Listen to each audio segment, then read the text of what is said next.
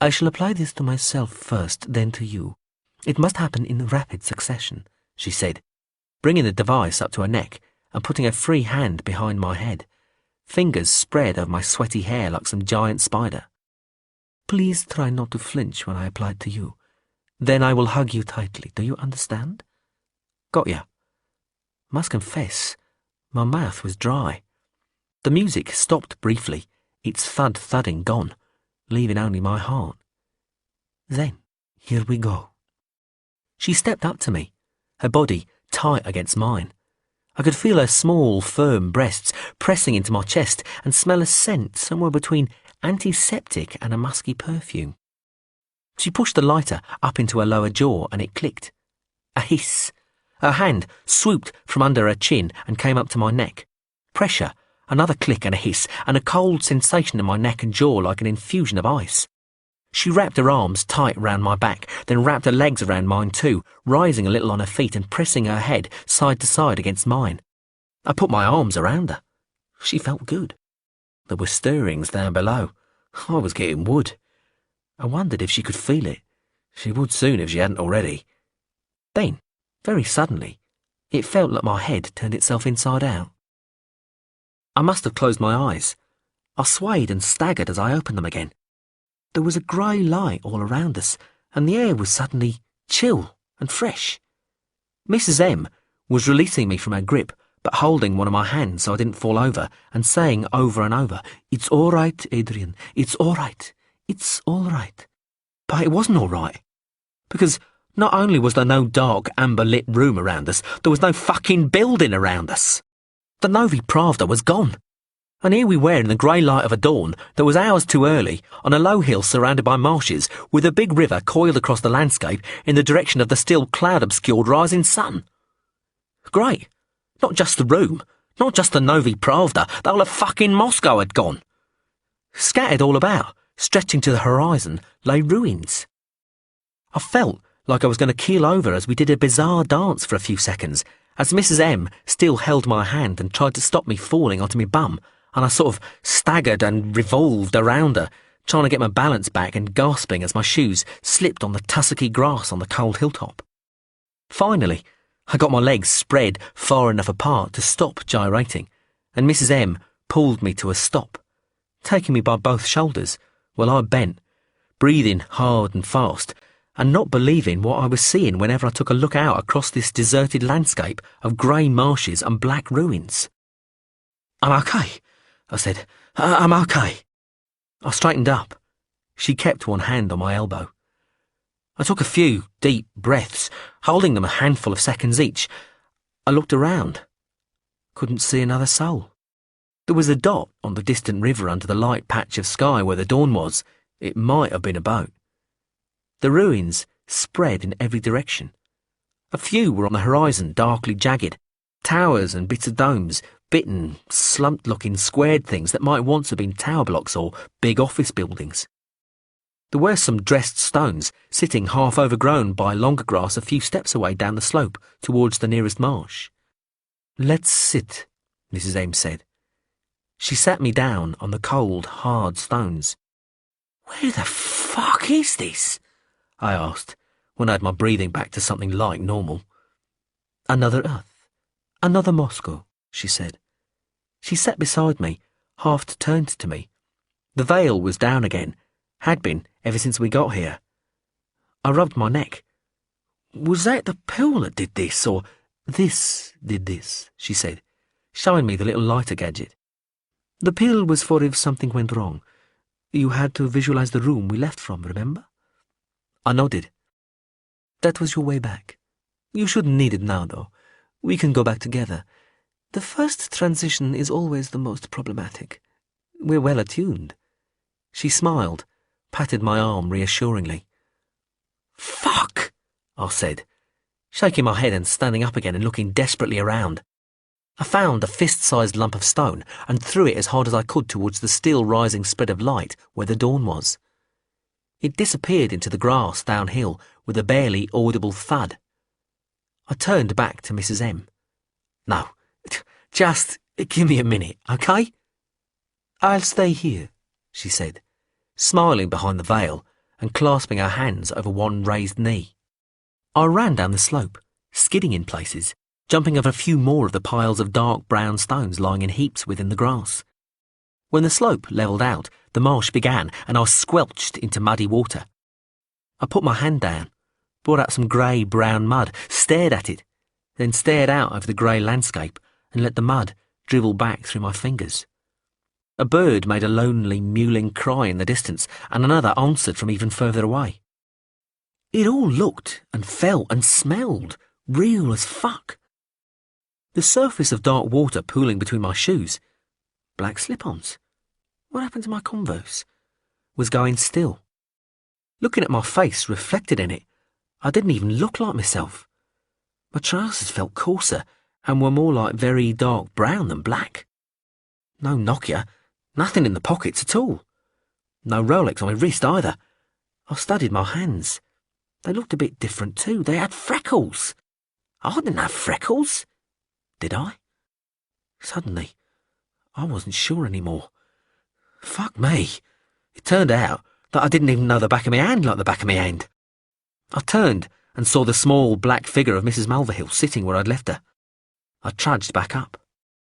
I am able to tandem, she explained, as we sat side by side on the stones. A hint of pale yellow-orange sun had peeked out between two layers of cloud to the east. Some people can.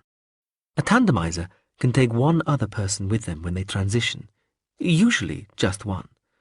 Most people can't transition at all, but of those who can, few can take anything other than themselves from world to world. Transition. From one world to another. Uh-huh. And you need a pill or something? There is a substance called Septus, both in the pill you took and in the spray in here. She brandished the little lighter thing, then secreted it away in the black bandages again somewhere under her ribcage. I closed my eyes, rubbed my face. When I looked out again, everything was just as it had been. Grey skies, rising sun gleaming all watery, wide marshes, distant black ruins. So, is this like another dimension or something? I asked. Fuck, I was struggling. I always wished I'd paid attention in my physics lessons. The whole total bizarre weirdness of this was still affecting me in waves of dizziness, unless it was the drugs I'd swallowed or been injected with. Had there really been no blackout phase? We seemed to have come here from the Novi Pravda between heartbeats, with only that rush of head turning inside out to lead up to it, and that had felt like part of the experience itself rather than something properly separate from it. But had there really been no time to get me properly drugged and able to be shipped out to wherever we were now? It didn't feel like it, but it still had to be more likely, logically, than what Mrs. M was telling me. She shrugged. This is one of the many worlds, she said. There are infinities of them. The people I represent travel between them. Sometimes they might need help. Transitioning, travelling between worlds is not a perfected process. We would like to employ you to be there to help any travellers blown off course into your world, as it were, or who would otherwise need help in it. Minor help. Would you do that for us? What exactly do you do? Why are you doing all this travelling anyway? Mrs. M made a clicking noise with her mouth. Nothing that bad, but nothing I can tell you about either. Nothing that we are doing ought to get you into any legal trouble with your authorities, in the highly unlikely event that they ever find out. You must have heard of the idea of need to know. Yeah?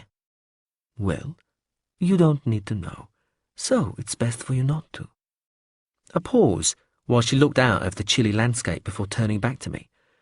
Though I suppose I should say that it is not unknown for people to start out doing what we're asking you to do, and then going on to become more actively and operationally involved, and even eventually becoming transitioners themselves. That smile behind the lace and dots again. Not unknown, but one thing at a time, eh? What do you say? Do you think you might accept our offer? I stared at her. I was going to need time to think anyway, I said.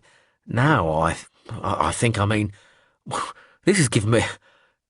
I thought she looked disappointed behind the veil, I sighed. Oh, fuck. Who am I trying to kid? Sure, yeah, of course. Either I've gone fucking nuts, or you've got the keys to the universe in a pill. Or now in a handy spray version.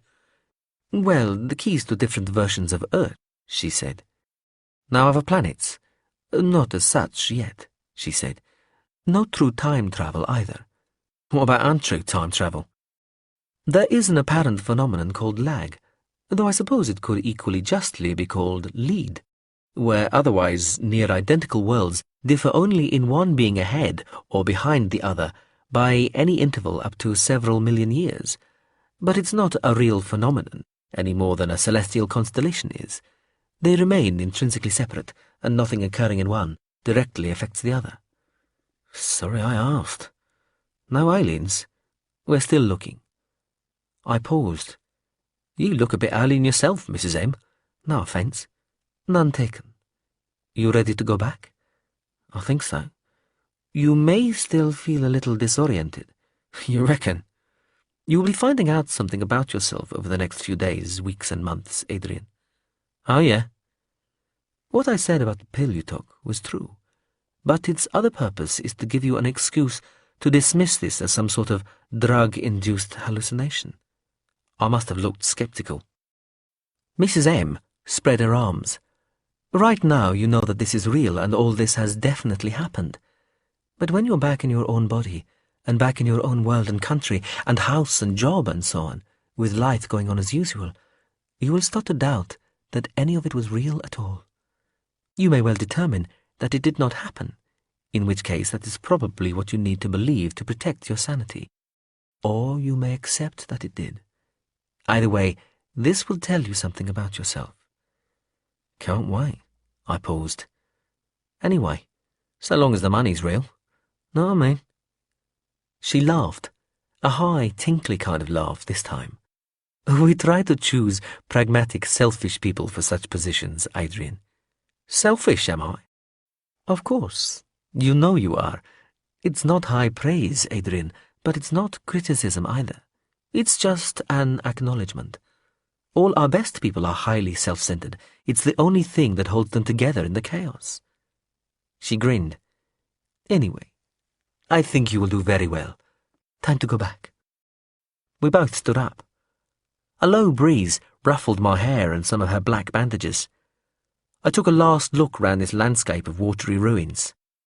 What happened here, anyway? I asked. She looked round briefly. I don't know, she said. Something terrible, I should think. Yeah, I said. I should think so too. Even I knew enough history to think of Napoleon and Hitler and what might have happened in the Third World War. Oh, she said, clicking her fingers, I should warn you. What? The cells we left behind, back at the Novi Pravda? I stared at her. They're still there? Oh, yes. On standby, if you like. Our minds, our true selves, are in these bodies, the ones that we happen to find here, but the husks remain where we left them. I looked at my freckled hand again, then at her. But you look just like you did. She smiled behind the black veil. Well, I am very good at this, and there are infinitudes of worlds to work with.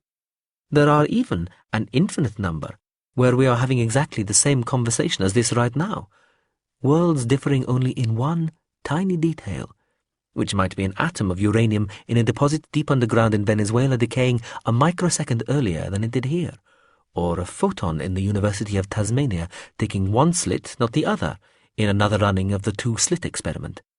There may even be an infinite number which are utterly indistinguishable from this one, and which are taking place precisely contemporaneously, where the divergence has yet to occur, though there may not. Partly it depends how you look at it. She gave me a big smile. I've been looking at her blankly, I guess. Further research is required, she said. Anyway, about our other selves, the barely aware husks we left behind. Yeah? We may get back to find they are having sex. I stared at her. Seriously? When you leave two physically healthy adult humans of each other's preferred gender alone in such close proximity, and they're effectively morons, it tends to happen. How romantic. Yes, though it depends. Was it something on your mind before we left? What, you and me having sex? Yes. The idea had crossed it. She tipped her head to one side. Well, you're not my usual type, but I was finding you moderately attractive, possibly due to the disinhibiting effects of alcohol. Don't you get carried away there now, know what I mean? She shrugged. There are couriers who can only take another person with them when they are penetratively conjoined. I have to embrace my fellow traveller. One or two can co-transition just by holding the other's hand. Anyway, we'll see. All I'm saying is don't be alarmed if we flit back, and that's what we're doing. Okay, I said. I'll try not to be alarmed. She stepped up to me. Now we embrace, yes? My brain felt like it was turning inside out again. Or outside in this time, whatever. But when we got back, I was lying curled up on the floor of the amber-lit room, and Mrs. M was sitting cross-legged by my side, patting my shoulder and making sorrowful, comforting noises, and I had tears in my eyes and a sick feeling in my gut, nursing what felt like a pair of badly bruised testicles, exactly as though somebody had kneed me in the balls a few minutes earlier. Ah, she said, sorry, sometimes that happens too.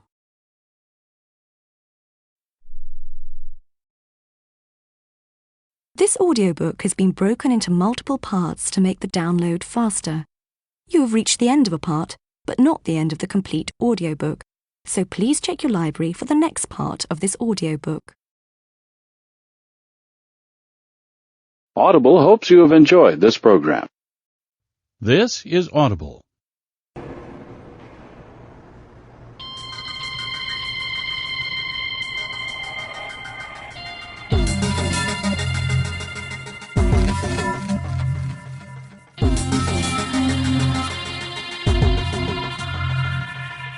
Ashed Digital presents Transition by Ian Banks, read by Peter Kenny.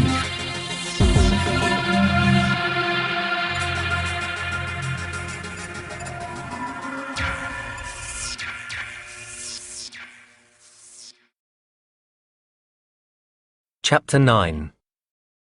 Patient 8262. Infinities within infinities within infinities. The human brain quails when confronted with such proliferating vastness. We think we have a grasp of it, brandishing our numbers, natural, rational, complex, real, unreal, in the face of all that's inestimable. But truthfully, these resources are mere talismans, not practical tools. A comfort, no more. Nevertheless, the doorways into that inexhaustible wilderness of forever multiplying worlds had been opened to us, and we required the means to at least try to understand as much as we could of their hidden mechanisms, and how they might be comprehended and navigated. Learning about the many worlds occurred, appropriately, in layers. One was history, in at least 3 categories.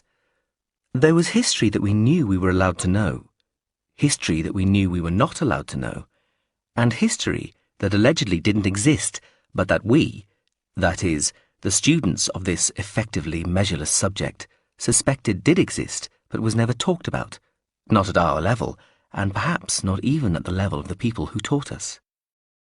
We were aware from the beginning that the concern had many more levels than were immediately visible from the lowly strata where we existed in its tortuously convoluted hierarchy, and it was hard even to guess at how far beyond us it extended, given both the irredeemably complex nature of the many worlds themselves and the seemingly quite deliberate opacity of the organization's structure.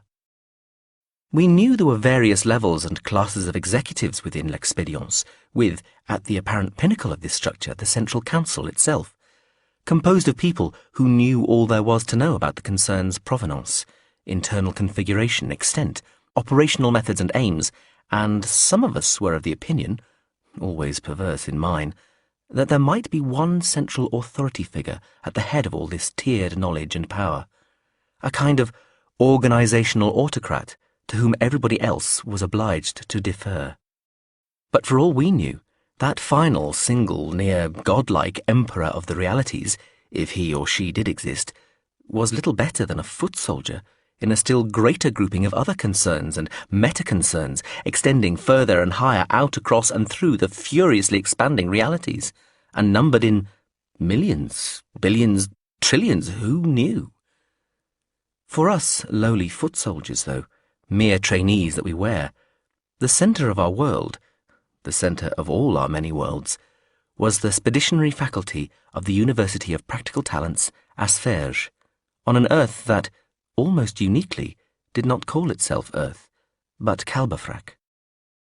Kalbafrak was the ultimate open world, the mirror image of one of the numberless perfectly closed Earths where nobody knew about the many worlds, a place where possibly every single adult soul who walked its surface knew that it was merely one world within an infinitude of worlds, and a nexus at that, a stepping-off point for as much of that infinitude as it was possible to imagine. And a world, an Earth, that was close to unique.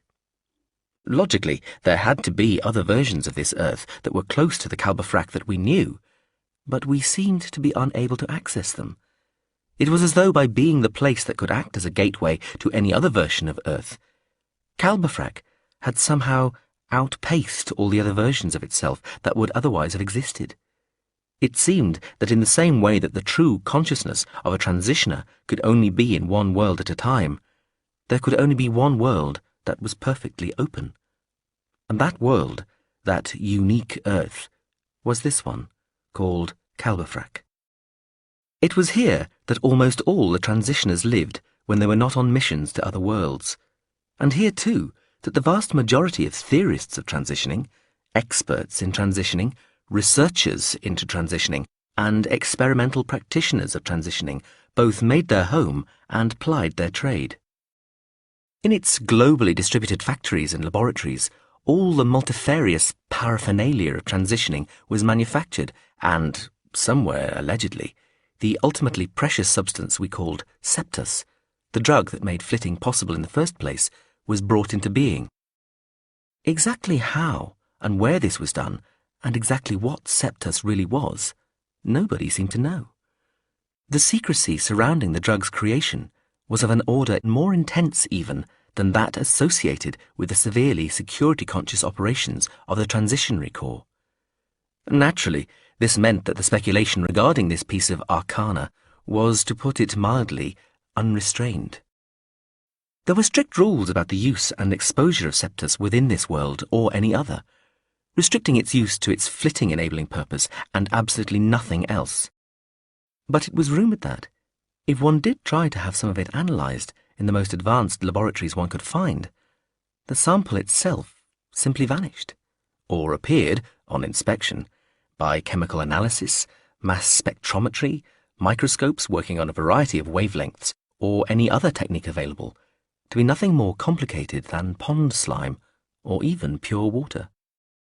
Here in the university that was a city, within its piled pyramids, ziggurats, towers and colonnades, and in the profusion of outlying buildings distributed all across the greater city, an ever-multiplying number, in a fit image of what was studied within them, millions of students like myself had, over the years, learned as much of that proportion of the truth as it was thought appropriate for us to be allowed to comprehend. What some of us really wanted to know, naturally, was the size of that proportion, and what was concealed in the fraction of it being denied us. The Transitionary. It was the septennial festival of death in Asperge, Kalbafrak, and the Central Council of the Transitionary Office had arranged a particularly extravagant party and ball to celebrate both the formal cultural event and the latest expansion and reconstitution of the Council.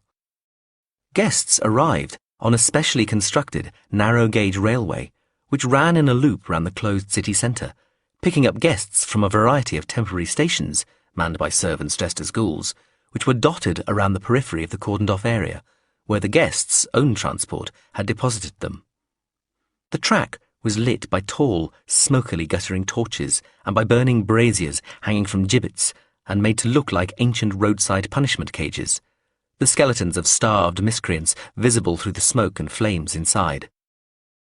At the final terminus, the station, seemingly made entirely of dinosaur bones, where the guests were deposited, A wide moat had been dug across the park in front of the entrance to the university's Great Hall. Beneath the water lay a system of pipes which fed marsh gases and flammable oils to the surface, where they were lit or detonated by floating bundles of burning rags containing clockwork mechanisms that made them jerk and move and appear briefly human. Guests proceeded across a bridge bowed out across this waste of sporadic conflagration and entered the Great Hall through a recently constructed ill-lit tunnel of soot-blackened stone. Enormous iron doors creaked open to admit guests to a tall circular space containing another near-circular moat of unpleasant-smelling water, lying at the foot of a great steep bowl of curved walls running with liquids. Across a bridge ahead stood a great wall of what appeared to be slate, its slick surface running with water, cascading down its imperfectly vertical surface in fast, hissing waves. Beyond the far end of the bridge, where one might have expected to see a door, there was only this wall of water, nothing else. The great iron doors behind swung shut on each batch of 24 or so guests, leaving them looking nervously round and unable to see a way out. Streamers of fire appeared 20 metres above them, all around the top of the vast bowl they found themselves trapped within, while the small bridge that had led them from the tunnel behind was drawn quickly back up to clang and echo against the rust-pitted surface of the doors. The burning oils quickly covered most of the bowl's curtain wall and started to pool on the surface of the water at the foot, spreading slowly towards the low island of dry stone in the middle, where the now fearful group of guests huddled, beginning to wonder if something had gone wrong with one of the various mechanisms. Large parts of the university had been closed for months while all this had been set up, and there had been rumours of cost overruns, technical problems, project delays and last-minute panics. Or if it was all some horrendously complicated and involved plot directed at them personally, and they were to be cruelly put to death for some real, exaggerated or entirely imaginary crime. Just when the guests could feel the heat from the wall of flame around them starting to become uncomfortable, and were genuinely beginning to fear not just for their costumes but for their lives, the vast wall of slate covered in spilling water ahead of them cracked, vertically, to reveal itself as a pair of enormous doors, which began to open with a crushingly ponderous grace, their burden of water still crashing down their faces undiminished, while a broad tongue of stone levered smoothly down between them to provide a bridge over the encircling noose of fire. Servants, dressed as ghosts and the risen dead, a few of them equipped with fire extinguishers just in case, beckoned the by now usually highly relieved and indeed cheering partygoers over the stone bridge and into the throat of another dark tunnel, which led via almost disappointingly conventional cloak and restrooms into the main body of the Great Hall, where the ball was to be held under a vast black tent of a roof studded with high and distant lights arranged in star-like constellations. A short walk-away down a corridor lined with skulls gleaned from catacombs across the continent, another, only slightly smaller hall held a collection of circular drink, food, drug and smoking bars around which people milled like magnetic particles ricocheting within some colossal game. Further away, up some wide steps turned into an uphill slalom slope by dense wavy lines of antique funeral urns, the way led to the great circular space underneath the dome of the mists itself. This space, too, had been waterproofed and filled with a little artificial sea a metre deep. A circular lake over 100 metres across was covered with fragrant floating plants and dotted with tiny islands covered in food and tinkling fountains of wine. Skiffs, rowing boats and barges, rowed by exotically uniformed children, plied the placid waters, while above, tumbling and high wire acts were performed, surrounded by make-believe shooting stars composed of great fireworks raining sparks and running on lines suspended across the darkly glittering lake. An orchestra on the largest island, situated in the centre of the waters, filled the space with music, while the wildly decorated lantern-lit vessels sailed serenely around. A porcelain coracle, rowed by a preposterously dressed dwarf, bumped very gently into the rushes bundle fenders lining the wooden quay near the hall's entrance. The miniature man toked on a tube sticking out from a frill on one of his sparkling concentric collars. "Mr. O?" he asked in a helium-high voice. "Good evening." "Madame Tortilla awaits, sir." He nodded at the other man's shoes. Boat's a bit delicate, Squire. You'll have to take those off. O undid his shoes. He had dressed conservatively in his old Speditionary Faculty dress uniform, having no particular intention of joining in the ball, and, slightly to his own surprise, no desire to dress in a fancy costume. You can leave them with the keymaster, sir, the dwarf said, when O went to take his shoes with him. You won't be needing them on the barge. O handed his shoes to the cadaverously dressed man in charge of the little pier. He stepped carefully into the fur-lined interior of the bizarrely fragile craft. The ceramic hull was so thin that where the furs did not cover it, you could see the shadow of the waters lapping around its waterline from inside. The dwarf took a breath from a different tube and said in an unfeasibly deep voice, "Off we go, sir. Please do sit still and don't touch the sides." O sat patiently where he was, legs and arms crossed, and let the dwarf row him slowly out over the gently chopping water towards the most extravagantly decorated vessel on the whole lake. It was made of ice, and glided unhurriedly across the waves in its own surrounding skirt of curling mists. It was sculpted to look like an ancient royal barge. Its carriage-like superstructure was covered in gold leaf, and it bore at its centre a great square sail on which was projected a filmed performance of a famously sensual and erotic ballet. The air grew noticeably colder as the dainty coracle approached the ice barge. The dwarf used one oar to prevent his frangible craft hitting the larger vessel's hull. Servants, dressed like skeletons, helped O up to the deck, and the dwarf rowed slowly away again. The barge's deck covering looked like some form of dark skin and felt as warm.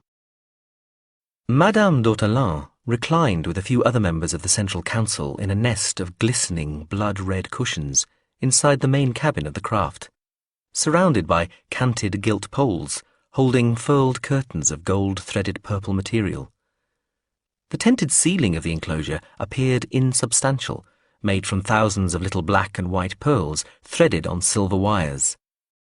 The raised, airy cabin afforded views out across the lake, its tiny jewel-like islands and the flotilla of slowly swirling vessels. O recognized the others of the council who were present and greeted them individually.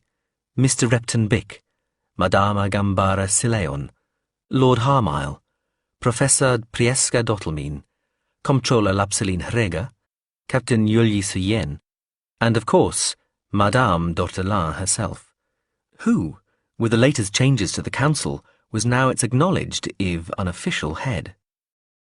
She was dressed in some ancient, wildly complicated costume, all frills and ruffles and floaty films of material, the outer layers of which seemed barely heavier or less transparent than the air.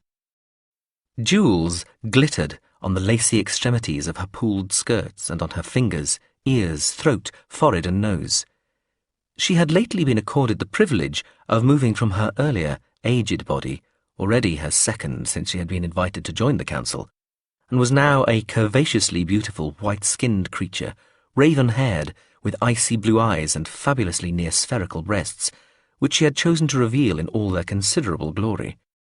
Her extravagant costume stopped at her amazingly thin waist and only resumed again at her shoulders, where a little lacy thing like a voluptuary's idea of a bed jacket covered her shoulders and arms. A ruby nestled in her belly button, and her breasts were strung with lines of tiny diamonds. A diamond choker encircled her long, slim neck. "Young Mr. O," she said, patting a plump of pillows beside her. "Do come and sit." Two other council members, like the others fabulously attired, though in no case as opulently or as revealingly as Madame d'Ortolan, adjusted themselves where they lay to accommodate him. O kissed her hand when she offered it. "Madame, I feel underdressed," he told her. "To the contrary," she said. "I am so, and you are positively swaddled in your schoolboy uniform. Ah, I see your feet are naked. That is something." A tray, held outstretched by one of the skeletally dressed servants, appeared between them. Madame d'Ortolan waved her hand at it, and O lifted a globular glass with a double skin and several tiny fish swimming in the watery space surrounding the drink itself, which was warm and highly spiced. I am some opera costumier's version of a slave girl, she told him, looking down at herself and spreading her arms. What do you think? It's very spectacular. She cupped her diamond-rashed breasts in her hands as though weighing them. I'm particularly pleased with these. I imagine everybody else is too, Mum. She looked up at him and smiled exasperatedly. Mr. O, Temujin, if I may, you sound like an old man. Listen to yourself. She nodded at the globular glass. Drink up. You obviously need it. He drank. O wondered at Madame d'Ortolan's startlingly young and vivacious new body. It was generally held that one had a physique one had grown up with and grown accustomed to, and that trying to stray too far from this template when transitioning, or even more so when re-embodying, as Madame d'Ortolan had done, was both difficult to accomplish and disagreeable to maintain, especially over extended intervals. He knew from his own transitions that unless he made a particular effort to avoid doing so, he tended to end up in quite plain, rather averagely sized bodies, whereas his own real body, this body, the one that stayed in Kalbefrak in the house on the ridge overlooking the town of Flesser, was taller, more pleasingly proportioned, and altogether better looking than those he naturally gravitated towards in the course of his missions for the concern. Of course, expressing oneself into quite plain, unremarkable forms was a positive benefit in his line of work, as it made it easier to slip in and out of situations and worlds without attracting undue attention. But he had always wondered why his transitionary selves always seemed to be so short and bland without him intending them to be so. Maybe, deep down, that was just his physiology of choice, though he could not see why. They did say that for those with transgender issues, transitioning into bodies quite different from that one had grown up within was a positive boon, almost a treatment and solution in itself. Madame d'Ortolan had always been a slightly dumpy, if still elegantly turned-out lady, according to both gossip and the photographic records of the concern. To have chosen the body she was displaying so luxuriantly before him now must indicate she was prepared to make a considerable sacrifice of her own future comfort, taking on that very feeling of not being happy in one's own skin that sufferers found so objectionable, for the sake of looking like she had obviously convinced herself she ought to look. It indicated a single-mindedness and determination that many people would find admirable, O supposed, but also a sort of ruthlessness against the self that did not speak of a wholly healthy and untroubled personality. She made an all-embracing gesture with one arm. What do you think of the party? He made a show of looking all around. I have never seen anything quite like it, he told her truthfully. I can't imagine what it must have cost, or how long it must have taken to arrange. A fortune, she told him, smiling broadly, and forever. She produced a corded mouthpiece joined to a giant water pipe, situated some metres away, and carefully tended by another of the skeletally dressed servants. She took a little sip of the smoke, passed the mouthpiece to him. Do be careful, she told him archly, putting one ring-heavy hand on his knee and leaving it there. It's frightfully strong. O put his lips to the mouthpiece. She had left it a little moist. He drew in a mouthful of the grey-pink smoke, which smelled and tasted like a cocktail of different drugs. He let the fumes touch just the top of his lungs, and then blew them decorously out again, rather than hold them in and get too stoned. He got the impression that Madame d'Ortolan had already smoked quite a lot. She was still smiling fixedly at him. One of her hands played with one of the strings of diamonds curved over her breasts. I do hope you're here quite determined to enjoy yourself, Tem, she told him. It would be such a terrible waste of time and resources otherwise. Madame, I feel entirely obliged to. Please, call me Theodora. Thank you, Theodora. Yes, I intend to enjoy myself. He held up the half-drained glass of warm liquor and presented the hookah mouthpiece back to her. He did his best to smile with all the warmth he could command. Indeed, I have already begun to. She tapped his knee. So, she said, for a moment slightly more businesslike, How did the questionary office treat you after your meeting with Mrs. M? O had told the concern about his encounter with Mrs. Mulverhill at the casino in Flesser, their subsequent flit, and something of their conversation. Quite humanely, Theodora. There had been a lot of questions, and they had hilariously, he thought, tried to hypnotize him. Plus, he was sure they had people listening and watching him while he answered their questions who would be attuned to any degree of falsity or evasion. But there had been no threat of unpleasantness, and he had been as open as he felt he could. And Mrs. M. herself, Madame d'Autelan purred. Did she treat you humanely? She certainly treated me like a human. Madame d'Autelan tapped his knee with one ringed finger. I heard, she said, seemingly addressing his knee or her finger, that she took you to another world while you were inside her. She looked up at him, wide-eyed. Is that true? It is, Theodora. Ah, she said, with what sounded like wistfulness. The transport of delight. Just after, actually. I hope it was worth it. That would be impossible to judge, he said, aware he was being gnomic. Still, it seemed to satisfy her. She stroked his knee. Tell me, Tem, what did she say about me? Well, Theodora, I can't entirely remember. Really? Really? Are you sure you're not just trying to be gallant? Fairly sure. I think you are. You are trying to be gallant. She brought herself confidentially closer to him, leaning so close that one of her nipples pressed gently against his jacket, level with his heart. You are trying to be gallant. Well, it's just that, having talked about it all at such length with the questionary people, the recollection feels worn. Stripped out, if you like, as though I have the memory of a memory, not the memory itself. She looked at him unsteadily, as though dazzled. I do hope you're not trying to be too gallant, Tem, she said, her voice quite firm. There's nothing you need spare me. He was sure that Madame d'Autelan had either read the transcript of what he'd told the questionary office or seen a recording of his interview. At the very least, she would have had full access to any records, so could have learned all she needed to know from those. Mrs. Mulverhill, he began, and instantly sensed the three faces nearest to them flick their attention in his direction. He brought his mouth closer to Madame d'Autelan's ear and lowered his voice accordingly.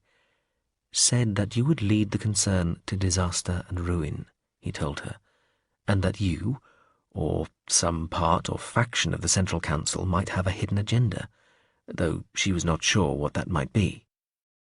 Madame d'Autelan was silent for a moment. Beyond her feet, two of the other council people, who had not overheard what he'd said earlier, were sharing a hookah mouthpiece and a joke. The two men laughed suddenly and uproariously in a spluttering cloud of grey-pink smoke. You know, Madame d'Autelan said quietly, and there was a steely edge to her voice that made him think that she had not been drunk or stoned in the least. We have tried so hard to protect you, Tem. She looked steadily up at him. He chose to say nothing. We have watched you so very, very carefully, and surrounded you with so many people charged with making sure that you come to no harm from this woman, and put our best people onto the job of monitoring all your flits, and every world you go to, and everything you do there. We have been so impressed with everything you've done, but so disappointed that we seem unable to stop this woman finding you, or prevent her taking you wherever she wants, once she has, or backtracking where you've been with her subsequently. I find it almost unbelievable that she can do that all by herself. Don't you think it's unbelievable? She played with a strand of her curling black hair, twisting it round one finger, again looking up at him wide-eyed. No, Theodora, I don't, he told her. It happens to me. I take no part in it, but it happens nevertheless. So I find it perfectly believable. You would too. He drank from his fishily inhabited glass. She took the mouthpiece of the water pipe and used it to stroke his leg lightly, from upper thigh to mid-calf. I believe you, Tem, of course, she said absently, as though not paying attention to herself. However, there are those who feel that we may be being a tad too lenient in all this. It does just seem so very strange that she can do what she can so terribly easily, and all without any help or cooperation from you. Perhaps we need to check how easy it is to flit with you like that. You mean so embraced, so contained? Well, yes. She was still watching her hand, holding the hookah mouthpiece. He waited until she brought the mouthpiece back up, and then took it from her and sucked on it. If you are saying what I think you are, Theodora, then it would be both a pleasure and an honor. She looked up with an open, vacant expression. I do beg your pardon. What was it you thought I was saying? I may have misinterpreted, ma'am, O said on an in-breath, waving the mouthpiece through a grey-pink cloud. Perhaps you ought to say what it was you were actually saying, to spare the blushes of us both. She looked at him knowingly and took the mouthpiece back, sucking daintily on it. I think you know exactly what I was saying, Tim. He bowed as best he could, given that he was reclining. Ma'am, I am at your disposal. She smiled. You are amenable, Temujin. You consent. She reached out and took hold of one of his hands. You see, I ask your permission rather than just take you. I think to do that is simply rude. A violation, even. I am entirely amenable, Theodora. She gave a little tinkling laugh. Still so formal. She squeezed his hand. Come then, let us do this. Without further ado, they were suddenly somewhere else. She was dressed just as she had been. He was not. Now he wore fancy dress, some sort of blue and silver striped puffed-out outfit, with shoes whose toes turned up, and a giant hat shaped like an onion. Everything else felt very similar. Same frégre, same languages. They appeared to be lying on a collection of pillows and cushions, similar to those they had just left, but situated on a little circular island, surrounded by a wide pool of water, lit from below by slowly changing lights of green and blue. The walls and ceiling were dark or invisible. The air was warm and smelled of strong, heady perfumes. There was nobody else within sight. Madame d'Ortolan moved herself closer to him. There. We are just beneath the floor of the Dome of the Mists. Our vacated selves are floating somewhere just overhead. This seems agreeable to you? There was a kind of slightly delayed, natural amplification behind her voice that made him suspect they were right in the centre of a perfectly circular space, her words echoing off the totality of the circumference around them. O felt round the perimeter of his giant hat. I'm not sure about this, he said, and took it off. His voice, too, sounded strange, the echoes over-emphatic, lagging behind his words just enough to clash with them. But otherwise, yes, it's perfectly agreeable. She smiled, smoothed a hand over his hair. Let us make it more agreeable, she whispered, and slid to him, embracing him, bringing her mouth up to his. He had wondered if this would prove awkward or difficult, but it did not. He remembered Mrs. Mulverhill asking him if he'd fucked Madame d'Ortolan yet, or had she even expressed it as her fucking him? He couldn't recall, and deciding at the time that his pride would not let that happen. Even that he ought to feel some sort of loyalty, some fidelity to Mrs. Mulverhill, both sexual and, what, ideological? Despite feeling, even at the time, that this was preposterous, almost perverse. At the very, very least, he'd thought over the last few minutes he would be cold or difficult to persuade or rouse, or perfunctory and hinting at contemptuous. But faced with such flattering attention from on high, confronted with such a powerful regard from somebody who had taken such trouble to make themselves so formidably, if ostentatiously attractive, there was no part of him that was not responding enthusiastically. There might, he supposed, have been something in the drug smoke or the drink, but probably, he admitted to himself, not.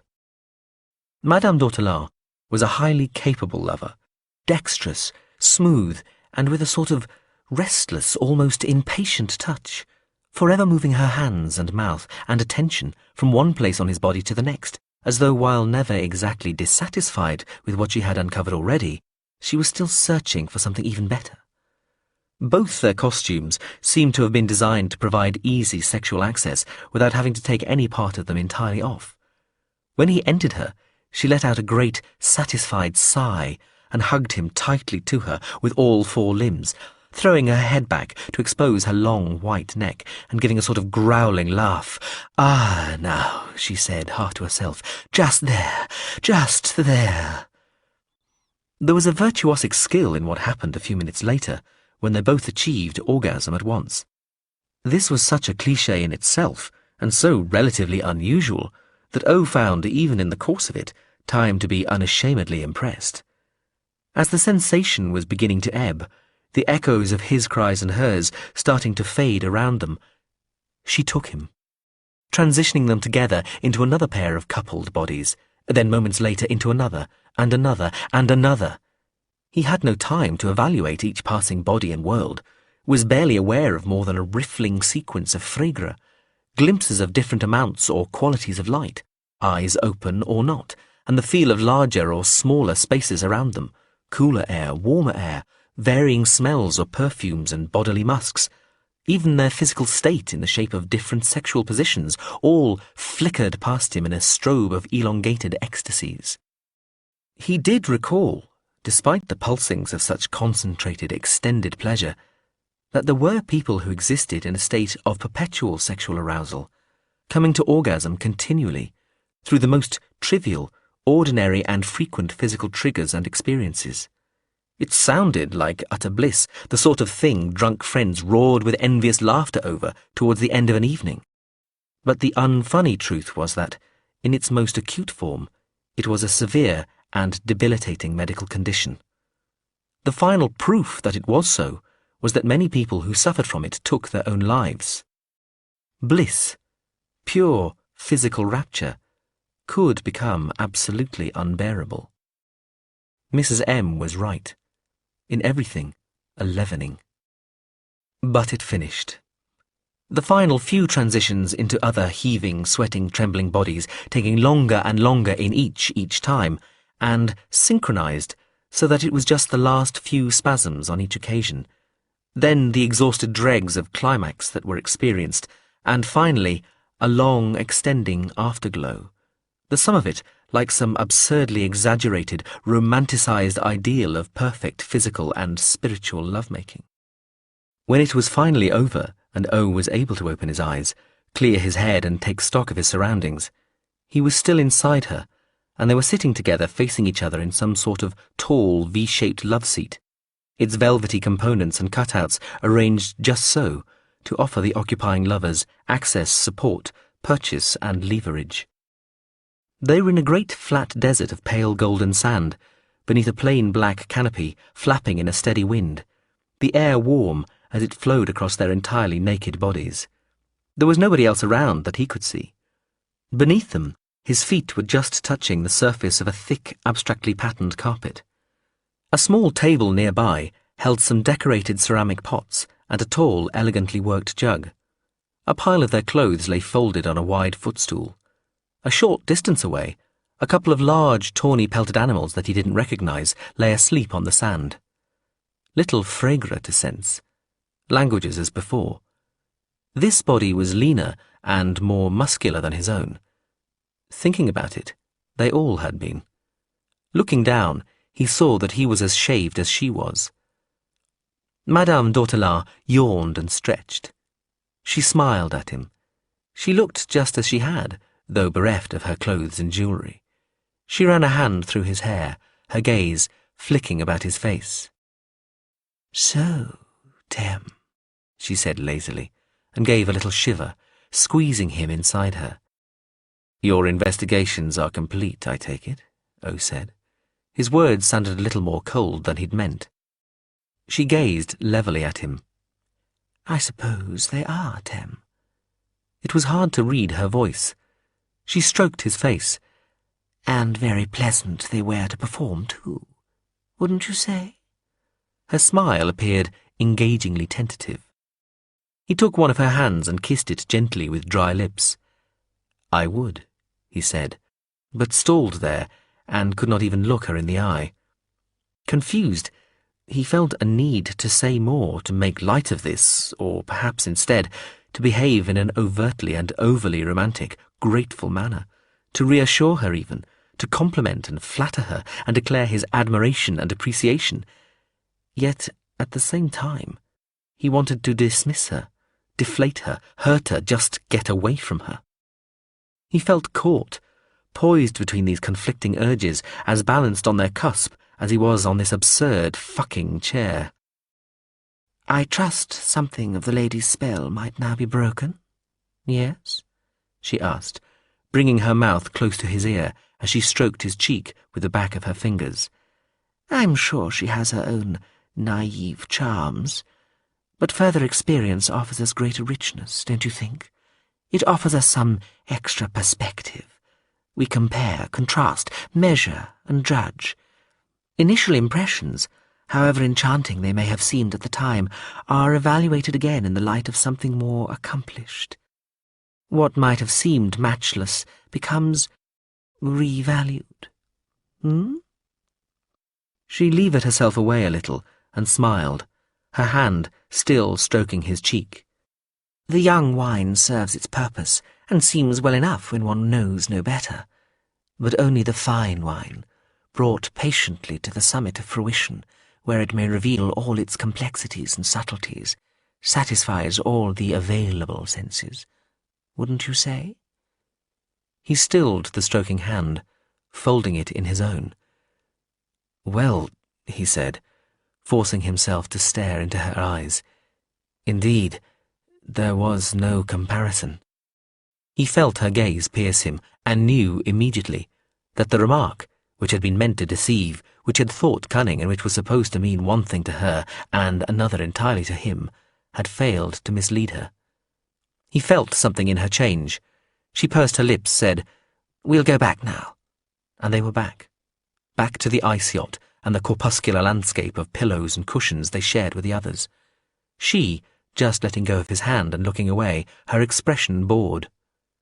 She lifted the mouthpiece for the hookah and drew deeply on it, then glanced back at him. Her face looked closed, composed. "Fascinating, Mr. O," she said. She waved one hand dismissively. "I'll let you get back to the party. Good night." He felt silenced by his own clashing emotions as much as by her. He hesitated, then decided that there was nothing he could say or do that would not make the situation worse. He nodded, rose and left. A drunk, singing dwarf in a spun sugar dinghy rowed him back to shore, breaking off a bit of gunnel as they approached and offering it to him. "Taste the rum, sir. Go on, try it. Try it. Try it." The Philosopher. I must concede that I was lucky in a sense. On my return from abroad and my quitting the army, I found employment immediately during a time of high unemployment, having been recommended to the National Police Force by one of the Special Forces liaison officers I had worked with overseas. My skills and abilities had been recognized at high levels, and I will not pretend that I did not feel a degree of pride on realizing this. I met with some ill feeling from a few of my new colleagues in the police force at first, perhaps because I had been brought in at a relatively senior level. However, I like to think that I soon won the respect of almost all of them, though of course there will always be those in any organisation who will find something to be resentful about, and one simply has to live with that fact. I found myself in the civilian police, albeit the more senior and serious national police force, at a moment in time when the full extent of the Christian terrorist threat was just beginning to become clear even to those, not least our own government, who had persuaded themselves that such people could be dealt with effectively by negotiation and the occasional slap on the wrist. I think the first airport massacre ended that policy of folly. The CTs sent in a small suicide team of big, well-trained men who simply overpowered one of the two-man armed police teams who patrolled our ill-defended airports at the time. The two officers stood no chance. They were bundled to the ground by 3 or 4 fanatics of substantial physical size. Their throats were cut without mercy, and their machine guns and ammunition clips taken from them and turned on the nearest check-in queue. The members of the suicide team not firing the guns set about slashing at as many of the screaming, fleeing holidaymakers as they could, chasing down women and children and slitting their throats too, without mercy. Nearly 40 innocent people of all ages were butchered in this orgy of violence. When the machine guns ran out of ammunition, everyone in the team was meant to kill themselves, but 2 of them were overpowered by angry citizens before they could take the coward's way out. One did not survive their summary justice, but the other did, and it was on him that I had what I will freely confess was the pleasure of working subsequently, with the aim of discovering as much as possible about the organisation and aims of the CT organisation. I felt intense pride that I had been chosen to conduct this interrogation. I took it as a compliment both to my technical skills, but also to my reputation for the measured and considered application of my techniques. Such was the national outrage at the attack at the time that a more hot-headed operative might have botched the assignment. It is a myth that the police and other security personnel are immune to emotion, both their own and that of the law-abiding populace at large. We may be trained to combat the deleterious effects of acting on such emotions, but we are not inhuman. I too felt a cold fury towards the wretched individual who had carried out such a cowardly attack, but I would not let that emotion, however understandable, cloud my professional judgment regarding the task in hand, or allow any rashness or overreaction so caused to effectively offer this animal of an extremist an overly quick escape from the torments he so richly deserved. The specific operational details of the interrogation need not detain us here. The desire to know of such things can be almost prurient at times, in my opinion. My colleagues and I are paid to do such things and are trained to cope with the psychological fallout of our actions, and there are good reasons why a veil is drawn over such matters to protect the general populace, who do not deserve to have to confront the realities that we have to face every day, to keep them safe. Suffice to say, despite the subject's attempts to convert me to his bizarre, perverted and cruel religion, with its emphasis on martyrdom, cannibalism, and the alleged ability of the holy men to forgive all sins no matter how horrendous and barbaric, I did not reconvert to become a Christian. And let me just say that I do not even concede that he was displaying any real bravery or strength of will in trying to do so. Fanatics are driven purely by their own fanaticism. And anyway, it is a common technique used by subjects trained to resist interrogation to try to turn the resultant discourse back upon the questioner, not so much in any realistic hope of altering their views or causing them to cease or go easier in what they are doing, of course, but simply as a way for the subject to take his mind off the process itself. In any case, I am satisfied that while the cell system of the terrorist organisation sadly protected the identities of its other members apart from the 6 in the suicide team itself, I, along with my colleagues, extracted all that there was to be extracted from the subject, and, thanks to our restraint, we were able to deliver him alive, if not intact, and certainly not unbroken, to the Justice Ministry for his trial and subsequent, well-deserved, in my opinion, execution. Adrian. I made a lot of money for Mr. Noyce. Not like that dingbat son of his. Barney lost Mr. N a lot of money. Sucked it up, pissed it away and snorted it. He would reappear from his bar in Gower every couple of years and announce he was coming back to stay in London and do something useful, but he never did. Always ended up going back to the bar. He thought his dad ought to bail him out by giving him a job with his own firm, but Mr. N wasn't having it. Blood might be thicker than water, but it's no match for liquidity, know what I mean? Money is serious. You fuck about with it at your peril. Barney was always at Mr. N to give him the bar too, to turn it over to him legally, but Mr. N was too clever for that as well. He knew Barney would just sell it or lose it in a poker game or use it as collateral to fund some shitwit scheme that he'd make the usual unholy fucking mess of, and be back at Mr. and Mrs. N's with a begging bowl shortly after. Frankly, I think Ed found his boy a bit of an embarrassment. He was glad he was mostly arm's length away in sunny Goa. Barney and me weren't getting on so well anymore either. I found him a bit of a moaner. Always on about how tough things were for him, when this was clearly a load of bollocks. Little cunt had had a charmed life, with all the advantages, hadn't he? Not my fault of his dad's that he'd fucked it. And I mean, running a bar on a beach. That's the fucking jackpot prize for most people, that is. That's what your average geezer would regard as a brilliant retirement. Hard done by, my arse. And he had the nerve to blame me for this, at least partly. Could have told me this when we were drunk together once during a weekend at Spetley Hall, like it was all my fault because I'd replaced him in Mr. and Mrs. N's affections. So what have I had? I was a better friend to them than he was a son. I mean, a soft git. But I was the golden boy, wasn't I? Never mind that the Noyces were like a second family to me. Mr. N's firm was like the First National Bank of AC. I made a fucking mint. Most of it went to the firm, but a lot came back to me in the way of a decent salary, but especially in bonuses. Mr. N and I had some heated discussions on the subject of bonuses on a few occasions, but we always came to an agreement in the end.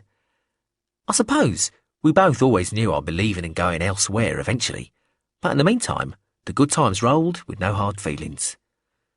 Bought a bigger flat in delightful Docklands and a succession of less and less practical cars. Thought about a yacht, but decided they just weren't me. Could always charter if you really needed to. Took me holes in Aspen, the Maldives, Closters, the Bahamas, New Zealand and Chile, not to mention Mallorca and Crete, doing a bit of old-fashioned raving in the big hot lad clubs.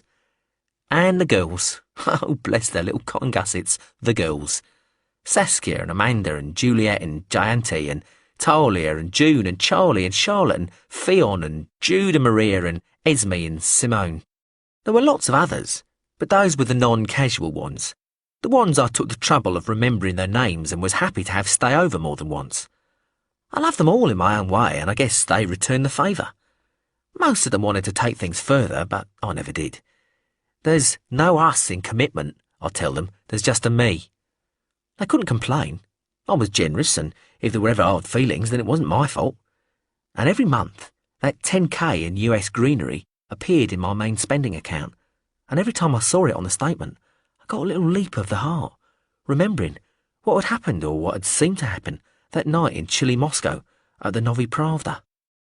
After our visit to the room with the black furniture and the amber light, Mrs. M and I went back to the table where Connie Sikorin was chatting to two large Russian guys. They didn't look very pleased to see me and Mrs. M, especially me, but they left their cards and a bottle of Cristal and fucked off soon enough. We ate more blinis and caviar, drank more champagne, and Mrs. M and Connie both danced with me. I was still in a daze, though, not really paying attention to very much at all. Soon enough, Mrs. M paid the bill. We got our coats and walked straight to the waiting Merc that had brought us here. Snow was swirling from the orange-black sky. We went to this massive, very bright and warm hotel, and I was handed the key to my own room. Mrs. M said she'd be in touch and pecked me on the cheek. Connie said the same and did the two-cheek pretend kiss thing. They had a suite, and I wondered, as I padded down a very broad, tall corridor to my room, if they had something going together. I slept till mid-afternoon the next day, and found an envelope had been shoved under my door with 1,000 rubles in it and a first-class BA ticket to Heathrow on a flight leaving 4 hours later. The room had been paid for. Mrs. M and Connie had checked out hours earlier. A note left behind reception by Mrs. M just said, "Welcome abroad, Mrs. M." Welcome abroad. Not welcome aboard. Welcome abroad. I couldn't tell if this was a mistake or a bit of cleverness. I went back to Moscow and back to the club the following month. I made friends with the manager guy, Clement. After a bit of suspicion, he didn't really remember me or Mrs. M or Connie Sikorin and probably thought I was police or a journalist or something, and got to have a look round the place one day. I found the room, the bedroom where Mrs. M had taken me, and we'd seemed to go on the weirdest of weird trips to a marshy wasteland where there was no Moscow, just ruins. It hadn't occurred to me at the time to bring back a flower or a pebble or something. I'd been too fucking freaked out, I suppose. Not that that would have proved anything anyway. I knew something bizarre had happened, but I didn't know exactly what. I had the use of the room and the run of the place for the afternoon. until the staff arrived in the early evening to make the club ready for the night's fun. And I had a good look round the rooms on either side, and even the cellar underneath and the little private bar directly above. But it all looked plain and kosher, just slightly seedy in the cold strip light of day, and I couldn't see how the trick, assuming it was a trick, obviously, had been pulled. Drugs, I supposed, or hypnosis, suggestion and all that, know what I mean? No, I didn't know what I meant either. It'd just been too fucking real. I left the place no wiser than when I'd arrived, and even turned down the offer of a VIP entry, a nice table and a free bottle of bubbles from my new friend Clement. Tired, I said, some other time. Flew straight back to dear old fuck-off Blighty that night. I looked into travelling back to the zone, around Chernobyl, but it was properly difficult to arrange and I never really felt happy with the whole idea. The more I thought about it, the more sure I was I'd go back at some risk to my future health, find the place where Mrs. M had been hanging out and discover, oh wow, it was empty and deserted, and it was as if it had all never been. No office, just an old supermarket or warehouse or whatever the fuck. Tried asking Ed about it, but he claimed he knew nothing. Never met or heard of a Mrs. Mulvihill. Connie S. was just a woman he'd vaguely heard of recently at the time when she asked to be introduced to me. He swore he'd never heard of anything called a concern, and he certainly wasn't getting any mysterious dosh every month, 8.5K or otherwise. I'd have pushed further, but he was just on the edge of getting annoyed with me, I could tell, and I was pretty sure I knew when Mr. N was telling the truth by now. I hadn't told him any more than I'd needed to, but he was obviously intrigued, just from the little I had said, and started asking me questions. I stonewalled him, told him he didn't want to know any more. Connie herself seemed to have disappeared off the face of the fucking earth. Phones disconnected, business address a briefly rented office in Paris, unheard of by anybody who might have known somebody in her line of work. Checked the account, saw the money, waited for the call that never came. All that happened was that a couriered letter arrived from a sea Sequorian in Tashkent, Uzbekistan, with a bunch of weird-looking names that were codes, apparently. I was to commit them to memory if I could, otherwise just keep the letter safe for future reference. I put it in my safe. I hired a private eye in Tashkent, because you can do that sort of thing these days in the wonderful new globalised world, providing only that you have access to piles of dosh. Nothing. Another deserted office. No joy tracing the source of the funds in the Cayman Islands either. Well, of course not. If governments can't trace anything in tax havens, how the fuck was I supposed to? When I thought about this, it was actually highly fucking reassuring. A week after the letter with the codes, a padded envelope arrived with something the size and weight of a brick inside. It was a black box of thick plastic, and inside that was a steel box with a sort of dial on the top made of 7 concentric rings of different metals arranged around a very slightly concave button in the centre. These rings circled round and back with a sort of smooth clickiness, if you know what I mean, and if you looked carefully, they had lots of little patterns of dots on them, but they didn't seem to do anything.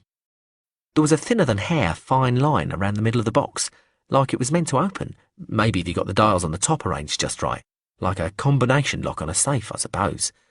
But with the box came a note from Mrs. Mulvihill saying I was to keep this metal box safe, guard it with my life, and only give it to somebody who knew the codes from the letter.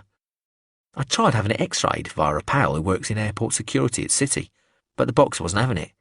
In fact, my mate thought his machine must be broken, because the thing didn't show up at all. How fucking weird is that? If you could make a gun out of this stuff, you could saunter onto any plane in the world totally tooled up. My guy pointed this out, and I told him it would be very unhealthy indeed for both of us if he breathed so much as a syllable about it. I'd barely finished telling him this when I got a very terse text message on my mobile telling me never to x-ray the box again or even think about trying any other method of looking inside. Keep it hidden, keep it safe. That was all. How the fuck had they known? Anyway, I lobbed the fucker into the back of the safe with the letter and did my best to forget about both of them, quite successfully. Months, years passed. Left Mr. N's firm when he retired in 2000, became a hedgie, working out of an ultra-smart property in Mayfair, with another dozen or so guys. Left NYC the day before the towers came down and was never sure if I'd had a narrow escape or had missed something it would have been worth being there for, despite all the nastiness of it, just to be able to say I'd been there. Know what I mean? Anyway, I was on a beach in Trinidad, so it didn't matter. Didn't see much of the Noises after Ed retired, though they kept inviting me to Spetley Hall for years afterwards. Made more money. Lost some of it, opened a restaurant with a couple of mates when each of us thought one of the others must be the one who actually knew what he was doing. Still, live and learn, eh? Me and half a dozen other guys broke away from Tangible Topiary, that was the name of the hedge fund, and started up a new one a few doors down from our old office. We called it FMS. It was registered at Company's House and in the Cayman Islands as just FMS Limited, with no further detail. Though we told people who insisted on knowing that the letters stood for Financial Merchant Securities or Future Market Superstars or some such tosh, but really it stood for Fuck Me Sideways, as in, fuck me sideways, look at the amount of money we're making. Our Mayfair office was even grander than TT's, deliberately.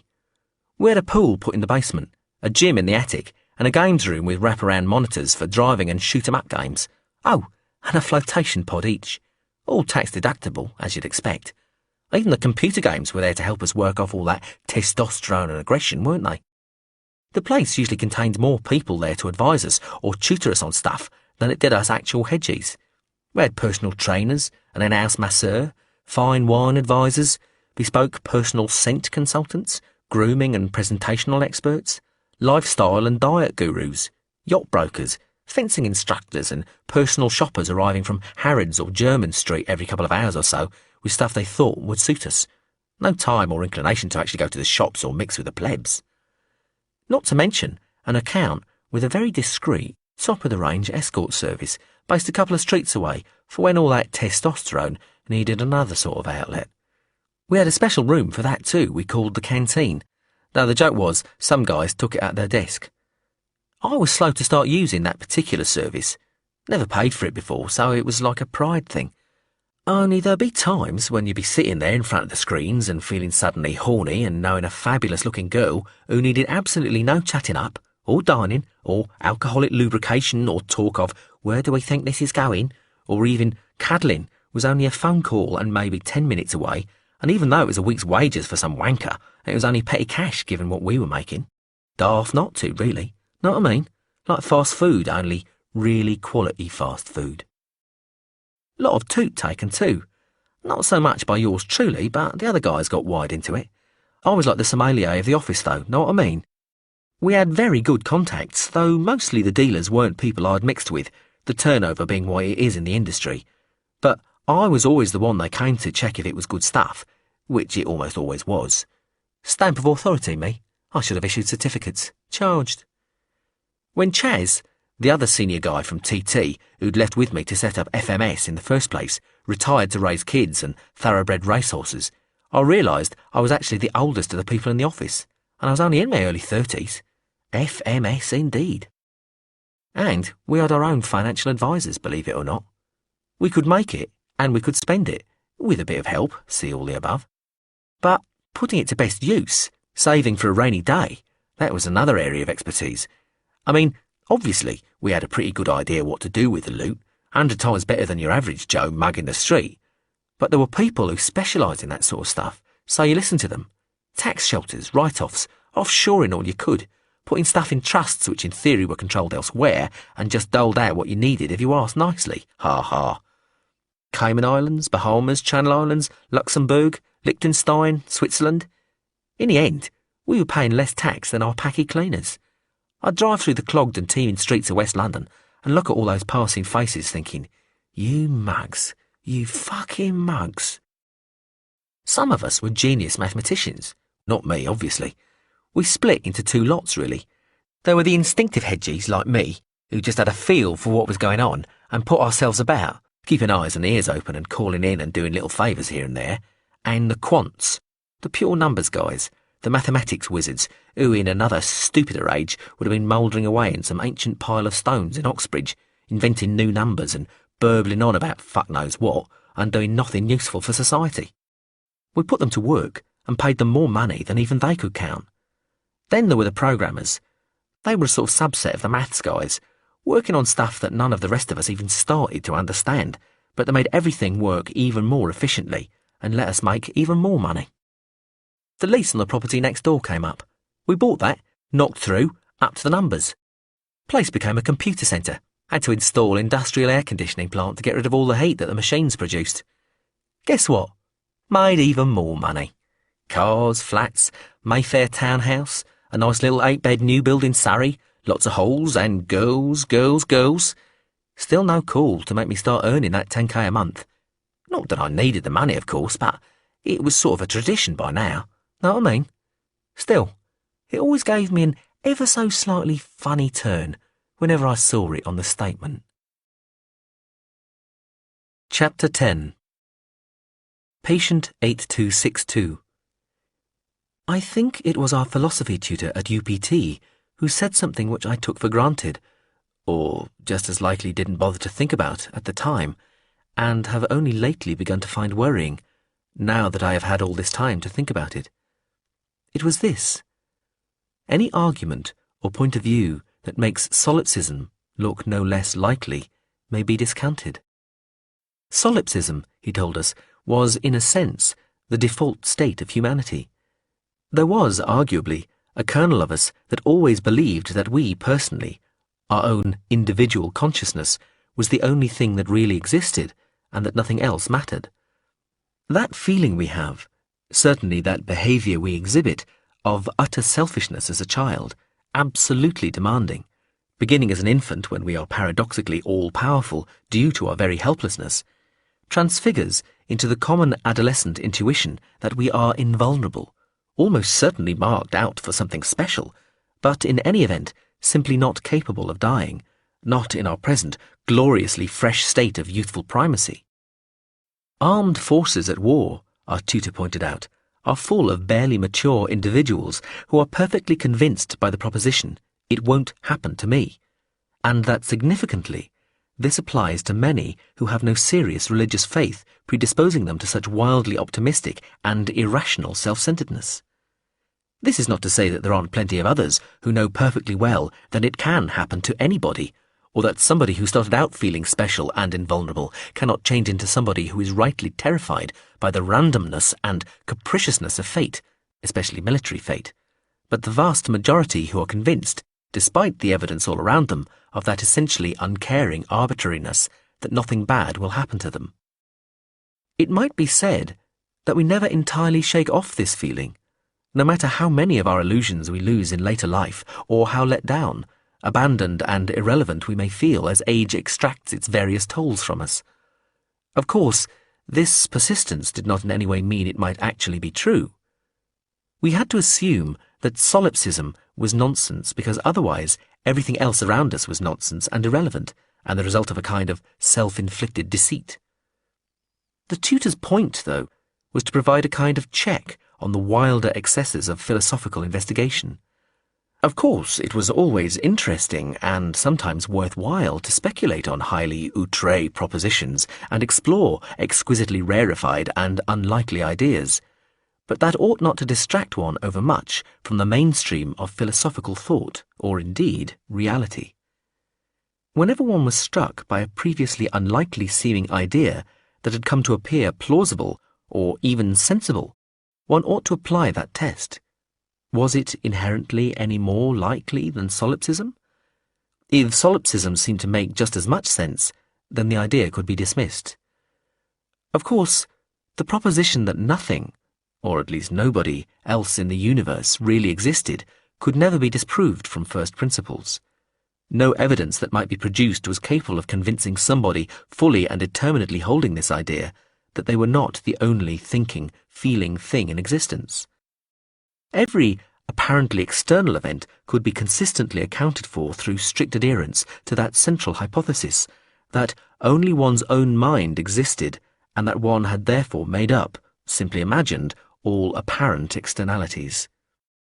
Now, our tutor pointed out that there was a weakness in the hardline or extreme solipsist's position which came down to the question why, if they were all that existed, they bothered to deceive themselves so. Why did it appear to the solipsistic entity that there was an external reality in the first place, and, more to the point, why this one specifically? Why did the solipsist appear to be constrained in any way by that supposedly physically non-existent and therefore utterly pliable reality? Often, in practice, one would be talking to the solipsist concerned in a sheltered institution or outright lunatic asylum. Why did they appear to be there, with all the restrictions such establishments tended to involve, rather than living some life of maximally efficient hyper-pleasure? A god, a superheroic master figure capable of any achievement or state of bliss through the simple act of thinking of it.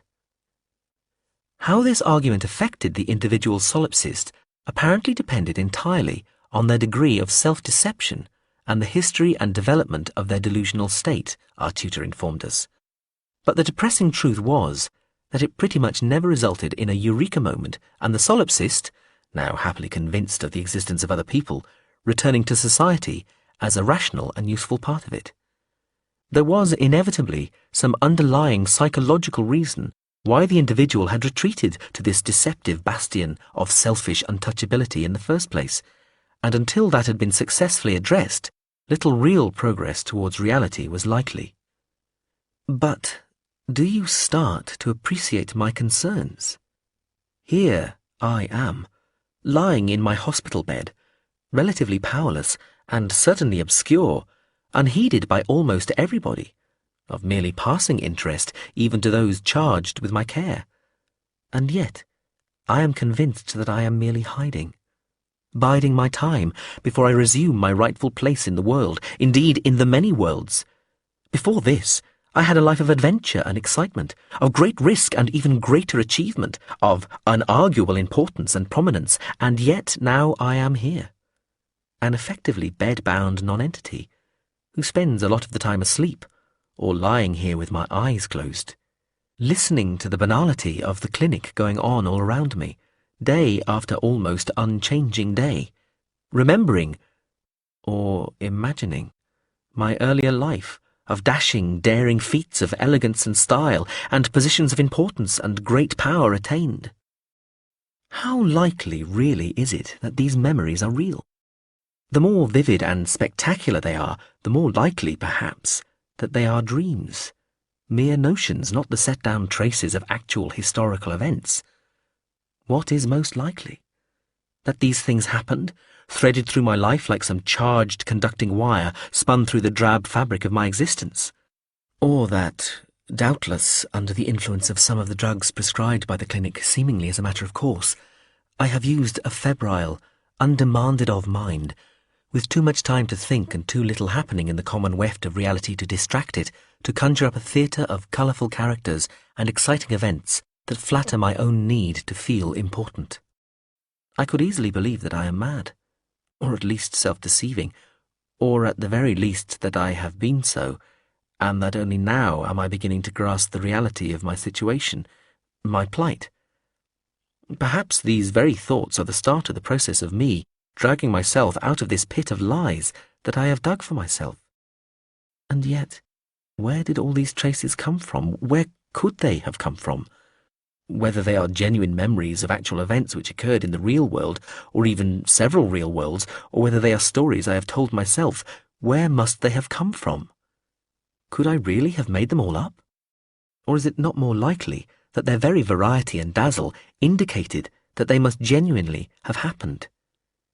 If I am so banal and ordinary, where did these absurd fancies appear from?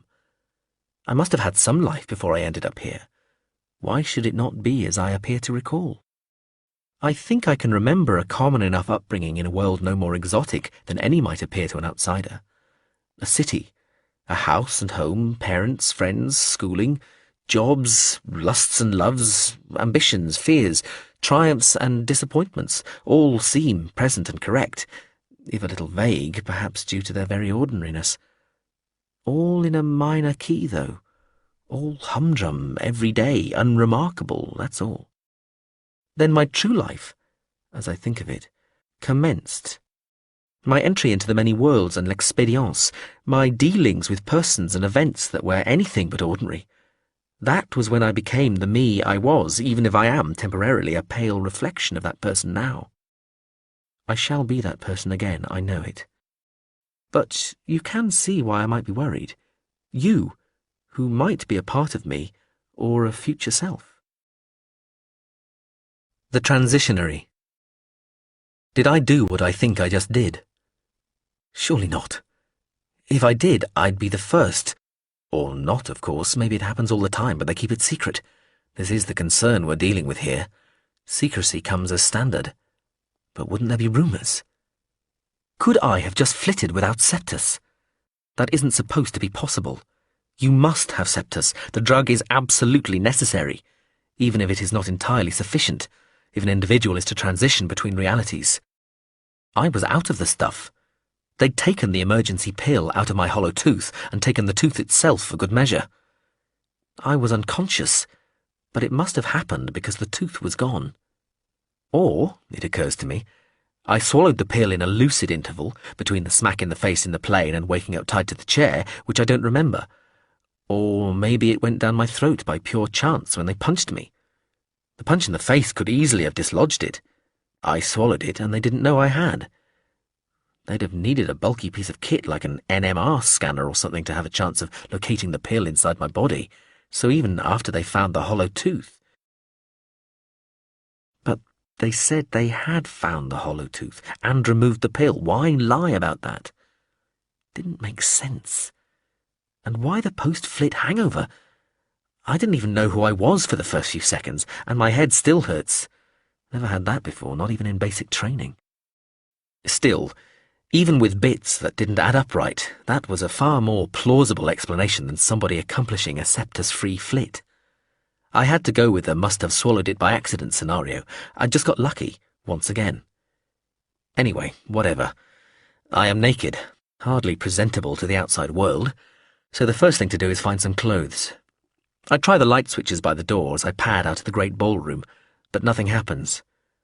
Pausing at the tall double doors to the anteroom beyond, I listen for any sound that might indicate I am not alone in the Palazzo Carezia. Quiet as a tomb. I shiver as I cross the anteroom and hall, making for the central staircase. The air is cool, but it is the air of ghostly desolation. All these rolled-up carpets, this sheep-wrapped furniture and gloomy light and smell of long abandonment that truly affects me. I try one of the grand bedrooms on the first floor, but the wardrobes and cupboards in the dressing room are empty, save for mothballs sitting in little nests of twisted paper, or rolling around with dull and lazy clicks in drawers. My reflection stares back at me through the shuttered gloom. Another bland-looking man of generally medium build, though reasonably well-muscled. On the second floor, one room holds a wardrobe with various sets of clothing, some of which might be my size, but the clothes look antique. I go to the window, crack the shutters and look out. The people I can see in the calle running along the side of the palace look to be dressed in colourful, relatively slim-fitting, moderately heterogeneous clothes. I would guess I am in a fairly standard late 20th or early 21st century degenerate Christian high capitalist reality. A greedist world, to use the colloquial. The Fragrance certainly feels right. Probably the same Earth I visited before, when my little pirate captain tried to recruit me, or near as damn it. If I did flit away from torture, without Septus, through sheer desperation, then a familiar world, one I'd visited before and felt comfortable in, but not one they'd expect me to resort to, is where I would head for automatically. Calbafrak might have seemed the obvious destination, you might think. Why didn't I just wake up in my own body, in my own house in the trees looking out over the town beneath?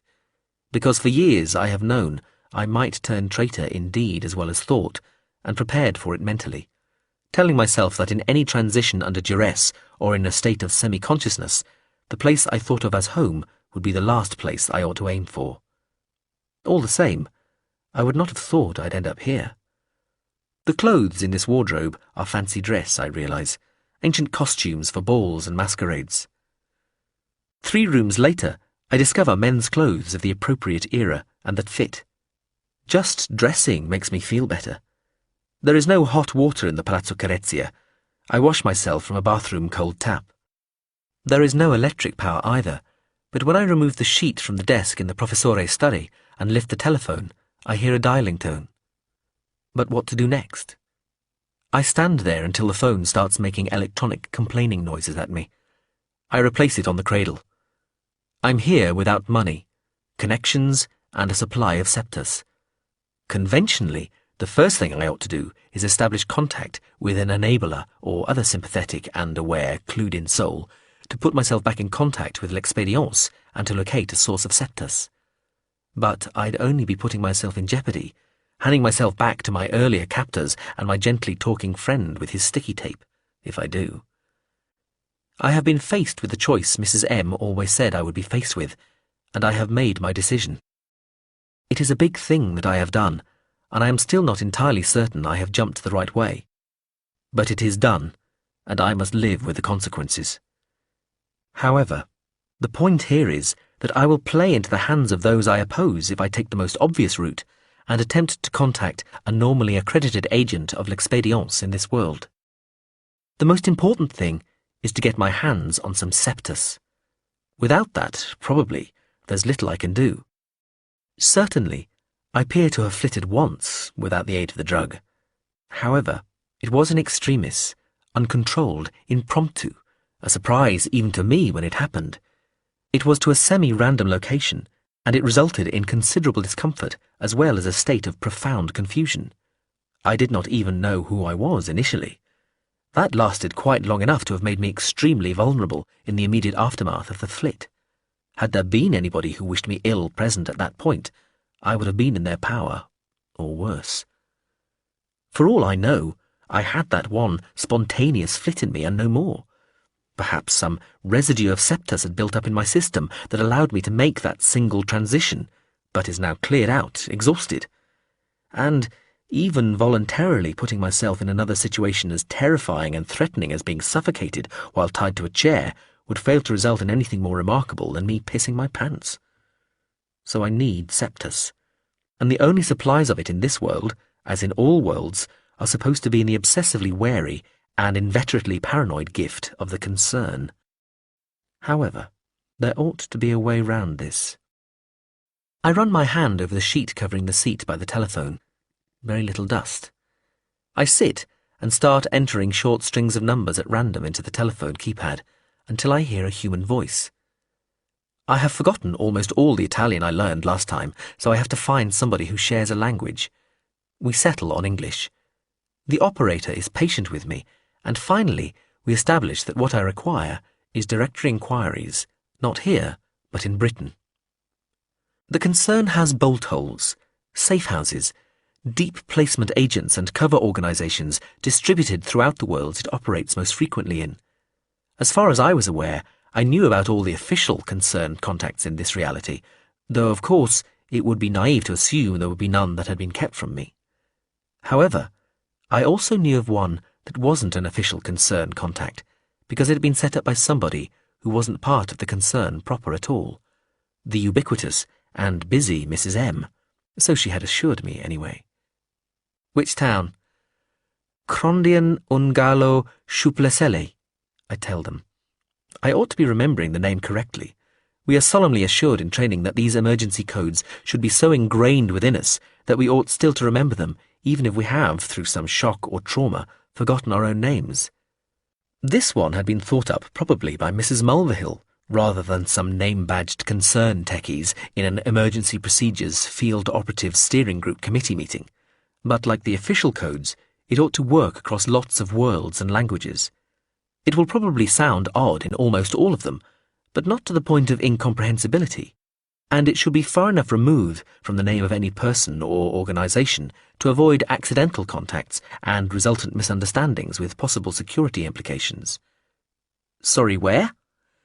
It may be a business or a person. I don't know the town or city. Oh. I think about it. But try London, I suggest. There is indeed a business answering to that name in the English capital. Putting you through. Hello, says a male voice. It sounds fairly young, and just that single word spoken slowly and deliberately had been enough for a tone of caution, even nervousness, to be evident. I'm looking for Crondion Ungalo Shuplesele, I say. No kidding. Now there's a name I haven't heard in a while. Yes, I say, sticking to the script. Perhaps you might be able to help? Well, that's what this is all about, isn't it? May I ask to whom I'm talking? A laugh. My name's Aid. Aid? I ask. This seems a little too obvious. Short for Adrian. What about yourself? I assume you know the procedure. What? Oh, yeah. I was supposed to give you a name, that right? Okie doke. How about Fred? Fred? Is that common enough? As muck, mate. Common as muck. Trust me. Indeed I do, Adrian. Brill. Consider yourself sorted. What can I do for you, mate? Madame d'Ortolan. Madame d'Ortolan sat in the rooftop aviary of her house in Paris, listening to the flurrying of 1,000 soft wings and looking out over the darkening city as the streetlights came on.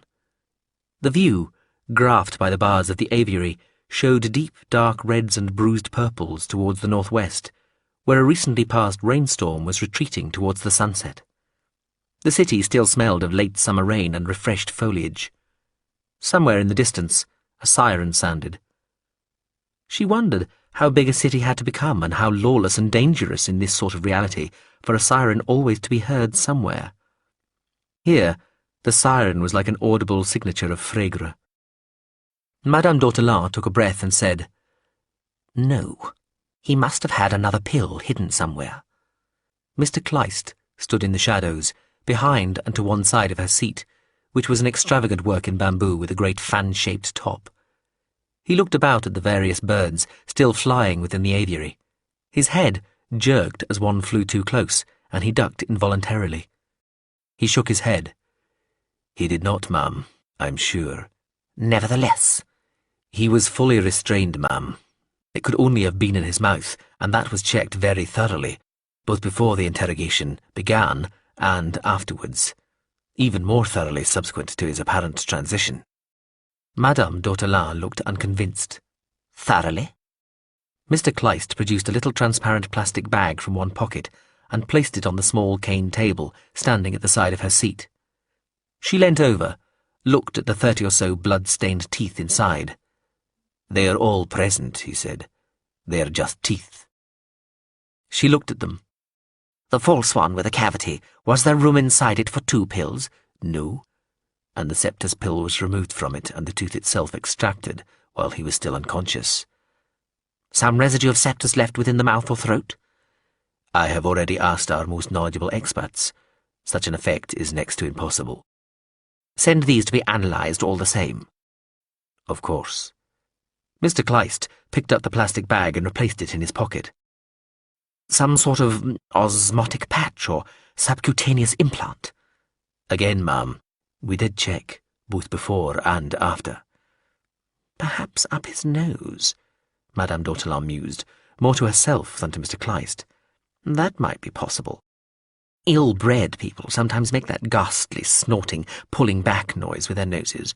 One might ingest a pill in that manner." Mr. Kleist sighed. "It is a theoretical possibility," he conceded, "though not in this case." "Did he make such a noise?" "No, ma'am. In fact, he was probably incapable of doing so, or of performing the action you mention, because his nose and mouth were both tightly secured by tape. No air movement would have been possible."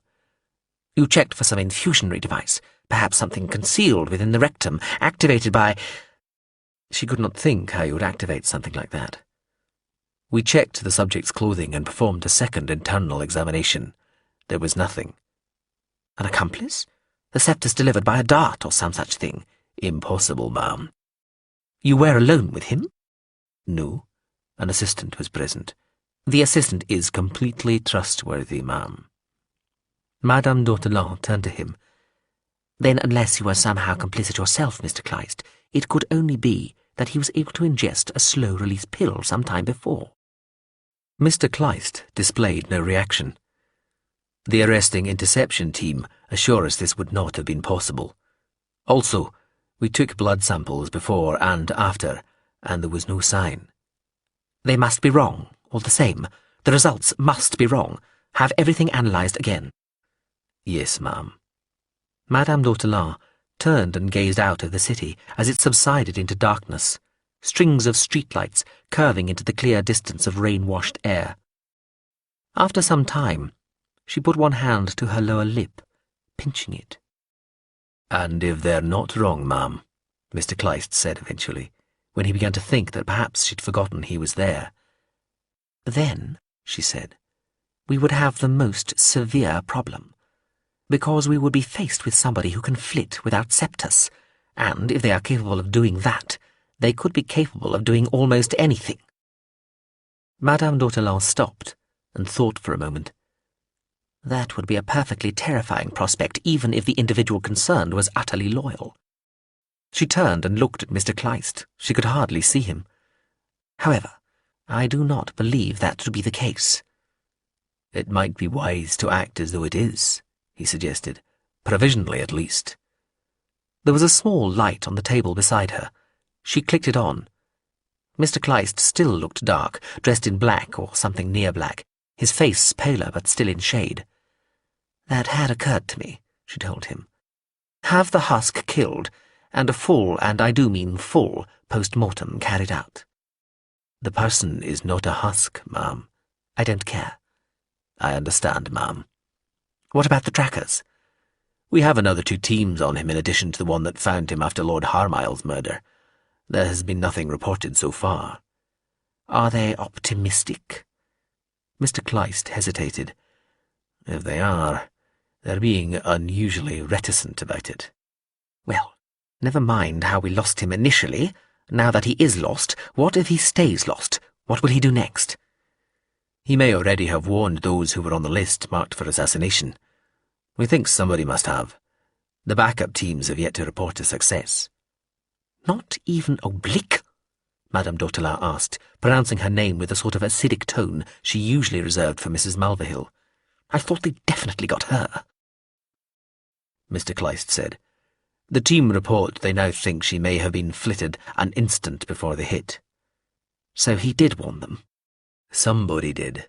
We doubt he had time personally. She frowned. Your assistant had the names on the list, didn't he? As I say, ma'am, he is above suspicion. That is not what you said, and nobody is above suspicion. Then let me rephrase. I have complete faith in his loyalty and discretion. Would you vouch for him with your life? Mr. Kleist hesitated. I would not go quite that far for anyone, ma'am. As you say, nobody is entirely above suspicion. That list, then, the people on it. We are watching them as closely as we are able to, waiting for an opportunity, but it is not easy, and it is not looking promising. Oblique and Polite disappeared entirely, untrackable, and the rest are awkwardly located or staying too firmly in the public eye for us to strike. The relevant teams are still primed and in place, ready to resume action on your command the moment we have a clear shot. He left a pause, though, of course, we have lost the advantage of surprise and concurrency. Even if we are able to pick one off, the rest will become even more suspicious and hard to get at the moment they hear. Madame d'Autelin nodded to herself. She took a deep breath. Thus far, this has not worked out as we intended. No, ma'am. She was silent for a few moments. A bird cooed somewhere overhead and wings rustled. Sometimes, when one of the birds in the aviary was unwell or had been injured and was hopping about on the floor of the structure, broken-winged or too ill to fly, Madame d'Autelin would let the cats in to dispose of the creature. She always enjoyed the resulting kerfuffle, brief though it usually proved to be. She twisted in her chair and looked at Kleist. What would you do, Mr. Kleist, if you were me? Without hesitation, he said, We find ourselves fighting on 2 fronts, ma'am. That is not supportable. I would indefinitely postpone the actions against the council members and withdraw all but the basic tracking teams involved. Throw everything at O. He's the greater threat. Madame d'Autelin narrowed her eyes. Mr. Kleist, I have worked for decades to get to just this point with the Central Council.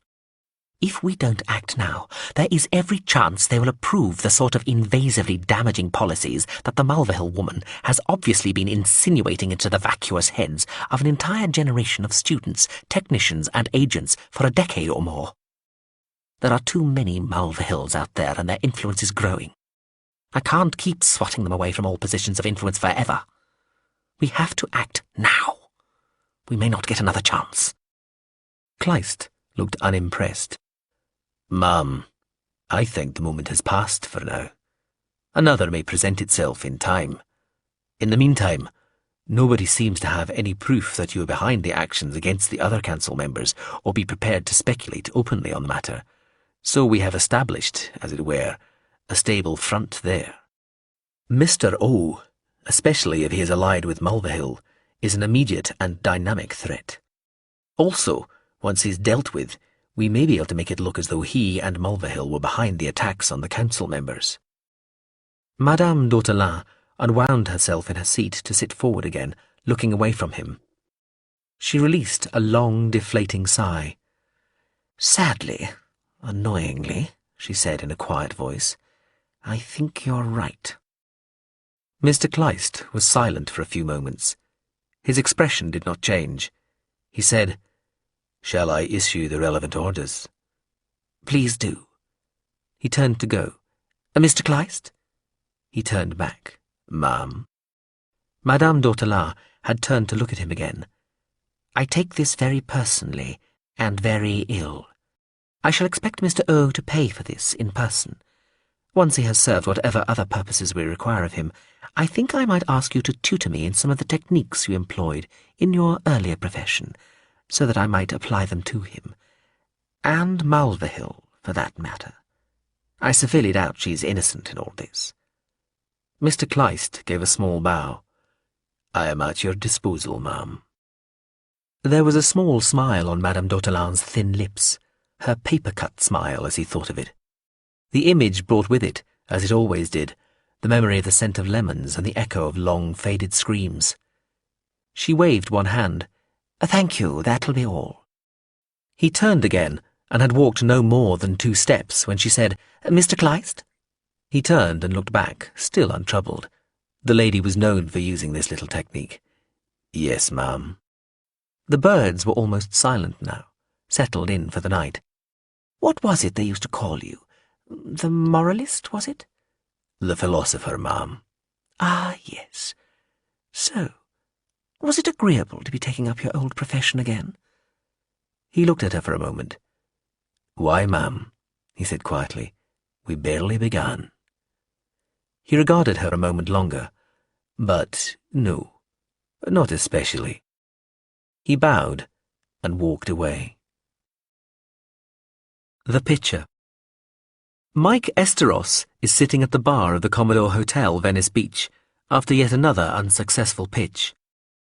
Technically, he doesn't know it's unsuccessful yet, but he's developing a nose for these things, and he'd put money on another rejection. It's starting to get him down. He still believes in the idea, and he's still sure it'll get made one day. Plus he knows that attitude is everything in this business, and he must remain positive.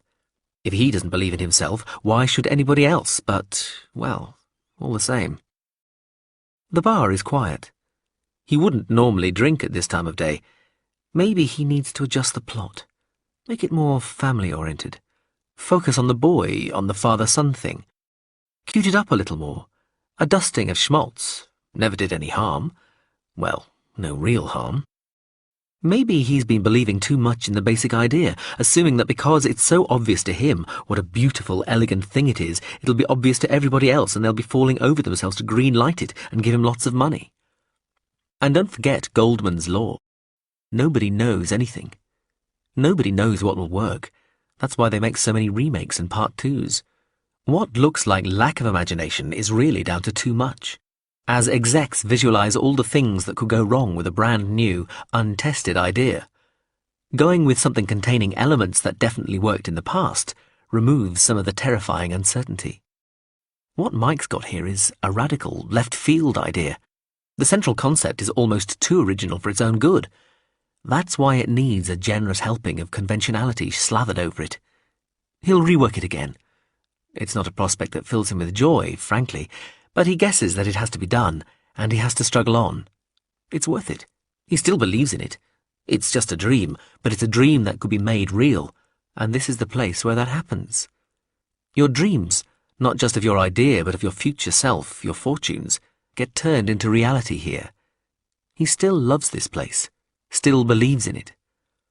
Mike leaves the bar, goes outside and sits on a bench watching the ocean, watching the people pass on the tarmac strip and on the sands themselves, roller skating, boarding, strolling, playing frisbee, just walking. A girl comes and sits on the bench too. Well, woman. She might be Mike's age. He starts talking to her. She's cute and friendly and smart, rangy and dark, nice laugh, just his type. A lawyer on a day off, just relaxing. Monica. He asks does she want a drink, and she says maybe a herbal tea, and they sit in a little cafe still within sight of the beach. Then they go for dinner in a little Vietnamese place a short walk away. Mike gives her the pitch because she's genuinely interested. She thinks it's a great idea. It actually seems to make her thoughtful. Later, they walk on the beach in the light of a half moon, then sit, and there's some kissing and a modest amount of fooling around, though she's already told him she doesn't go any further on a first date. Him too, he tells her, though strictly speaking that's nonsense, and he guesses that she guesses this but doesn't care. Then, in the middle of a tight, embracing kiss, something changes. He feels it happen, and when he opens his eyes, the moon has gone. The air feels cooler and the beach looks narrower and steeper and leads down to a sea that's much calmer than the one that was there just seconds ago. There are islands out there, dark shapes under the stars covered in trees. He shakes his head, looks at Monica. He starts back instinctively, crabbing away from her on all fours. She's changed completely too. White blonde, shorter, face quite different. There are a couple of guys, the only other people on the beach, standing massively about 10 feet away watching them. She dusts her hands and rises, standing in front of the two men. "Mr. Esteras," she says, "welcome to your new home." Chapter 11. Patient 8262. I have been violated. My worst nightmares have come true. Well, not my worst, but some pretty bad ones. Fondled, grabbed, molested in my own bed. Thankfully I woke in time and was able to defend myself and shout and scream to summon help. But all the same.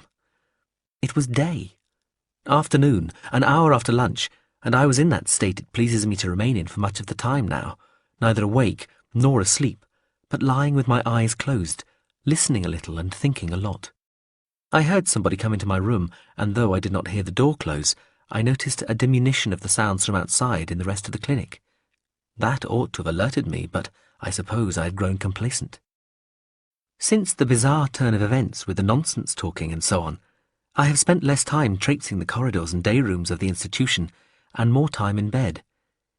It seemed to me that the other patients and inmates were looking at me oddly, and a few even tried to engage me in conversation in what certainly sounded like the start of more of that gibberish language, often with big smiles on their faces that obviously meant they were in on the joke and just wanted to join in and make fun of me.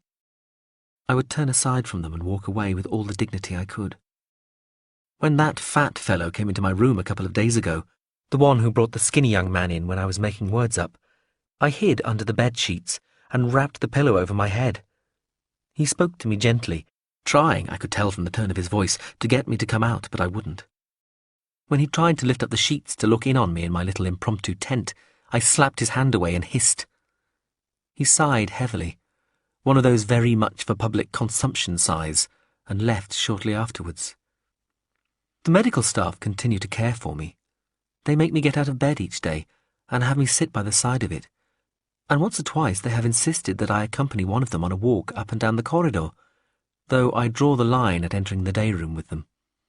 They seem happy enough that I am still mobile. I suppose I shuffle a little more than I did, not really picking my feet up properly, but that is all part of my disguise as well. The less fit and able and the quieter I appear, the more I seem like just another patient. I fit in better.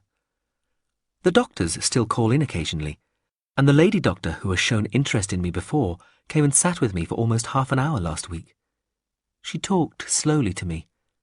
I understood most of what she said, I think, and shone bright lights into my eyes. Then today, the violation. I did not open my eyes to see who might have come into the room. I felt the bedclothes being shifted and thought that perhaps a doctor was going to examine me, though whoever it was didn't smell like a doctor. Probably not an orderly or a cleaning assistant either, for the same reason. They sometimes tidy me up if I've eaten messily or I've slumped awkwardly in my bed. If I'd had to guess, I'd have said it might be another patient, though not one of the more unpleasantly scented ones. I foolishly thought that whoever it was might take the hint that I was asleep or pretending to be asleep, and therefore did not want to be woken up. But then I felt the sheets being pulled out somewhere down near my hip. I could feel air enter the warm mustiness of the bed just there. What was going on, I wondered. Then a hand touched my hip, the fingers seeming to prod at first, then lifting and clutching at the material of my pyjamas as though trying to tug them up. What did they think they were doing? Did they think I was wearing a nightgown? I still did not open my eyes, thinking that whoever this incompetent was, it would only embarrass them if I confronted them. One ought always to keep the medical staff on one side, and so should avoid making them feel awkward. The hand gave up the vain attempt to pull my pyjama bottoms up, and reached out over my crotch, and slipped into the open fly of the pyjama bottoms, fumbling for and closing on my manhood, squeezing it once and then reaching down to hold my testes. I opened my eyes an instant after the light clicked out. It was not afternoon at all. It was dark now with the light out, late evening or night. I felt confused, disoriented.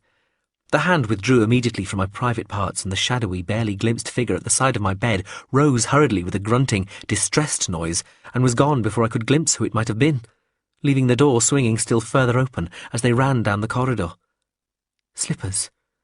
They were wearing slippers from the sound of it, and they could not run very fast. I thought of getting up and giving chase, but it would have taken too long. I shouted for help instead. But the cheek, the nerve, the banal sordidness of it. Is this what I'm reduced to? Being the sexual plaything of some drooling, sub-sentient inmate of a benighted cretin depository like this? The shame of it, with my past, my achievements, my status, and I swear, my still unfulfilled promise. The Philosopher. There was only one occasion on which I intervened, when technically I should not have. I used my seniority to take a subject from the operative they had been assigned to. He was, supposedly, just Subject 47767 to us, but I had seen his name and details on the system, and had been intrigued.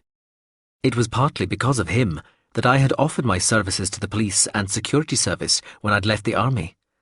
He was something of a hero to me and a lot of other people. What was he doing in our clutches? His case file spoke of an assault on a prominent person and suspected membership of a terrorist group or a related organisation. The second part of the charge might mean almost nothing. Some wit in our office had pointed out that the law regarding related organisations and having some sort of connection to terrorist groups was so vaguely and widely drawn that technically it included us. It was the sort of thing you charged people with when you didn't know what else to charge them with, but didn't want to let them go, when you just suspected them generally. This man, 47767, had been in the police 10 years ago, when the terrorist threat was just starting to become serious. He'd been in a unit that had captured a couple of terrorists who'd been planting bombs in various public places, in litter bins in railway and bus stations and in busy thoroughfares, killing a few people and injuring dozens. When they were picked up, there had been some sort of breakdown in communication between different parts of their terrorist cell, and detailed warnings had been sent for the latest batch of bombs before all of them had been planted. A quick-thinking officer had sent police to the sites relating to the warnings, and both men had been caught, though not before they had already planted at least one other bomb not covered by the original warning. The suspects were split up, and one was questioned conventionally. The other one, who had been in the charge of the police officer who was now our subject 47767, had been questioned rather more forcefully by him, and had revealed the location of the bomb that he and his accomplice had already planted. Police officers dispatched to the location were able to evacuate the area and prevent any deaths or injuries when the bomb detonated just a quarter-hour later. It was one of the few unqualified successes of those early years. The identity of the officer who had become our subject 47767 was discovered by the press, and he was acclaimed as a hero, both in the papers and by the mass of the public, as a man who had done something distasteful but necessary. The means he had employed to produce the life-saving results were also discovered. He had been tearing out the terrorist's fingernails with a pair of pliers. There was no detail on how many he'd had to remove like this before achieving cooperation. This is one of those amateurish but fairly effective techniques you hear about sometimes. Despite the fact that lives had been saved and the terrorist himself was still very much alive, certain sections of the press and some politicians nevertheless wanted the man to be prosecuted and thrown out of the police force for what he had done. Eventually, as I recalled, he was hounded out of the force and was charged with criminal assault. He refused defence counsel, saying he would defend himself. Then at the trial, he said nothing. He was jailed for only a couple of years, but things went badly for him in prison, and he spent nearly 10 years inside. In that time, his children grew up and his wife divorced him, moving away and remarrying. He had slipped from public consciousness in the intervening decade, filled as it was with so much violence and treachery. He had been released earlier this year and now had ended up in the hands of the police again, scheduled to be questioned. I felt there was an untold story here, and there were puzzling details that I had never heard had been cleared up. I was unable to contain my curiosity and took over the case myself. This was not actually against regulations, but it was highly irregular. The sort of thing you could get away with once or twice, but which done consistently would be noted in your file. He was an ordinary-looking man, medium build, pale skin, short, receding brown hair and a resigned, beaten look on his face. There might have been some defiance in his eyes, though perhaps that was just my own prejudice. He had been beaten up at some point in the last few days, judging from the bruising on his face. He was still dressed, and his hands were handcuffed and chained to the floor behind him, though he was otherwise unrestrained and was seated normally. I sat in front of him in another chair. I even put myself within kicking distance of his feet, with nothing in between, which I would never normally do. A junior officer sat to one side, monitoring the recording equipment, but took no part in the subsequent proceedings. I began by asking Subject 47767 if he was who I thought he was. He confirmed that he was. We used his real first name throughout. It was Jay. I asked him why he thought he was here. He laughed bitterly. I hit the wrong person. I asked who that might have been. The son of the Justice Minister. He gave a sour smile. I asked why he had hit him. Because I'm sick to the back teeth of vicious, ignorant dickheads telling me what a fucking hero I am. I asked him if he meant because of what had happened with the terrorist he had tortured to discover the location of the bomb. Jay shook his head and looked away. Oh, let me guess. I'm a hero figure to people like you. Would that be right? I said that many people admired what he had done. Amongst them, certainly myself. Yeah, well, you would, wouldn't you? He replied. I asked if he meant because of what he obviously, and correctly, took to be my role. He nodded. Because you're a torturer, he said. He looked straight into my eyes as he said this. I am well used to staring people down, but he would not look away. I told him that even if I was not, I would still admire him because of what he had done. You and every other idiot, he said. He said it with more resignation than defiance, though there was an understandable hint of nervousness too. He swallowed conspicuously. I asked if he didn't feel proud of what he'd done. No, he said. No, I fucking don't. But he had saved lives, I pointed out. I did what I thought I had to do, Jay said. Would he do the same thing again, knowing what he did now? I dunno. Why not? I asked. Because I don't know what might have happened differently if I hadn't done it. Probably nothing would have been any different, so I suppose I might as well have done what I did. A few people may still be alive who wouldn't have been otherwise, but who knows? We haven't got a time machine. What did he think might have happened differently? We might not live in a society where people live in fear of people like you, he told me. He shrugged. But like I say, probably it would still all have worked out just like it is now. I don't kid myself that what I might have done differently would have made any difference. I said I thought he was wrong to assume the current state of our society was somehow his fault. The fault lay with the people who threatened our society, terrorists, radicals, leftists, liberals, and other traitors. Those who would like to tear down the state either through direct action or through using words and propaganda to influence the more gullible sections of the masses to do their dirty work for them. Yeah, you would think that too. Jay sounded tired. I told him I thought it was tough that he'd ended up in prison. He should never have been prosecuted in the first place, and certainly should never have been found guilty. He should have been given a medal, not sent to prison. That had probably ruined his life, especially as they'd kept him in for so long. Here we go, he said, sounding tired again. You don't understand anything, do you? If he thought that, I said, perhaps he ought to tell me what he thought I ought to understand. I insisted that I should be prosecuted. I demanded that I be prosecuted. I refused a defence because I'd wanted to plead guilty, but they wouldn't let me. They threatened my family, so I had to plead innocent. But then I offered no defence, and so I was found guilty. They sentenced me to 2 years, but the correct sentence, the least anybody else would have got, would have been 9 years. So I made sure I stayed in prison for that amount of time. Having time added is not difficult. Jay smiled without humour. And when I got out, I told anybody who accused me of being a hero that they were an idiot, and people who said I should have got a medal to fuck off. Finally, when one guy got too insistent about how big a hero I was and how he could make sure that I did get a medal, I hit him. Only it turned out he was the son of the Justice Minister, like I said, and that's why I'm here. I told him I didn't understand. Why had he wanted to be prosecuted? Why had he wanted to be found guilty? Why had he wanted to be locked up for 9 years? Jay sounded animated at last. He held his head up. Because I believe in justice. He spat that word out. I believe in the law. That word too. I did something wrong, something against the law, and I needed to be punished for it.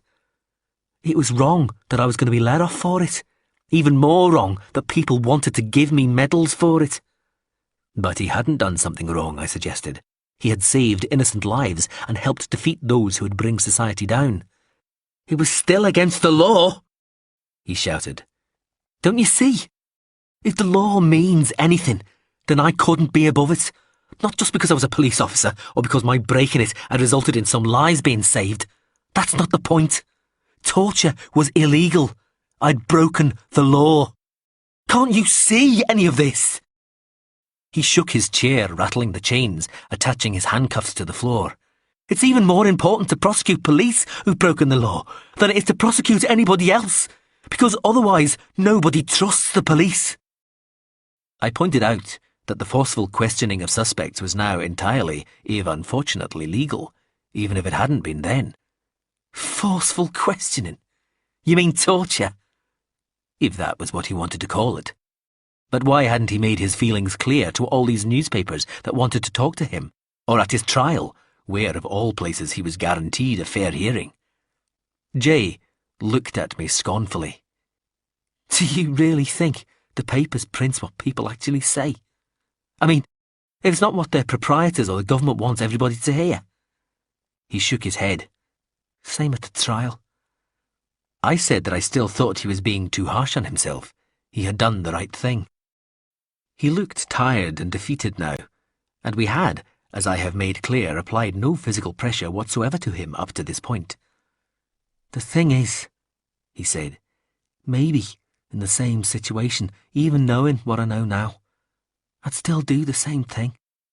I'd still tear that Christian bastard's nails out, get him to talk, find out where the bomb was, hope that the plods got the right street, the right end of it, the right fucking city. He looked at me with what might have been defiance or even a sort of pleading. But I'd still insist that I was charged and prosecuted. He shook his head again. Don't you see? You can't have a state where torture is legal, not for anything. You start saying it's only for the most serious cases, but that never lasts. It should always be illegal. For everybody. For everything. You might not stop it. Laws against murder don't stop all murders, do they? But you make sure people don't even think about it unless it's a desperate situation, something immediate. And you have to make the torturer pay. In full. There has to be that disincentive, or they'll all be at it. He raised his head and looked about him, his gaze obviously being meant to take in not just the room we were in, but the whole building. Maybe even more than that. "Oh, you end up with this." He looked at me. "With you, whoever you are." I thought about this. It seemed to me that the fellow's mind had been broken in prison, probably, but that he had also probably always been an idealist. He certainly sounded like one now, almost like a fanatic. Nevertheless, had it been up to me, I'd have released him, frankly. However, it was not up to me. There was high-level interest in this case, for one thing, and an accusation of having aided terrorist groups could not simply be ignored. He was right in that. The law had to be obeyed. I thought of handing him over to one of the younger people who would not have heard of him, but decided on reflection to question him myself, determining that I would be more lenient than they, given that I knew the unfortunate circumstances that had led him here. Accordingly, we employed the gagging tape suffocation method. Jay admitted nothing regarding membership or support of clandestine or illegal organisations, or even any sympathy with them, or indeed any outright criticism of the state until approximately the average degree of pressure had been applied, whereupon, displaying all the standard and expected signs of distress, he informed us that he'd admit to anything. Of course he would. This was what he'd meant, he claimed. People would admit to anything. The only real truth the torture produced was that people would admit to anything to get the torture to stop, even if they knew that the admissions they were being called upon to make would eventually prove fatal for them or others. The whole process was pointless and cruel and a waste, he claimed. A state that allowed or condoned torture lost part of its soul, he said. He then pleaded directly with me to stop, and reiterated that he would admit to anything we wanted him to admit to, and sign anything we put in front of him. I chose not to point out that what he had just endured was not true torture by my definition, as it had not involved any actual pain or physical damage, just great discomfort and distress. That notwithstanding, I terminated the interrogation at that point, with, I will own, no small degree of relief, before he could admit to anything specific that we might be obliged to follow up. Jay was released the following day. I filed a report that implied we had been considerably more severe with him than we had in fact been, guessing that this was all that had been desired by the powers that be in the first place, and our skills and facilities had in effect been used as a means of punishment, rather than as they were supposed to be, to discover the truth. A use of our time and resources concerning which, I need hardly emphasize, I was in some disapproval, if, of course, powerless to prevent. Sadly, a month later, we read that Jay, our subject 47767, the one-time police officer who had been a hero to many of us, had taken his own life, throwing himself underneath the wheels of one of the trucks that deliver giant rolls of paper to newspaper printing presses. One of my colleagues pointed out that suicide, too, was technically illegal, which to me seemed ironic as well as very sad. Subject 7. Only one person was ever truly kind to her. It was one of the brush ladies. There were various brush ladies. They were all small and dark and hunched. They had brushes that sucked at the air or that swallowed dust from the floor and from lights overhead. The brush ladies only came at night. A man who was taller than them came with them and told them what to do. She liked the brush ladies because they did not hurt her. They left her alone. She had been afraid of them at first because everything that happened here hurt her or confused her, and they obviously belonged to this place, and so she was scared of them. But in time, she stopped being frightened and started to look forward to seeing them because they were not like the others. The others hurt her. The others had clipboard things and electrical things and torches they shone in her eyes, and small, hard, heavy things they spoke into. They had glass things that they used to put liquids into her. These were called syringes. Also, they had wires that they attached to her, lots of wires. Some tubes too, mostly wires. The tubes hurt more than the wires, but the wires could hurt as well. They all wore white coats or pale blue uniforms. The hurt came from fire in her veins, usually. though they had other sorts of pain they could make her feel. It depended. Some of the others did not wear white coats or pale blue uniforms, but dressed like ordinary people did. These ones just sat around and stared at her. She got the impression that they could do things inside her head. This was because when she tried to think herself away from here, to escape the way she had escaped from things before she had been brought here, the sitting people would close their eyes or bunch their fists or sit forward suddenly, and she could feel them in her head, pulling her away from anywhere she might find safety, or at least a temporary numbing of the pain. Even when she was awake, she heard voices and saw ghosts. When they put the liquids into her at night, she went to sleep and had bad dreams as well.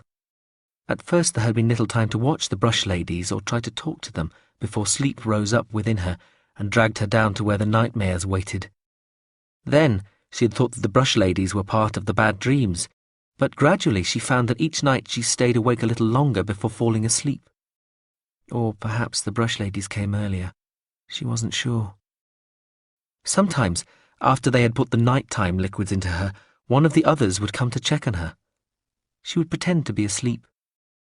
The next morning, when they wanted her to wake up and be washed and fed before they started to do things to her, she would pretend to stay asleep.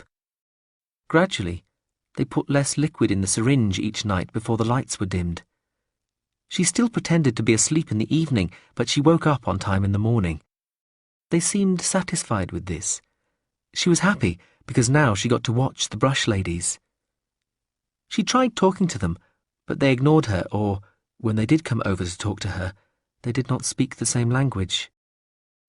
But then one of them seemed to change, and appeared to understand her and talked to her. The brush lady who talked to her always wore a grey cloth tied round her head. She was sure that this brush lady had been one of the ones who had not been able to talk to her in her own language, so she was surprised that now suddenly she could. Still, that was good. Even so, she still didn't understand everything the brush lady said. Sometimes it sounded as though she was talking to herself or using the sort of complicated, mysterious words that the others did, the ones who hurt her. Sometimes the brush lady with the grey cloth went back to not talking to her or seemed not to be able to understand her again. That was confusing. The grey cloth brush lady seemed different on the nights when she did talk to her compared to the nights when she didn't. She walked differently, stood differently. She was the same all the time when the man who shouted was there. Then, when he had definitely gone, she became slightly different if she was going to talk to her. Perhaps nobody else would have noticed what changed in the brush lady with the grey cloth, but she did. She was able to see these things. She was special and could see things other people didn't. That was just one of the special things that she could do, one of the things that had made her different and worse compared to everybody else. These things had made her a problem child and educationally special and developmentally and socially challenged. Before they decided she was disturbed and a delinquent and a danger to herself and others. The others would always try to protect themselves. She understood that. Finally, these things had caused her to have a breakdown, and so she had to be committed into indefinite, non-elective, long-term, institutional care with immediate effect. And so here she was in this long-term care. It had led to a hospital like a prison, and then to another one which was the same but different, and then to this place, which was worse than either of the hospital prisons, because here even the people supposed to be looking after her hurt her. Worse, she couldn't even use the things that made her special to get away from the being hurt. Also, she couldn't retaliate. She could not hurt people who hurt her because they had these people in plain clothes who sat around her, the ones who sat watching her and did the eye-squeezing, fist-pumping, hunched-over thing. Or maybe it was because they put the liquids into her, using the syringes. These things put her to sleep or made her just too woozy to think or aim straight. Here are some of the things that the grey cloth brush lady said to her. "Hello, how are you? What have they got you on? What do they call you? Subject 7. Well, that's scary. Remember me? How are you? What have they done to you? Evening. Me again. I don't even recognize this. What the hell is it? Oh, hey, Subject 7. Been a while. How's things? Shit! What are they pumping? Are you with us, Seven? Are you? Anybody left in there? Fuck, you poor kid. Yes, they've seen something in you, haven't they? Something they think they can use. Fate help us all. What? Oh, I wish I could. What are they doing to you now, you poor... And so on, and so on. She replied by saying things like these. I spy Monty's video. Rent me asunder.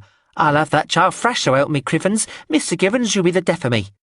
Swear I never heard of such a thing. On me mother's grave, there's a thing. I sat in a satin stain. Spot of block and truckle never hurt nobody alignment. I'll show you alignment, you arrant plopping jay. Bend over, so help me. Hold fast there, brothers and sistern. We shall not face such golsterous times alone. Clunch. Can you hear me? Listen, I can't get you out of here, Seven, not in any way physically or otherwise. Mine a miracle I'm here. Never thought I'd work so hard to get back in. I don't think you can understand a damn thing, can you? But for the record, in case you somehow can or one day will, you've made it worth it all by yourself, just to get to see what they'll do, what they want, what risks they'll take, how low they'll stoop. But look, maybe things will change. Now listen, kid. You do whatever you need to do to make things easy on yourself, okay? Go along. Do you understand? Do something of what they want, but keep a true core inside you, a soul of rebelliousness and anger, not a fear. One day you'll be free, and then we'll see what we can do. I might be there then. If I am, remember me. Good luck. Well met by sunlight. We'll meet by sinlight. Stroke me a cliper. The grey cloth lady often touched her. She would stroke her hand or pat her arm, or smooth her hair off her forehead. She did that again now, brushing hair from her brow. Liquid. In the light, she could see that there was liquid on the grey cloth brush lady's cheek. Tears. That was strange. For some reason she'd thought that only she made tears, not anybody else. Then the grey cloth brush lady went away with the rest of the cleaners. She never came back. The Transitionary. After the great septennial extravaganza under the Dome of the Mists, I was no longer Madame d'Ortolan's golden boy. I was not at all sure that I ever had been, despite what Mrs. Mulvihill might have believed, but certainly I was no longer.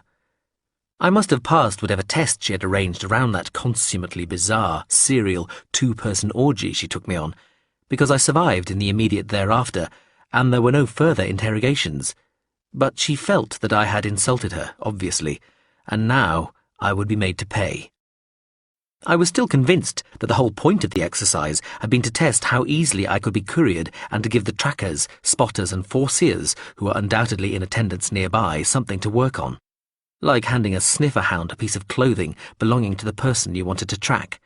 And, if there had been any personal component, Madame d'Ortolan feeling some curious form of jealousy regarding myself and Mrs. Mulvihill, perhaps, then surely that had been entirely subordinate to the infinitely more important business of ensuring the security of the concern. Nevertheless, I knew I had insulted her, and she had taken it very badly. I had not reacted as I had been expected to, required to. I had shown some distaste, arguably some disgust. Certainly not the awed, stunned, perhaps embarrassed, perhaps humbled respect I believe she had anticipated and was convinced should be rightfully hers. In the end, on any absolute scale, it had been no great hurt. The average person must endure, absorb, and forget 100 equivalent or worse insults and denigrations each year. But for a person of Madame d'Ortolan's unparalleled importance and continually reinforced pride, the very unexpectedness of it had magnified the offence and made it loom all the larger, set against the otherwise smoothly functioning progressions of her remorselessly flourishing life. For a few months afterwards, I was rested and given no assignments at all, but from then on, I was sent on gradually more difficult and hazardous missions for l'expérience. I was allowed to spend less and less time in my house in the trees on the ridge above Flesser. I spent my days instead spread serially far across the many worlds, engaging in feats of derring-do, close-quarter assassination and outright thuggery. Gradually, even the house at Flesser stopped seeming the sanctuary it had been, and when I had discretionary use of sceptres, I would holiday, if that is the right word, in the world containing the Venice where I had met and lost my little pirate captain. Wandering like a lost soul across its history-scorched face, becoming familiar with that single embodiment of a world crippled by its legacy of recent cruelties and a self-lacerating worship of the proceeds of selfishness and greed. Again, this was your world, and I guarantee that in many ways I know it better than you. There is a saying that some foolish people believe, "What does not kill you makes you stronger." I know for a fact, having seen the evidence, indeed often enough having been the cause of it, that what does not kill you can leave you maimed, or crippled, or begging for death, or in one of those ghastly twilights experienced, and one has to hope that it is entirely not the right word, by those in a locked-in or persistent vegetative state. In my experience, the same people also believe that everything happens for a reason.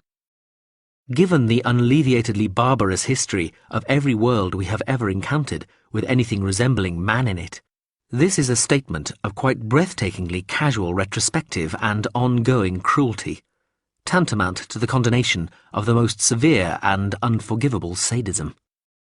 Nevertheless, as much through chance, I'm sure, as through any innate skill or other natural ability, I survived these trials and did indeed grow more skilled, more capable, and more adept at all the arcane, ethically dubious, technically over-specialized, and frankly disreputable techniques required.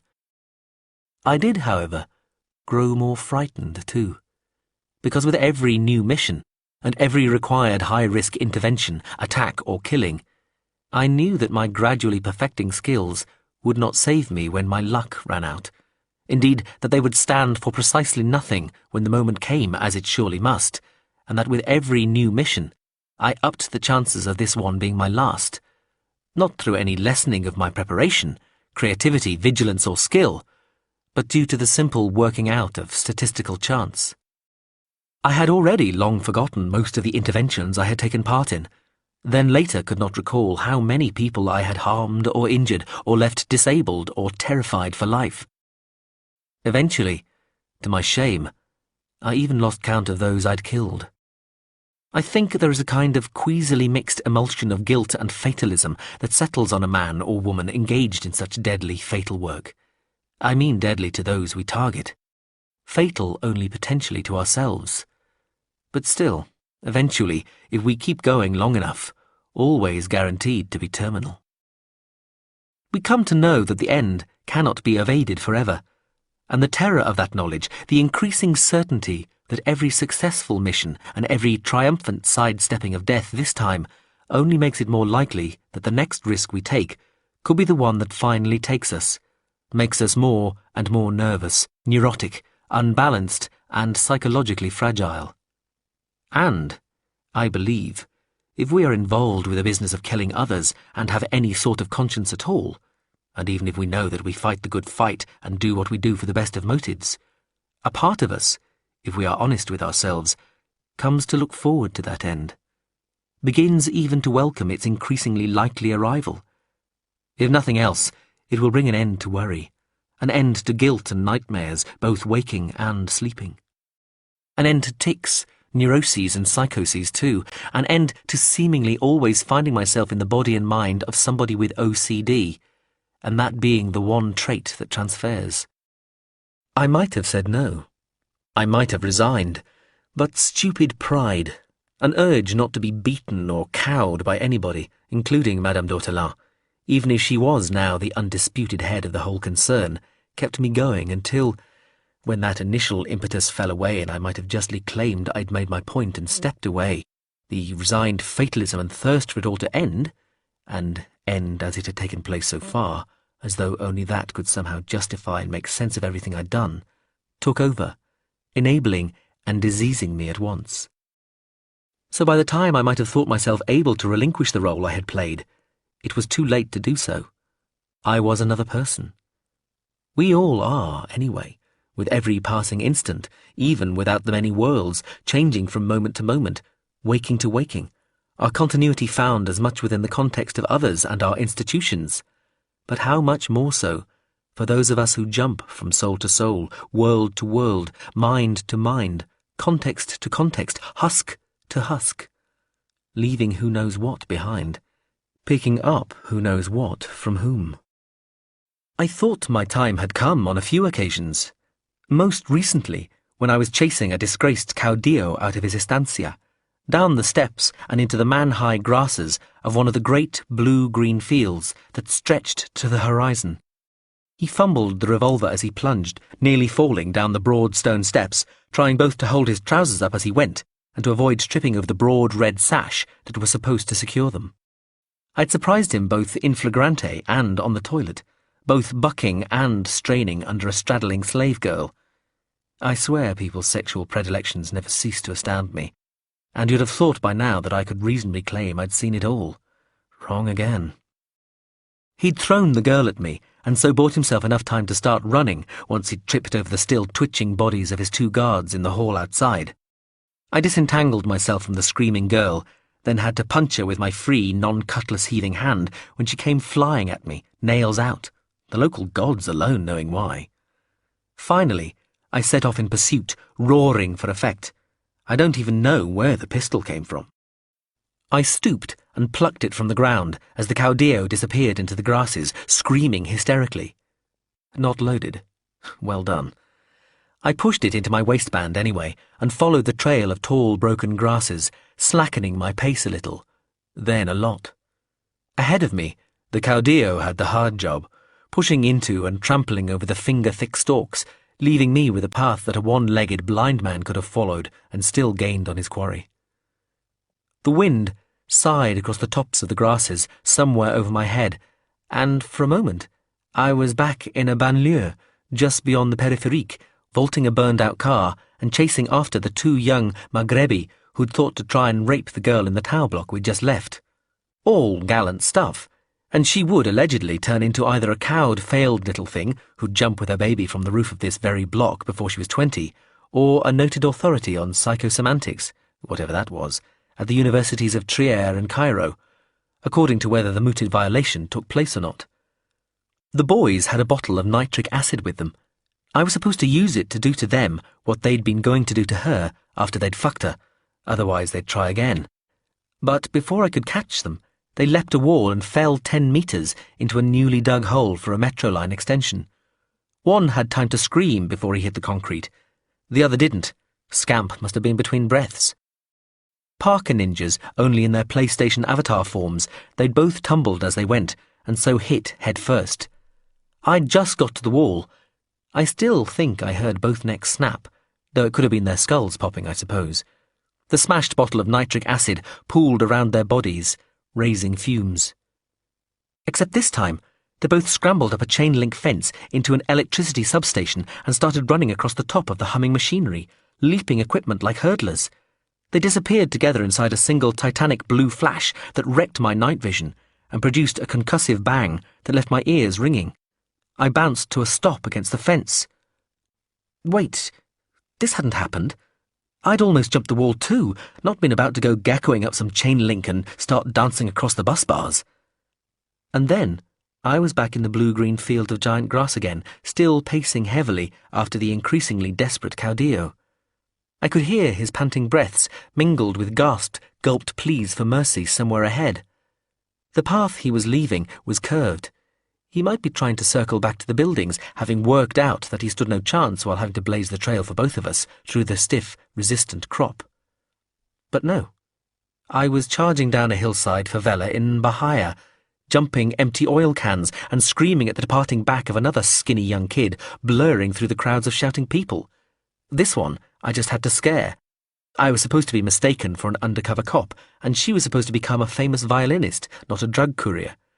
She ran into the first big street at the bottom of the hill and missed getting flattened by a truck by about a centimetre. The truck swerved, half-toppled, A man on a motorbike went full speed into the side of it, nearly taking his head off, flopping dead. The girl disappeared down an alley on the far side of the traffic, and I stopped, stooped, hands on knees to get my breath back. I felt dizzy, staggered to one side, and then the stagger turned into a run. I was still pelting down the alley after her. I shouted her name and she half turned immediately before she reached the street, long brown hair flung out to the side just for a moment. The truck hit her full on and tossed her into the oncoming stream of traffic, sending her spinning doll loose under a bus, making it bounce on her body like it had gone over a speed bump. I skidded, stopping so fast against a corner that my sunglasses fell off. What the fuck was going on? I hesitated as I paced after the caudillo, then kept on going, cutlass raised, shaking my head to loose the bizarrely vivid feeling of having just relived the recent past. Cutlass they wanted, cutlass they would get. It had some historical meaning, apparently. At any rate, there would be no comeback now, no triumphal return, no matter how undeserved. Ask not. Oh, ask then. The answer is a corrupt press, the manipulations of a foreign power, and rich, influential families bribing thugs and judges. Any incompetence, any evil can be washed away with sufficient muscle and money. But not for our boy here, not for this version in this iteration of the world. The trail was still curving back round through the grass. It was a little narrower now, too, less wasteful. The caudillo must be getting half clever, trying to slip between the stalks rather than batter and stumble his way over them. I upped my pace to a normal walk, still puzzling over what was happening with these not quite more than flashbacks. I found the caudillo's scarlet waist sash first, scribbled like a trail of rather too neat blood on the flattened grass. And then the man himself, lying in the grass, chest heaving, tears streaming, pants still at three-quarter mast, air whistling in and out of his gaping mouth, his hands clasped in front of him as though in prayer, while he pleaded with me and offered rapidly increasing sums to let him go. I swiveled the cutlass in the most economical of backstrokes. The grass constricted matters, and the bastard twisted, rolled, and suddenly had a tiny silvery two-shot-up-and-over pistol in his quivering hands, pointed right at my face. In that instant, I had time to see that the gun might be small, but the barrels each looked wide enough to stick a little finger down and not get it wedged, and the range was laughable. How slowly my arms seemed to be moving as it brought the cutlass round and down. Had I time to flit away? Not quite, but I could start the process. You never knew.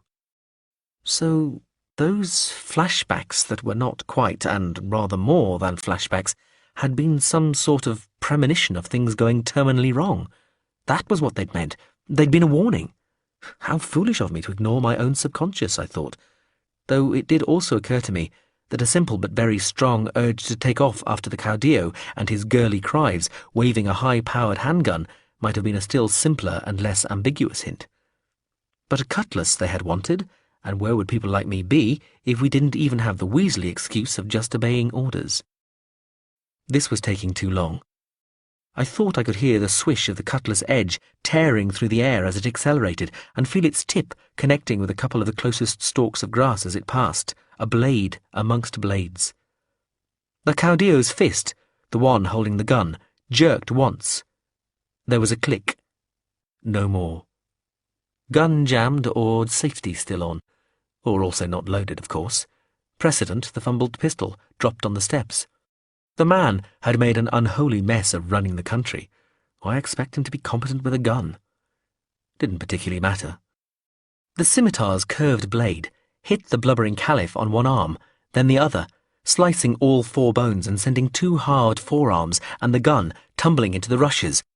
Wait a minute. The return stroke took the shrieking man's head off. I was already flitting away, though whether from sighing blue-green grass in Greater Patagonia or tall rushes within the sunlit marshes of New Mesopotamia, I was no longer sure. Chapter 12. Patient 8262. I must have made myself understood to the medical staff somehow. Initially, I did no more than blow off steam to the nurse who came grumbling to investigate my shouting in the middle of the night. The fellow looked like he had just woken up, despite the fact he is meant to be fully awake during his night shift. He gave no sign of understanding what I was saying.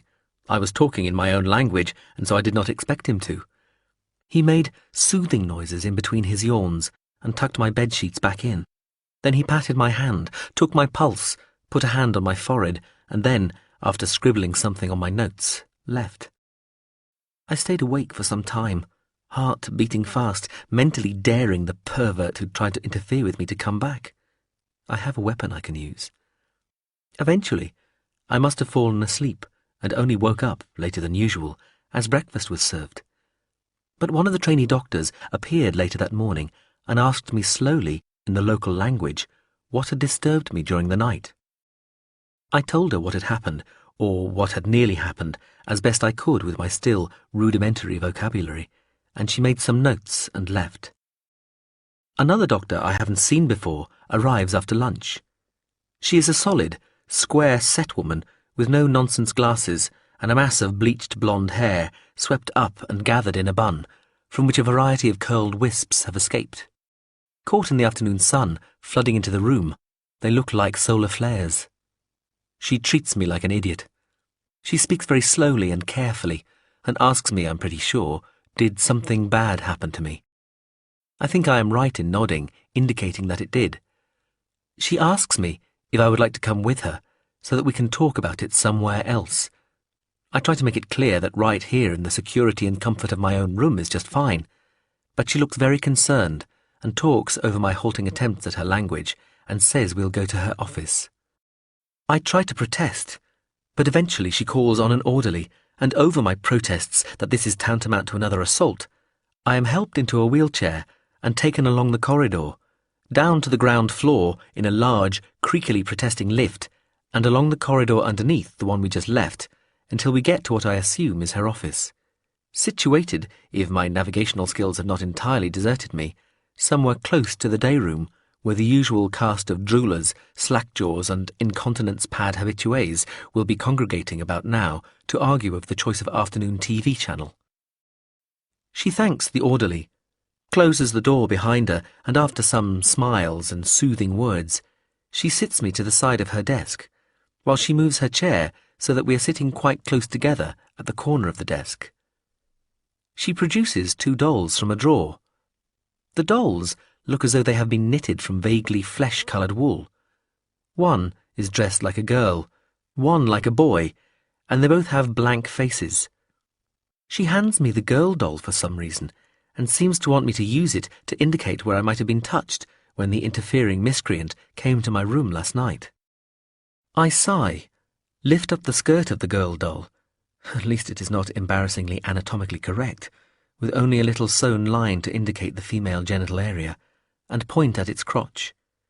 She holds the male doll up and asks do I want it as well. I nod, and she hands me the male doll. I indicate on it as well where I was touched, which seems to confuse her. She leans forward and seems as if she wants to take the dolls for herself and show me what she thinks must have happened, but then stops herself. I begin to use the 2 dolls to show her what actually occurred, then hold up the girl doll and ask, as slowly as she has been talking to me, if she has another male doll. She looks uncertain at first, then takes the girl doll away, swapping it for another male doll. I use a box of handkerchiefs on her desk as a makeshift bed for one of the dolls, and point from it to me a couple of times, so that there is no ambiguity about what is going on. That's me asleep in my bed. I even mime sleeping. Then I use the second male doll to indicate it walking along, entering my room and approaching the bed. At this point it occurs to me that I am not absolutely certain that the person who did the attempted interfering was indeed male. I did not see them clearly enough and could not tell from the touch of their hand, the feel of their skin, or their smell what gender they might have been. I just assumed it was a man. I showed the second male doll, reaching over the first, sleeping one, and briefly touching it around its genitals. Then the bed-bound one sitting up quickly and shouting while the second doll startles and runs away. I lay the second doll down on the desk and spread my arms, indicating that the little show is over. The broad lady doctor sits looking thoughtful and makes some more soothing noises. She appears to be thinking. I pick up the second doll and sit it on my knee, crossing its legs as it sits there. From what I can tell, the lady doctor seems to be questioning my version of events, although on what authority I'm at a loss to tell. Is there another conflicting account? I wouldn't have thought so. I take the doll on my lap in both hands. Is the doctor saying what I think she is? Is she saying that this did not, could not have happened the way that I said it did? How dare she? Who does she think she is? She wasn't there. I had hoped that at least I might be believed. Does she think I would bother to make something like this up? An injustice upon an assault? I can feel my hands tightening into fists. Meanwhile, above our heads, there is the sound of some commotion, shouting, and a series of small thumps, followed by a large, ragged one. More distant shouting. It is a warm day, and the window of the doctor's room is lying half open. Outside, I can hear birdsong and leaves rustling in the wind. That, and the shouting coming from upstairs. You are sure it was another person doing this? The doctor appears to be asking. I nod and say, yes, with some considerable emphasis. Above our heads, some sort of alarm is going off, and I can hear running feet. The doctor appears oblivious. You know not who it was? She asks. No, I tell her, I know not. You might have dreamed it, she suggests. I might have, but I did not. It happened. You know not who it was? No, how many more time? No. Or could have been? Anyone, any person it could have been. Not nurse, she begins. Then I lose the rest. Possibly something about duties which would make sense. Not nurse, I tell her. Upstairs, more thumping. The broad doctor looks down at the doll in my hands.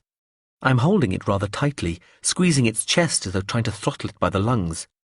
She reaches over and takes it gently from my hands, placing it beside the other one, which is still reclining in its handkerchief box bed. Upstairs, the rhythmic thumping ceases, and a weak cheer sounds. There is something of doll, the doctor says. What? I ask. Above our heads, the sound of something scraping, probably chair legs on the wooden floor of the day room. Is that clapping? The male doll I was holding earlier slides off the edge of the desk and flops to the floor. There is a scream from somewhere outside, and a white-clad body falls from above, past the window, hitting the ground outside the window with a thump and a roar of pain. I seem to feel that pain. I shiver, half closing my eyes. The room around me starts to dim. I watch the doctor recede in my gaze, seeming to fall slowly horizontally away from me as the office disappears hazily around me, starting with the outskirts, spreading to the wall behind the desk and the desk itself, and ending with just the doctor, an indeterminate dot somewhere in the far distance, looking round in horror at the window, and then starting to her feet and dashing towards it. I see no more. It is as though I am falling down a great, dark pipe, away from everything, and eventually I am too far away to make out anything at all. Upstairs, more shouting again. It too sounds like it is being heard from one end of a long pipe, very distant and echoey and strange. It fades quickly away to nothing. Finally, I think, I faint. Adrian. What? Kennedy? Man on the moon? The wall comes down? Mandela walking? 9/11/77? Notable dates for your diary? End of an era stuff like that? I'll tell you one. What? To each according to their greed, is that it, yeah? Yeah, I said, thinking about this. Yeah, that's a pretty fair, summation. Yeah, I should think. Ho, ho. The girl just widened her eyes and shook her head and took a drink. You are so fucked up. She flashed a shit-eating smile and added, dude. We were in the Met Bar when it was still cool. I'd already seen one Gallagher brother. I was meeting some mates there. We were off to watch the F1 race the next day at Brands Hatch or Silverstone or wherever. The girl was there with a couple of old school friends, though the other two had gone off to the ladies, one looking unhealthily pale and the other to hold her hair, I was guessing. Leaving this one, called Chloe. Chloe with the diaeresis, which is the two little dots thing, apparently. The girl, who was probably doing the hair holding by now, had volunteered their names earlier. In all the noise, I didn't think Chloe had caught my name, and she hadn't asked either. She was cute. Young enough to be a student, maybe. Curly black hair, cheeky little face with big eyes. Nice top, great tits, designer jeans, red heels. Tasty, in other words, and a challenge, patently. Greed gets a bad press, I told her. Yeah, what, like fascism? I winked. You're an idealist, aren't you? I have ideals, she agreed. Her voice was Western Home Counties girls' school. She was trying a bit too hard to sound bored. Plus I'm human, so I'm a humanist. And feminine, I said. I got better at seeing how this sort of stuff worked. You're catching on. I drank my lager, smiled. Doing all right, am I? She raised her eyebrows. I wouldn't get too optimistic. I don't fuck guys like you. What sort of guys do you fuck? I asked her, resting one elbow on the bar and leaning just a little closer to her, taking up more of her field of vision. I'd already got a semi. Just the girl using the F word like that was usually enough. To be talking about fucking with a girl, even when she was basically saying no, or at least was telling you she was saying no, was enough. Promising, know what I mean? Nice guys. Nice, I said, looking sceptical. She winked at me. It looked like a parody of the way I'd just winked at her. They finish last. She drank from her cocktail glass, looking pleased with herself. I laughed. I put my glass down and held up my hand, looking tentative about it. I'm Aid, I said quite quietly, head lowered slightly in that let's start again kind of way. She looked at my hand like it might be contaminated. Adrian, I said, and gave her the first-level cheeky smile, which has been known to melt many a girl's heart and other parts, which I am not ashamed to admit I've practised in the mirror, to get the effect just right. Hey, it's for them in the end. But then she took my hand and gripped it for about a nanosecond. Chloe, she told me. Yeah, your mate said. So what? You're in the music biz, Aid? Or films? It was like she was trying to sound sarcastic when there was nothing to be sarcastic about. Nah, money. Money? Hedge fund. What's a hedge fund? She asked, frowning. To be fair, not many people outside the industry had heard of them then. This was pre-LTCM folding, sort of in between the Asian crisis and the Russian crisis.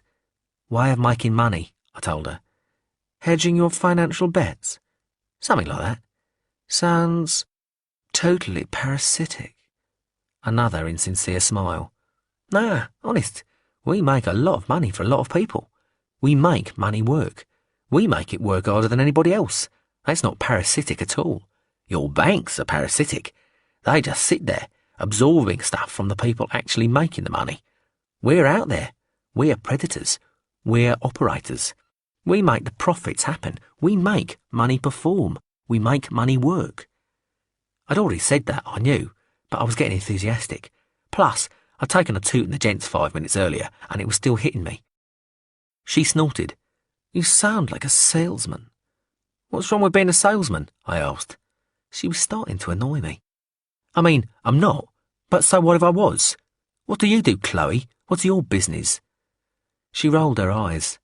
Graphic design, she sighed. That any better than being a salesman? Bit more creative, maybe, she said in a bored voice. Slightly more meaningful. I put both forearms on the bar. Let me guess, Chloe. Your dad's loaded you. Fuck off, she said angrily. What's he got to do with me? Chloe, I said in mock horror. That's your dad you're talking about there. I snapped my fingers. Trust fund, I said. You're a trustee. No, I'm fucking not. You don't know anything about me. I know I don't, I protested, pretending to match her in general upsettedness or whatever, and you're not making it easy for me, quite frankly. You never want to overdo that kind of thing, though. I made a sort of deflating motion, dropping my shoulders and my voice. What have you got against me, Chloe? I asked, trying to sound just a little hurt, but also being careful not to overdo the plaintiveness. The thing about money, maybe? She suggested, like it ought to be obvious. The whole greed thing, yeah? Look, I said, sighing. I was already thinking this wasn't a chat-up situation any longer. I just wanted to say stuff that I've been thinking about. Stuff that I'd sort of wanted to say to people like her before, but never got round to. Plus, of course, there are some women that when you stop trying to chat them up and start treating them like a bloke you're arguing with, they really like that, and that can get them into bed where trying to chat them up normally never would. So, definitely worth trying. The greed thing, I say to her. Everybody's greedy, Chloe. You're greedy. You might not think so, but I bet you are. We're all out for number one. It's just that some of us don't kid ourselves about it, know what I mean? We all want everybody to think the same as we do, and we think they're stupid if they think any different. And when it comes to love and relationships, we're all looking for the right person to worship us, because that'll make us happy, aren't we? Wanting to be happy. That's selfish, isn't it? Even wanting there to be no more poverty or violence. I mean, it's all bollocks, because there always will be, both. But that's us being selfish, because we want the world to be the way we personally think it ought to be, know what I mean? You can dress it up as wanting other people to be happy, but in the end, it comes down to you and your own selfishness, your own greed. Chloe held a hand up, almost touching my mouth. Greed and selfishness aren't the same thing, she said. Close, but not the same. And they're both different from self-preservation and general self-interest. Still, close, like you say. She sighed, drank. Yeah, close. She looked like she was studying something behind the bar. There's nothing wrong with a bit of greed, Chloe. It's what makes the world go round. Wanting to get on, wanting to better yourself, being ambitious, know what I mean? Wanting the best for yourself, what's wrong with that? Wanting the best for your family, what's wrong with that either, eh? It's great having the luxury of thinking about other people, the poor and the starving and all that, but you only have that luxury because somebody's been thinking for themselves and their family. She turned to me, big eyes wide and bright. You know what? You remind me of somebody, Aid, she said. Somebody nice? I asked, sarcastically, if I'm honest about it. She shook her head. I liked the way her hair moved, though I was resigning myself to never running my fingers through it, or breathing in its perfume, or using it to pull her head back towards me while I fucked her from behind. No, she said. He's one of those men who was packed off to public school when he was just a little kid. Yeah, well, I wasn't. Shh. She looked stern. I heard you out. The point is, because of that or not, he decided that everybody's out for themselves, and nobody really cares for anybody else, though some people pretend to. He's looked after number one. She did that finger-waggly inverted commas thing, exclusively, ever since, and he can't see there might be something wrong with that. In fact, he can't even see that what he's got there is just a single point of view, and a pretty perverse one at that. As far as he's concerned, it's some great truth about people and life that only he and a few other realists have worked out. Thing is, he's got a problem. Maybe he's still infected with some tiny remnant of human decency or something, but he can only really be content with himself and his despicable egotism if he's satisfied that his self-centered attitude doesn't make him a freak. For his own peace of mind, he needs to believe that it's not just him, that anybody who claims to care for others is lying. Maybe because they're frightened to admit they only think of themselves too, or maybe because they actively want to make people like him feel bad about themselves. I was starting to think that Chloe had been on the marching powder too, though somehow it didn't look like she had. Know what I mean? She wasn't speaking the way you do when you're coked up, but fuck me, she was still speaking. Socialists, charity workers, carers, people who volunteer to help others, they're all, and he's quite convinced about this, they're all in reality mean-spirited bastards, either self-deceiving bastards or for their own filthy left-wing reasons, deliberately trying to destroy the self-esteem of normal, healthily ambitious people like him. Because if only everybody looked after their own interests, everything would be fine. See? Level playing field, with everybody nakedly ambitious and selfish. Everybody knows where they are. If some people aren't totally selfish, or even worse, pretend not to be selfish, then it messes up the whole system. It makes it more unfair, not fairer, the way they'd claim. He calls people like that do-gooders, and they make him angry. I think he would actually prefer do-badders, which is a pretty fucked up attitude when you think about it. He feels quite strongly that these charlatans needed to be unmasked, always on about them, never misses an opportunity to complain that they're liars and frauds. Frankly, Aid, altogether, it makes him sound like, and I firmly believe he actually is, a complete cunt. Funny, isn't it? The C word has no discernible effect on me, Woodwise, I mean. You'd think when a woman uses the term it'd be quite sexy, but isn't. Weird. I nodded. Uh-huh, I said. Old boyfriend? No, Aid. My dad. You remind me of my dad. Chloe drained her drink and patted me on the arm. Sorry, dear, she nodded. Now, here are my friends coming back from the loo looking a bit more sorted, thankfully. She slid daintily off her bar stool. I think we'll be moving on. Interesting talking to you, Aid. You look after yourself, yeah? And off all three of them fucked. Her fucking dad? I fucking wanted to slap the bint. The Philosopher. I have always had nightmares. Long before I became a soldier or a policeman, long before I killed GF's father or became a torturer, I would have unpleasant, threatening, frightening and distressing dreams.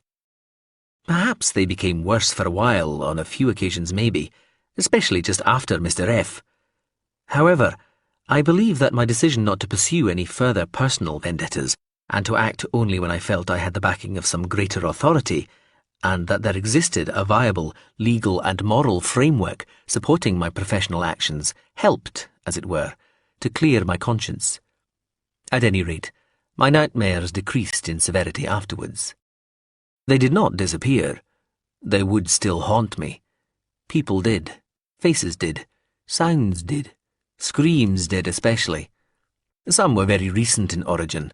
The latest subject, their roar of initial defiance, the following howls of agony, and the eventual, inevitable pathetic whimperings and pleadings for mercy, sometimes accompanied by the information required in the first place, more often with nothing of use because the subject knew nothing useful to begin with.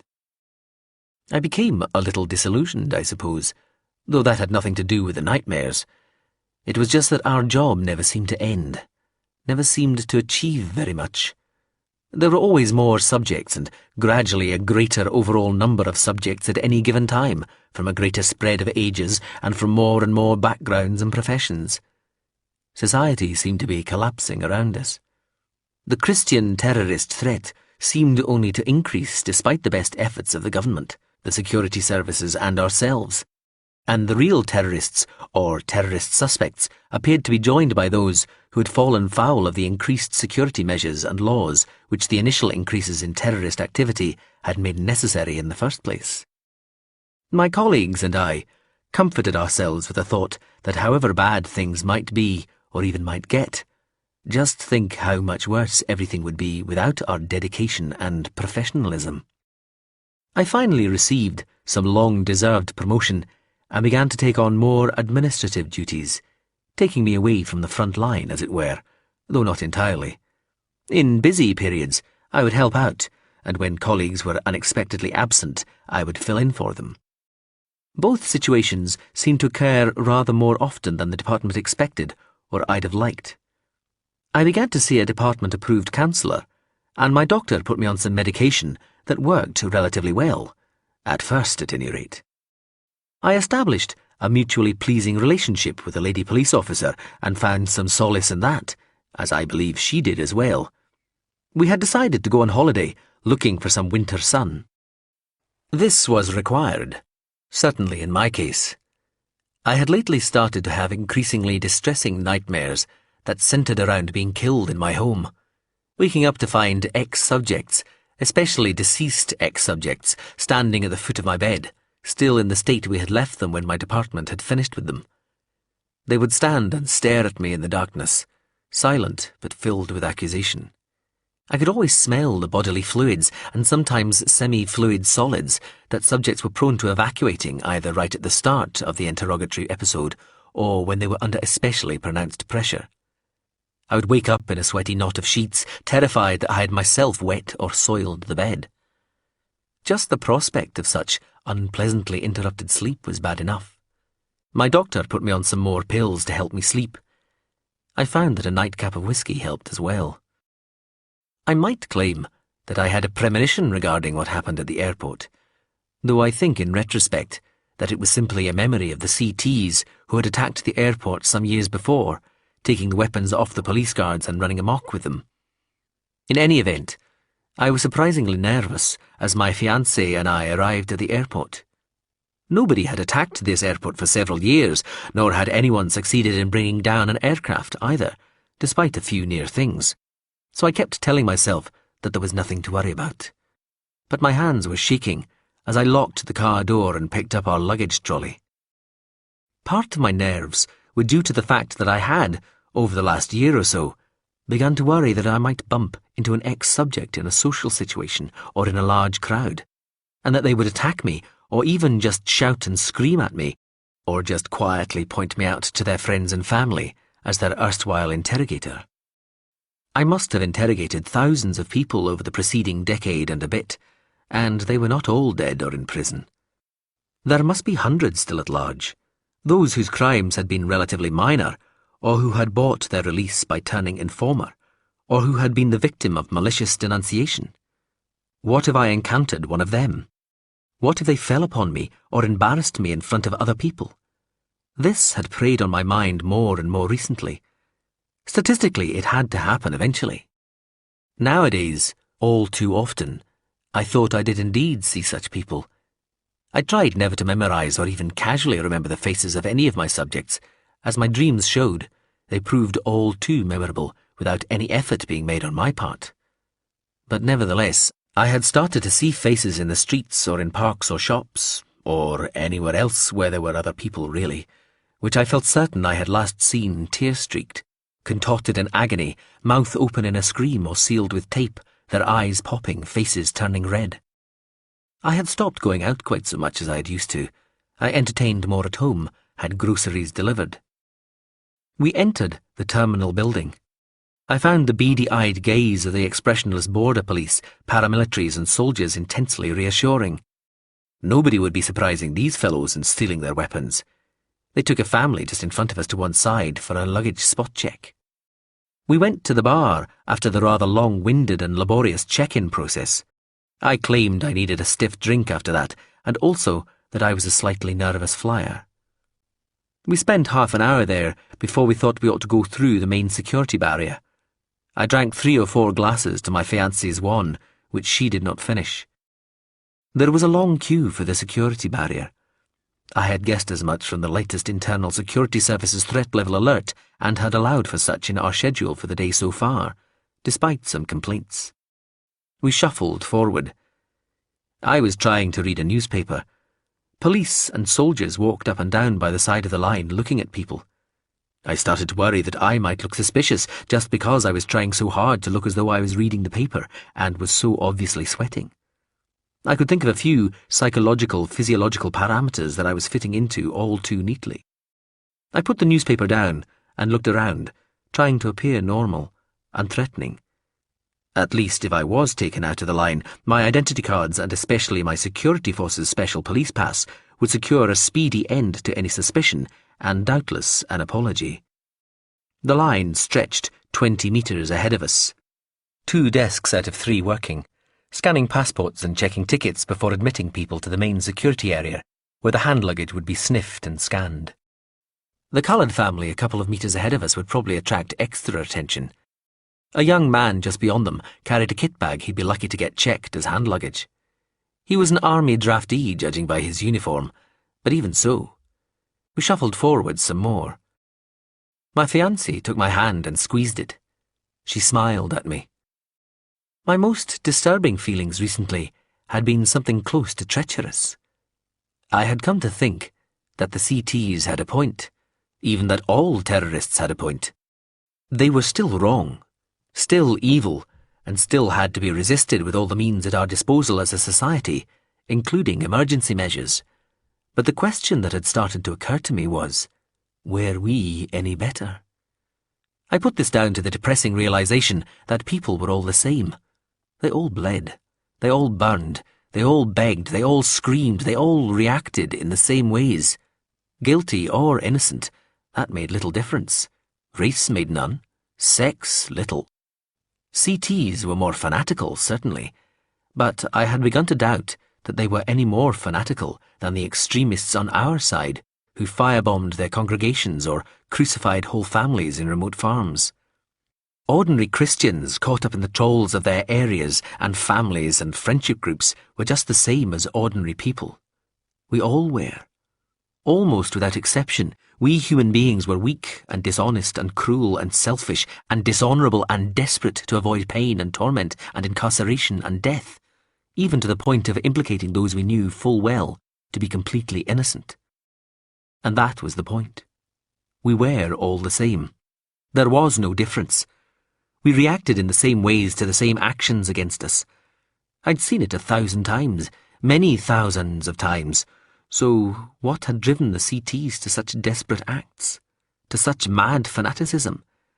Any society, any large group, any substantial creed contained subgroups of people who would crack first under pressure and turn to violence and extremism.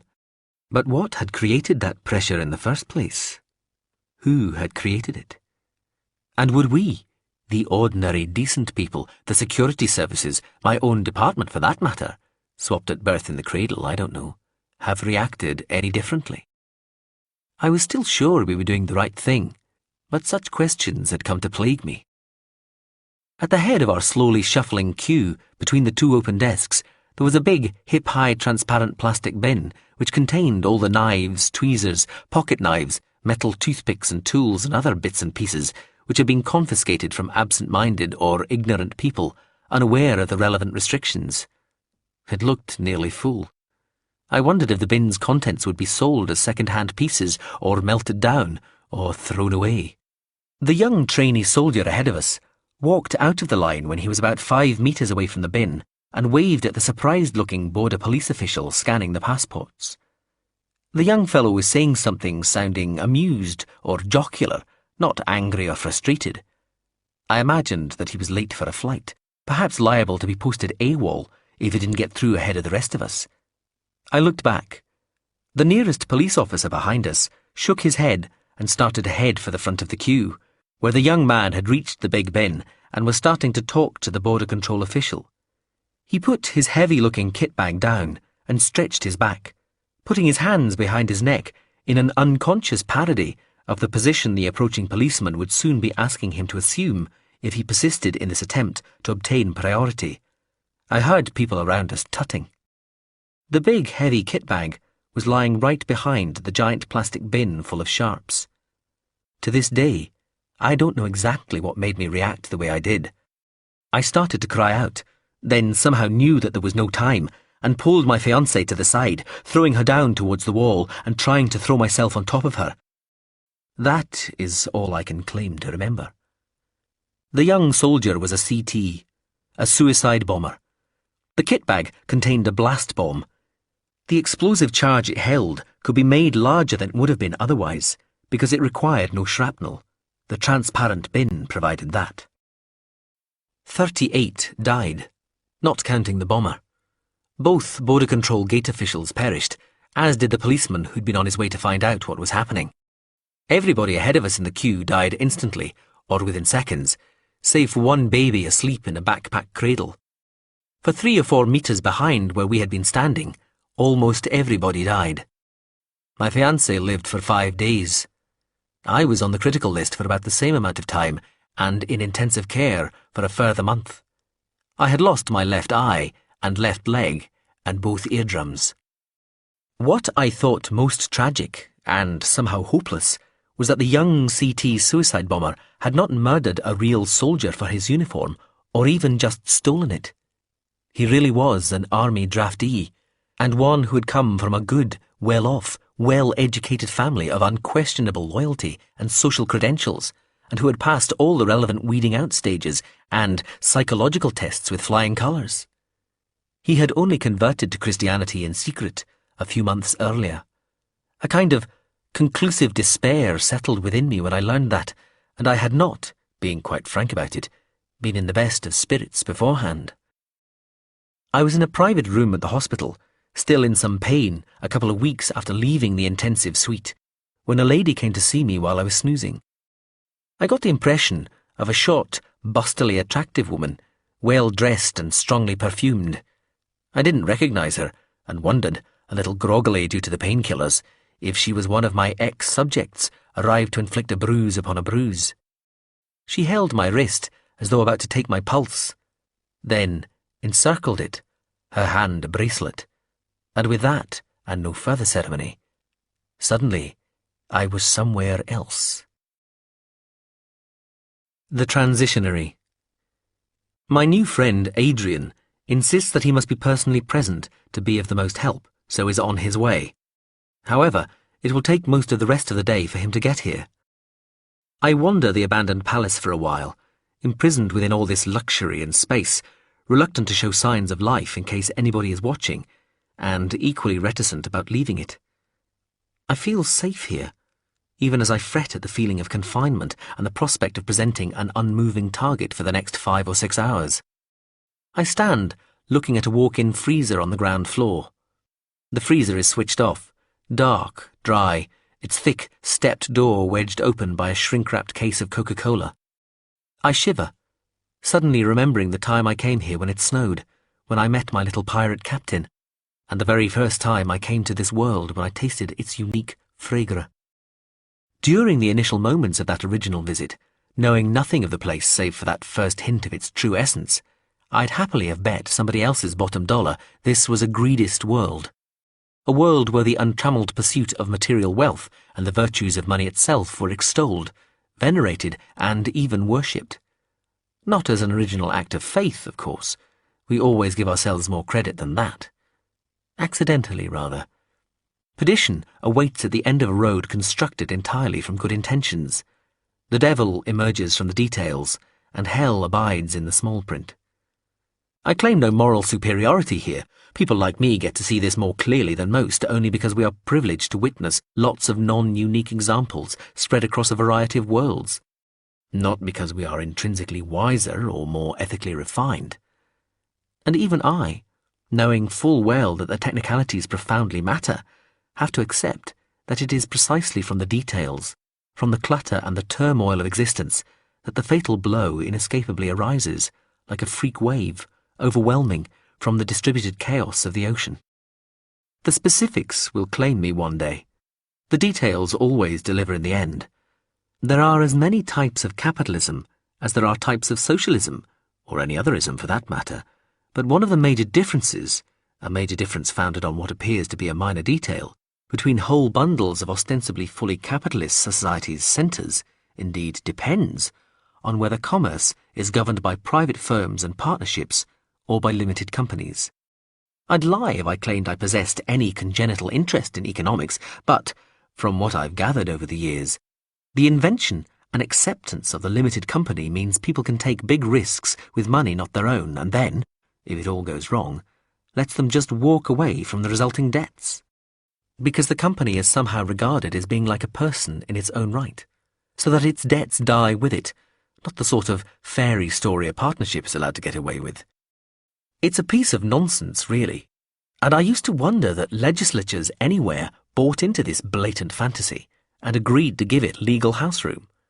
But that was just me being naive, before I realised that there was a reason why it always dawned on all those ambitious, powerful gents in all those various legislatures that this ludicrous hooey might actually be quite a good idea. Anyway, limited company worlds often progress faster than other types, but always less smoothly and reliably, and sometimes disastrously. I've looked into it, and frankly it just isn't worth it.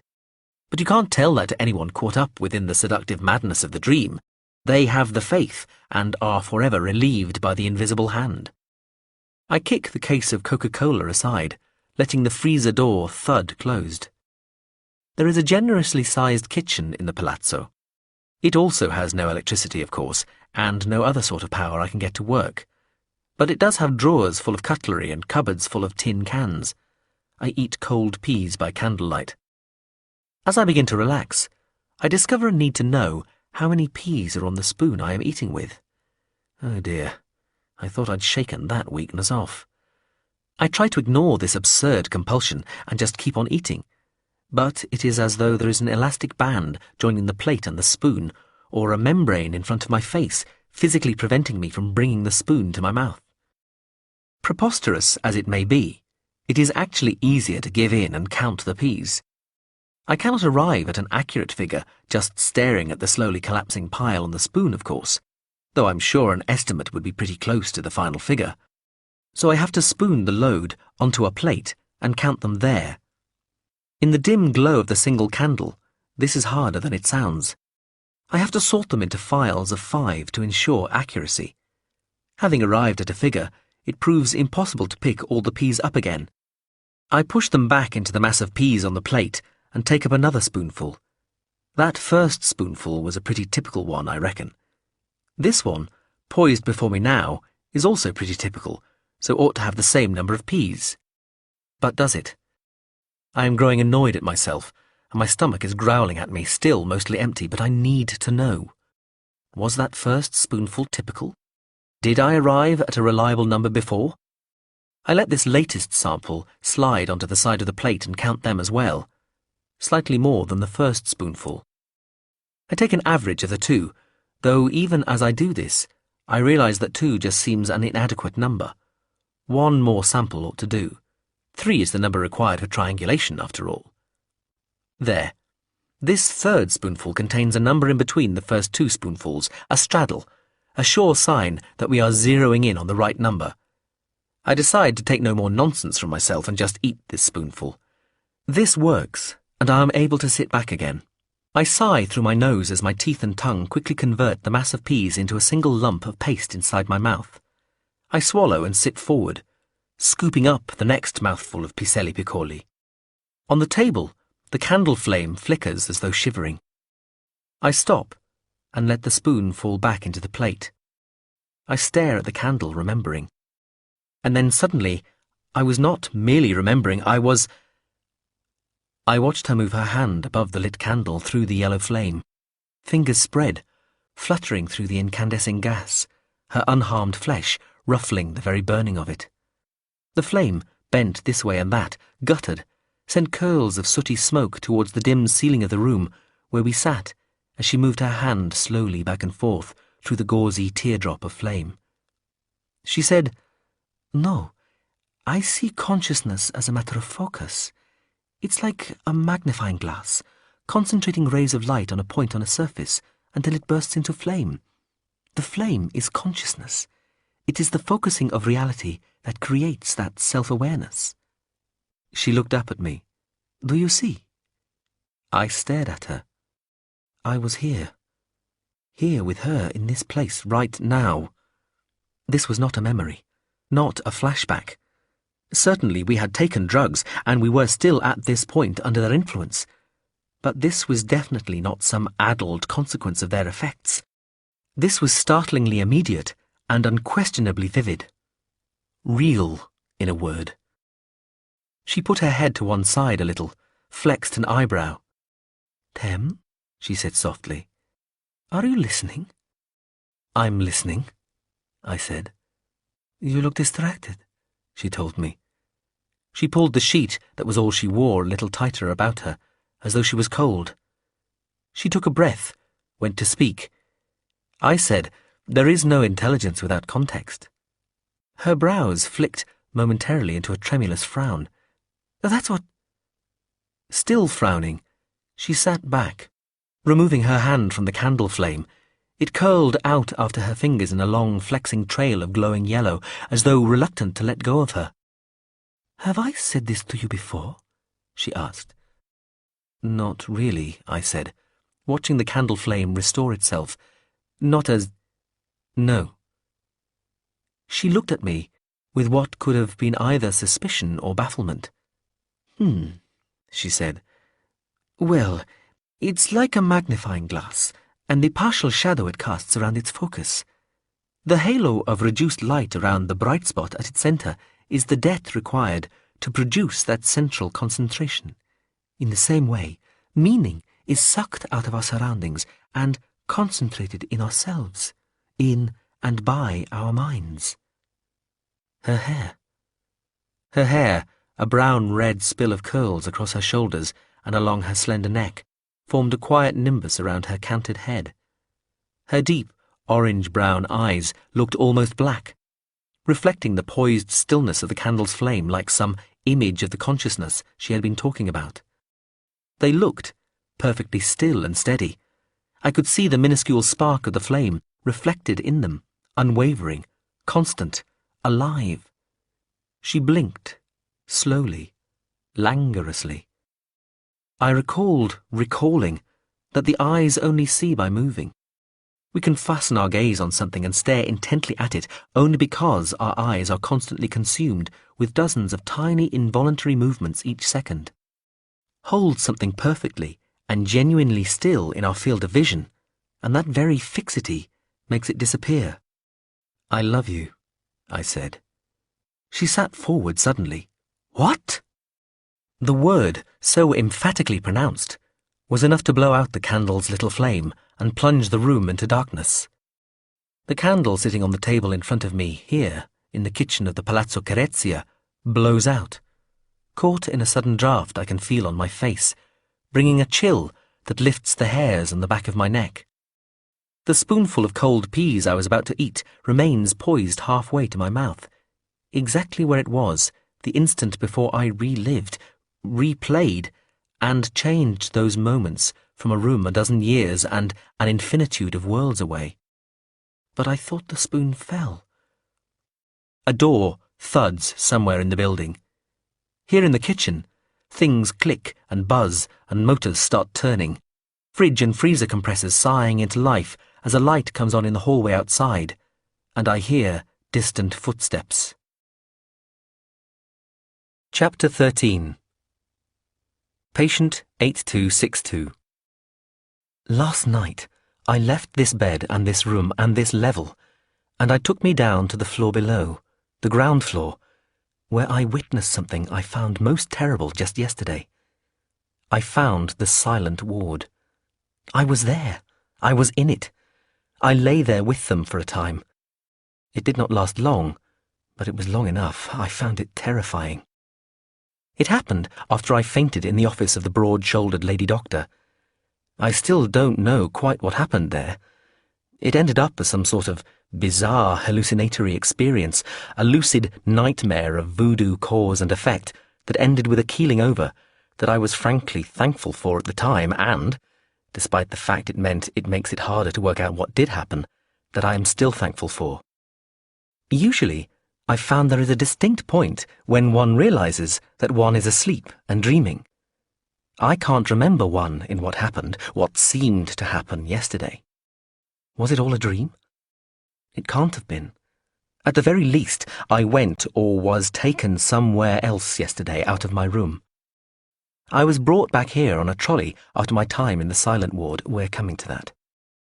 I'm certain that I was as awake at that point as I am now, though, when I think about it, I felt just as awake at the start of the experience with the broad lady doctor as I do now. Well, we must leave that aside. There is a continuum of banal experience between waking up in the silent ward and now. No manipulated dolls causing people to have breathing difficulties or heart attacks or whatever, and then to throw themselves out of windows. I imagined all that anyway, so I'm told. This needs thinking about, obviously. That is why I am thinking about it. I am lying here, eyes closed, concentrating. I may have to get up and carry out further investigations in the day room amongst the droolers and perhaps ask further questions of the nursing staff. But for now, I need to lie and rest and think without distractions. Having said that, I am very aware that the door to my room is closed, and I will open my eyes the instant I hear it open, just in case my assaulter from the other night has the audacity to attempt a repeat visit during daylight hours. Two things. First, I cannot see where the visit to the broad lady doctor went from rational to absurd. It appears seamless in my memory. This is most vexing. Like not being able to see how a simple trick is performed in a magic show, or the join in a piece of mending where it ought to be obvious. The second thing is what happened after I regained consciousness. I woke, flat out in a gurney, a trolley bed. It was dark. Only a couple of soft glows from nightlights illuminated a large space the size of the day room at the end of my own corridor, maybe bigger. The ceiling looked higher than in my room or the day room. I felt groggy and sleepy, but in no pain, unharmed. I tried to shift a little, but either the sheets were very tight, or I had temporarily lost a lot of strength. I was too groggy to tell which, and I had to remain lying flat out. Listening carefully, I could hear gentle snores. I turned my head to one side, then the other. I was at one end of a large open ward, the kind of thing you see in old photographs or poor countries. My trolley was at the end of a line of beds, lying conveniently near the set of half-glazed double doors. On the other side of the room, beneath tall windows, was another line of beds.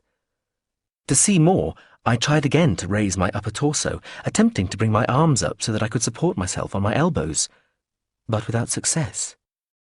Whatever sense we possess that informs us of such matters was busy informing me that I was not exhausted or hopelessly weakened. My muscles were working normally, and were simply being physically prevented from accomplishing their allotted tasks. Something was stopping me from moving. I forced my head up as far as I could, to the point where my neck muscles were quivering, and realized, as I looked down the length of the sheet covering my body, that I was strapped in. Strapped in! I felt a moment of panic and struggled to release myself. There were 4 straps, one across my shoulders, another over my belly, pinning my arms to my flanks, a third securing my legs at my knees, and a 4th gripping my ankles. None of them seemed prepared to release me by as much as a millimetre. What if there was a fire? What if my attacker from the other night came back to find me helpless? How dare they do this to me? I had never been violent. Never. Had I? Of course. Obviously, yes. I had been extremely violent in my earlier life as a famously inventive ultra-assassin, but that was a long time ago and far, far away and in another set of bodies entirely. Since I'd been here, I had been a lamb, a mouse, a non-goose-booing paragon of matchless docility. How dare they trust me like a psychopathic lunatic? All my struggles were to no effect. I was still tied tightly to the bed. The straps were as tight as they had been when I'd started, and all I'd done was raise my heart rate, make myself very hot and sweaty, and half exhaust myself. At least, I thought, as I tried in vain to find any sort of seam or opening or purchase with my wriggling fingers, if the person who'd tried to interfere with me in my room the night before did discover me lying helpless here, they would be faced with the same problem of absurdly tight sheets as I was. I had to hope that it would be as impossible to squeeze a stealthily insinuating hand into my bed as my hands were finding it going in the opposite direction. Nevertheless, I was still terrified. What if there was a fire?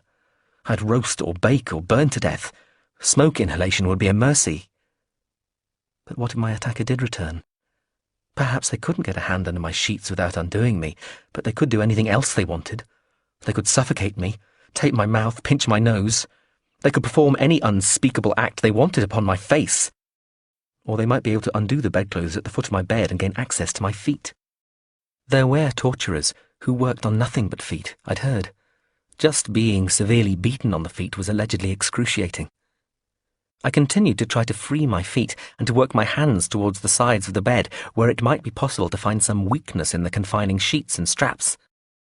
The muscles in my hands, forearms, feet and lower legs were starting to complain and even go into cramp. I decided to rest for a while. Sweat was running off me, and I had a terribly itchy nose that I could not scratch or move my head enough to relieve against any part of the sheets. I looked around as best I could. There must have been 24 people in there at least. Still not much detail visible, just dark shapes, lumps in the beds. Some were snoring, but not very loudly. I could just shout, I thought. Perhaps one of these sleepers would wake, arise and come to my aid. I looked at the bed next to mine, about a metre away. The sleeper appeared to be quite fat and to have her head turned away from me, but at least there were no straps securing them to their bed. I was surprised that my struggles to free myself hadn't woken anybody up. I must have been quiet, I supposed. There was a funny smell in the ward, I thought. That terrified me too for a moment or so. What if it was burning? Electrical burning? A mattress burning?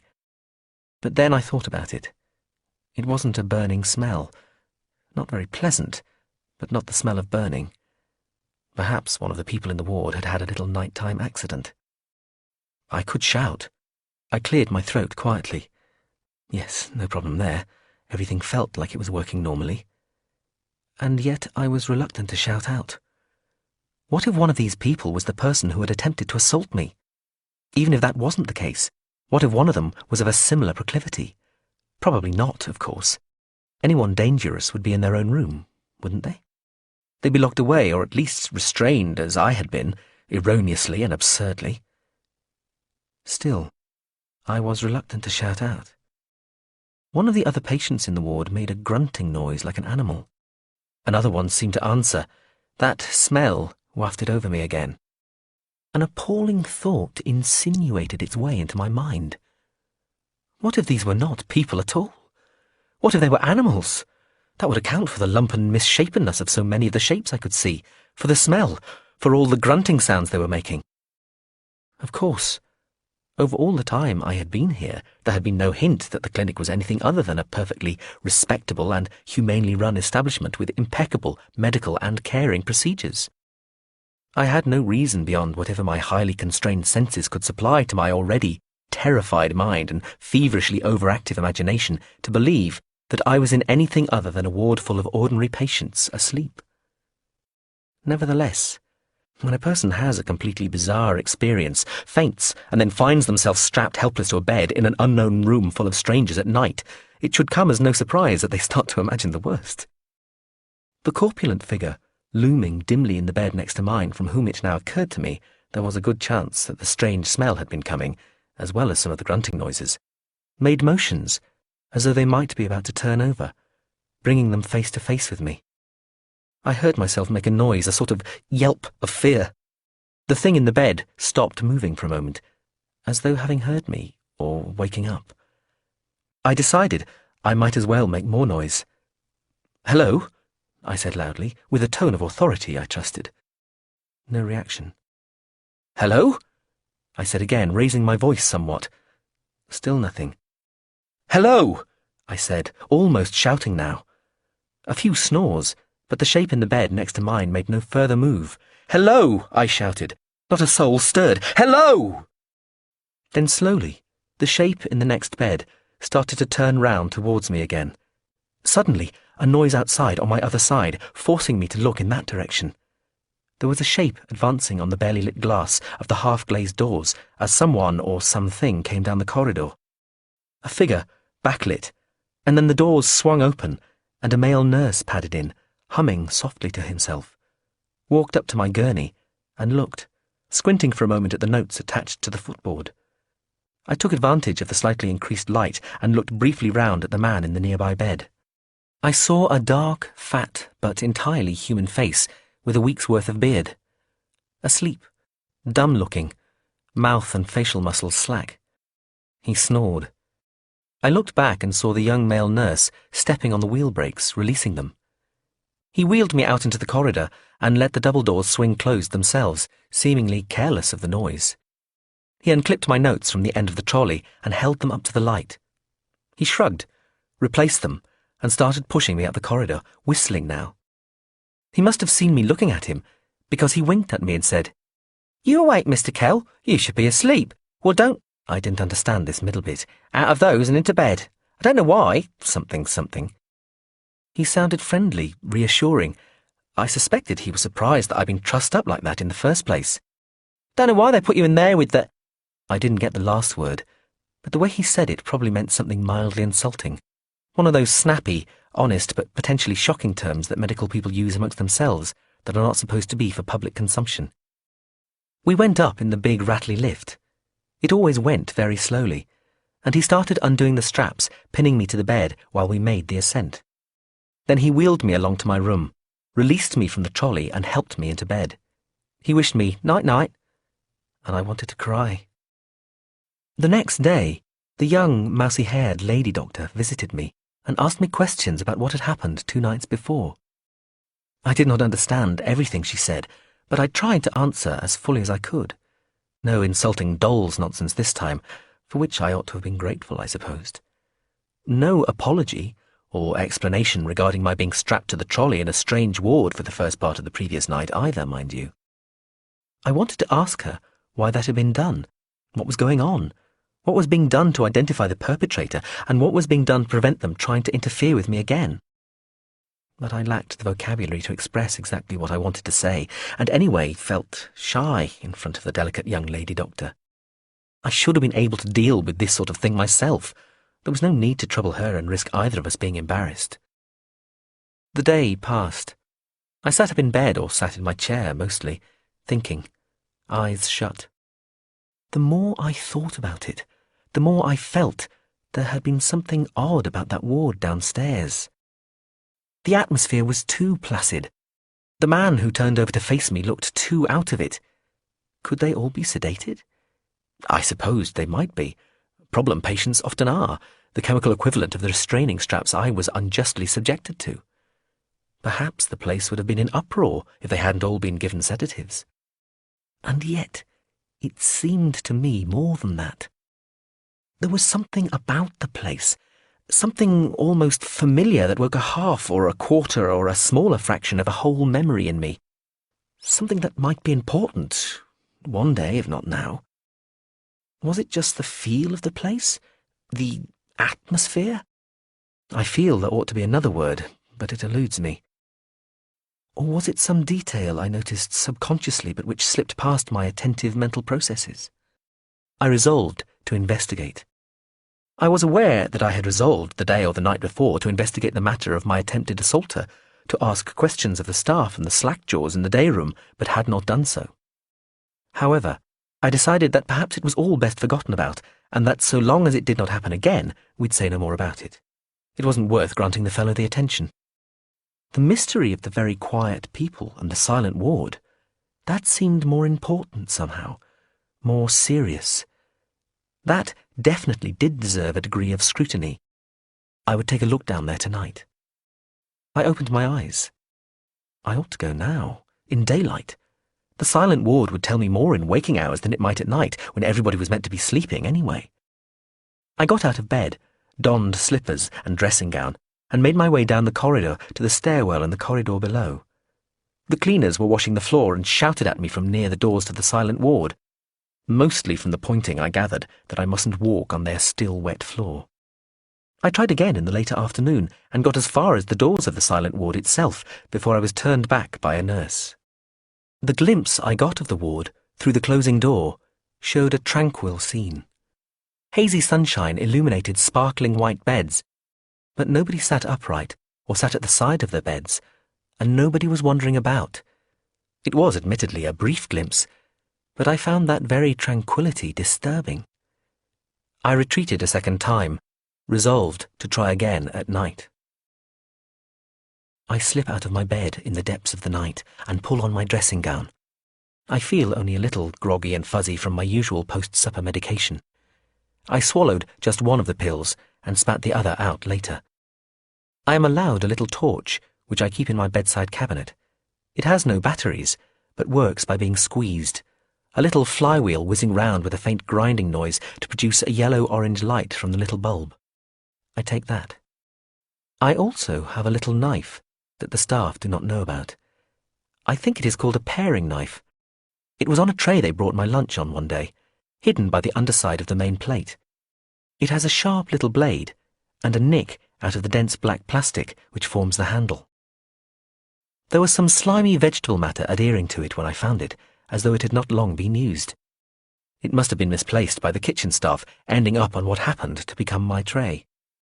My first instinct was to report it. Summon a member of staff immediately, or just leave it lying obviously on the tray to be picked up and returned to the kitchen, or thrown out. That nick on the handle might harbour germs.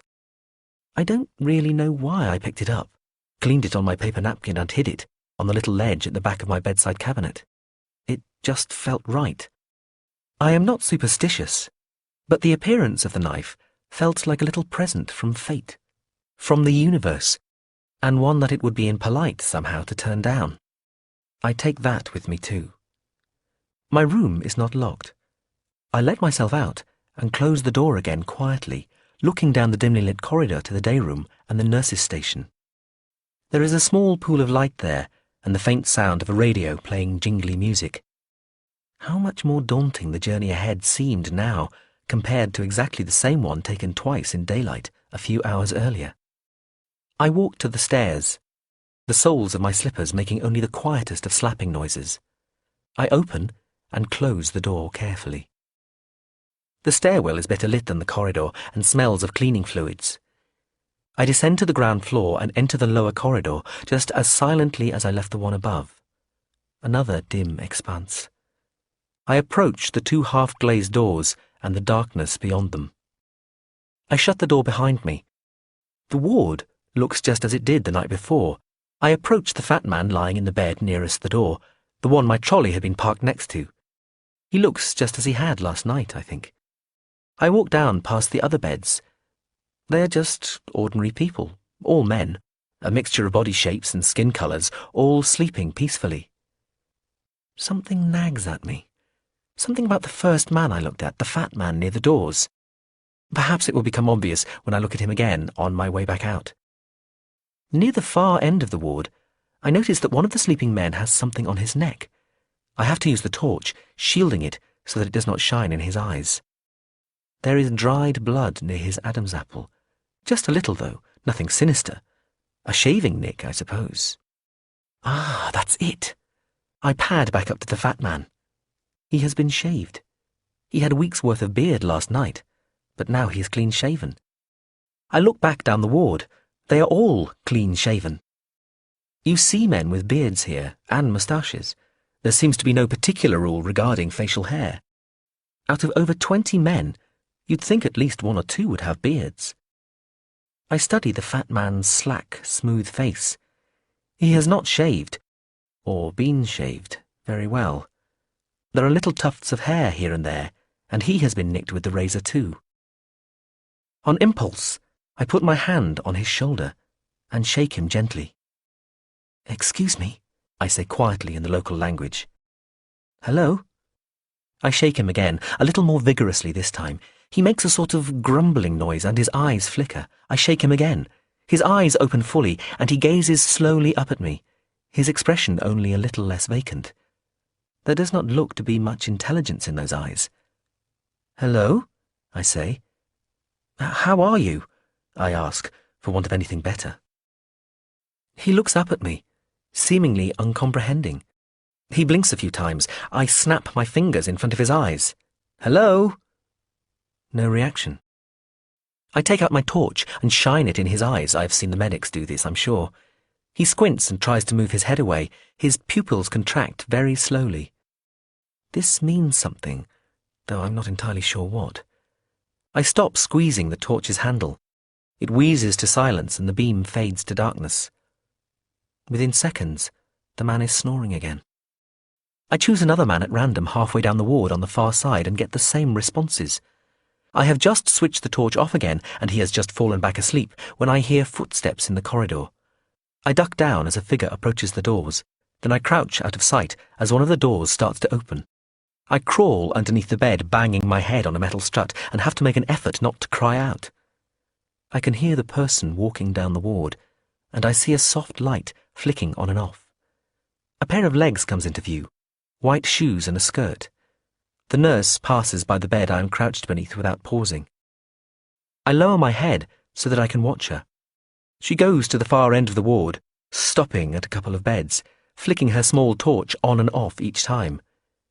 She turns and walks back down the ward, stops at the door for some moments, and then leaves, letting one of the doors swing shut against the other without closing it especially quietly. I wait a few minutes.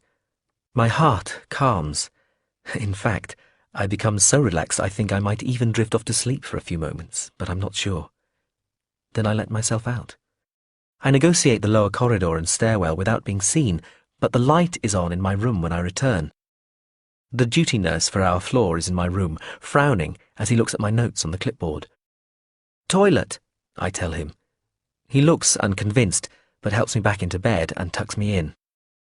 As I close my eyes, I picture the ward downstairs again, and I realize that one of the things that felt wrong, one of the things disturbing me about it, even though I could not pin it down at the time, was the sameness of it all.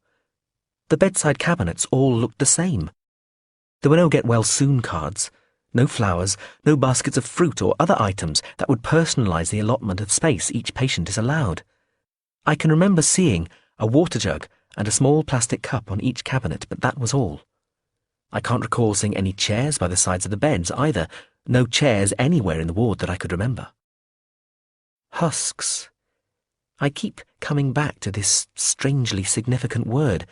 Whenever I think about the silent ward and those deeply drugged or, in some other way, near comatose men, I think of it. Husks. They are husks. I am not sure why this means so much to me, but it would appear that it does. Husks. Madame d'Ortolan. But, Madame, is it really such a terrible thing? Madame d'Ortolan looked at Professore Loisel as though he was quite mad. The two of them were squeezed into a dusty study carrel, high in a spire of one of the less fashionable UPT buildings, an outside adjunctory, within sight of the Dome of the Mists, but sufficiently distant and obscure for their conversation to stand no chance of being recorded. "Someone transitioning, without septus?" she asked emphatically. "Not a terrible thing?" "Indeed," Loisel said, waving his chubby-fingered hands about. "Ought we not, Madame, rather indeed to celebrate the fact that one of our number has, or may have, discovered how to transition without the use of the drug? Is this not a great breakthrough, a veritable advance indeed?" Madame d'Ortolan, immaculately dressed in a cream twinset, an unlined notebook to the olive graph paper of Professore Loisel's bucolic three-piece, gave every appearance of thinking fairly seriously about trying to cram the Professore through the unfeasibly narrow window of the tiny study space and out to the 60-metre drop below. "Loisel," she said with an icy clarity, "have you gone completely insane?" Professore Loisel flexed his eyebrows, perhaps to signal that, as far as he was aware, he had not. "If people," Madame d'Ortolan said slowly, as though to a young child, "are able to transition without the drug, how are we to control them?" "Well," the Professore began. "First of all," Madame d'Ortolan said briskly, "this has not turned up in one of our extremely expensive but, now apparently rather irrelevant laboratories, or within the context of a carefully regulated field trial, or constrained by any sort of controlled environment. This has come upon us on the hoof, in the midst of a profound crisis in the Council, and in the guise of a previously loyal but now suddenly renegade assassin who, I am nervously informed by those trying and mostly failing to track him, may be continuing to develop other heretofore undreamt of powers and worryingly unique abilities in addition to this one, as though—" "Really? But that's extraordinary!" the Professore exclaimed, seemingly quite excited by such a development. The lady's brows knitted. "Well, fascinating!" she shouted, and slammed her palm on the carrel's small desk, raising dust. The Professore jumped. Madame d'Ortolan collected herself. "I'm sure," she continued, breathing hard, "you'll be glad to know that the relevant scientists, experts and facultarians all share both your enthusiasm and your inability to appreciate what a catastrophe this represents for us." She put her hands on either side of the Professore's ample cheeks, and brought them towards each other so as to compress his smooth, perfumed flesh, making it look as though his squashed mouth and ruddily bulbous nose had been jammed between two glisteningly plump pink cushions. "Loisel, think! Defeating an individual or grouping of people is easy. One simply brings greater numbers to bear. If they have clubs, and so do we, then we simply ensure that our clubs are always bigger and more numerous than theirs. The same with guns, or symbols, or bombs, or any other weapons or abilities. But if this man, who is now patently not one of us, whose hand, rather, is most forcibly turned against us, can do something that none of our own people can do, how do we combat that?" The unyielding firmness of her grip on his face and the concomitant unlikelihood of him being able to form a comprehensible reply led the Professore to believe that this was in the nature of a rhetorical question. She shook his face gently back and forwards in her hands. "We could be in terrible trouble, thanks just to the threat of this one individual." She jiggled his face in her hands. "And then worse, for this can get much worse. What if anybody can do this? Just with some training? What if any idiot, any zealot, any enthusiast, any revolutionary, dissident or revisionist can just decide they want to flit into another person's body, displacing their mind, without planning, without the necessary safeguards and respect for just cause and proven importance? Without the guidance and experience of the concern? Where does that leave us then? I'll tell you. Powerless to control what is arguably the single most potent ability an individual can possess in this or any other world. Can we allow that? Can we countenance that? Can we indulge that? She spread her hands slowly, letting go of Lascelles' cheeks. The professore's features rearranged themselves into their accustomed alignments. He looked surprised and a little shocked to have been handled so. Madame d'Autelin was shaking her head slowly, her expression sorrowful and grave. Professore Loisel found his own head shaking in time with hers, as though in sympathy. "Indeed," the lady told him, "we cannot." "It might, I suppose, lead to anarchy," the professore said profoundly, frowning somewhere towards the floor. "My dear professore," Madame d'Autelin said, sighing, "we might greet anarchy with an open door, garland its brows, hand it all the keys, and skip away whistling with nary care in our heads, compared to what this might lead to, trust me." Loisel sighed. "What do you think we might do then?" "Use all our weapons," she told him bluntly. "He wields a new kind of club. Well, we have some unusual clubs of our own." The lady glanced to the window. "I can think of one in particular." She watched clouds drift past in a silver-grey sky before turning back to the professore's frown. "We have been too cautious, I believe," she told him. "It may even be to the good that something's forced our hand at last. Left to ourselves, we might have hesitated forever." She smiled suddenly at him. "Gloves off, claws out." The professore's frown deepened. "This will be one of your special projects, I take it." "Indeed." Madame d'Autelin's smile went wide. She put one hand out to his face again. He flinched almost imperceptibly, but she only smoothed and patted his right cheek, affectionate, as though he were a treasured cat. "And I know you will support me in this, won't you?" "Would it prevent you if I did not?" "It would prevent my adoring respect for you continuing, professore," she said, with a tinkling laugh in her voice that found no echo in her expression. Loisel looked into her eyes. "Well then, ma'am," he said softly, "I could not allow that. It might serve to put me with Oblique and Plight and Crike and the rest. There have been narrow squeaks reported, abnormal events." Madame d'Autelin nodded, her expression a picture of concern. "Haven't there?" she tutted. "We should all be very careful." Loisel smiled wanly. "I believe I am being." She smiled radiantly at him. "Why, I believe you are too." The Transitionary. What is it that we do? What are we for, and what are we against? What are we for? This again. I have a feeling that if I say what anybody else in the concern would expect me to say, you're going to tell me I'm wrong. Give it a go. We help societies across the many worlds, aiding and advancing positive, progressive forces, and confounding and disabling negative, regressive ones. To what end? He shrugged. General philanthropy? It's nice to be nice. They sat in a hot tub, looking out across a polished granite floor towards a starlit sea of cloud. She scooped a handful of the warm water and bubbles and let it fall over her left shoulder and upper breast, then repeated the action for her right side. Tem watched the bubbles slide. Mrs. Mulverhill, even here, wore a tiny white hat like piled snow and a spotted white veil. She said, "How do we define the different forces?" The bad guys tend to enjoy killing people, preferably in large numbers.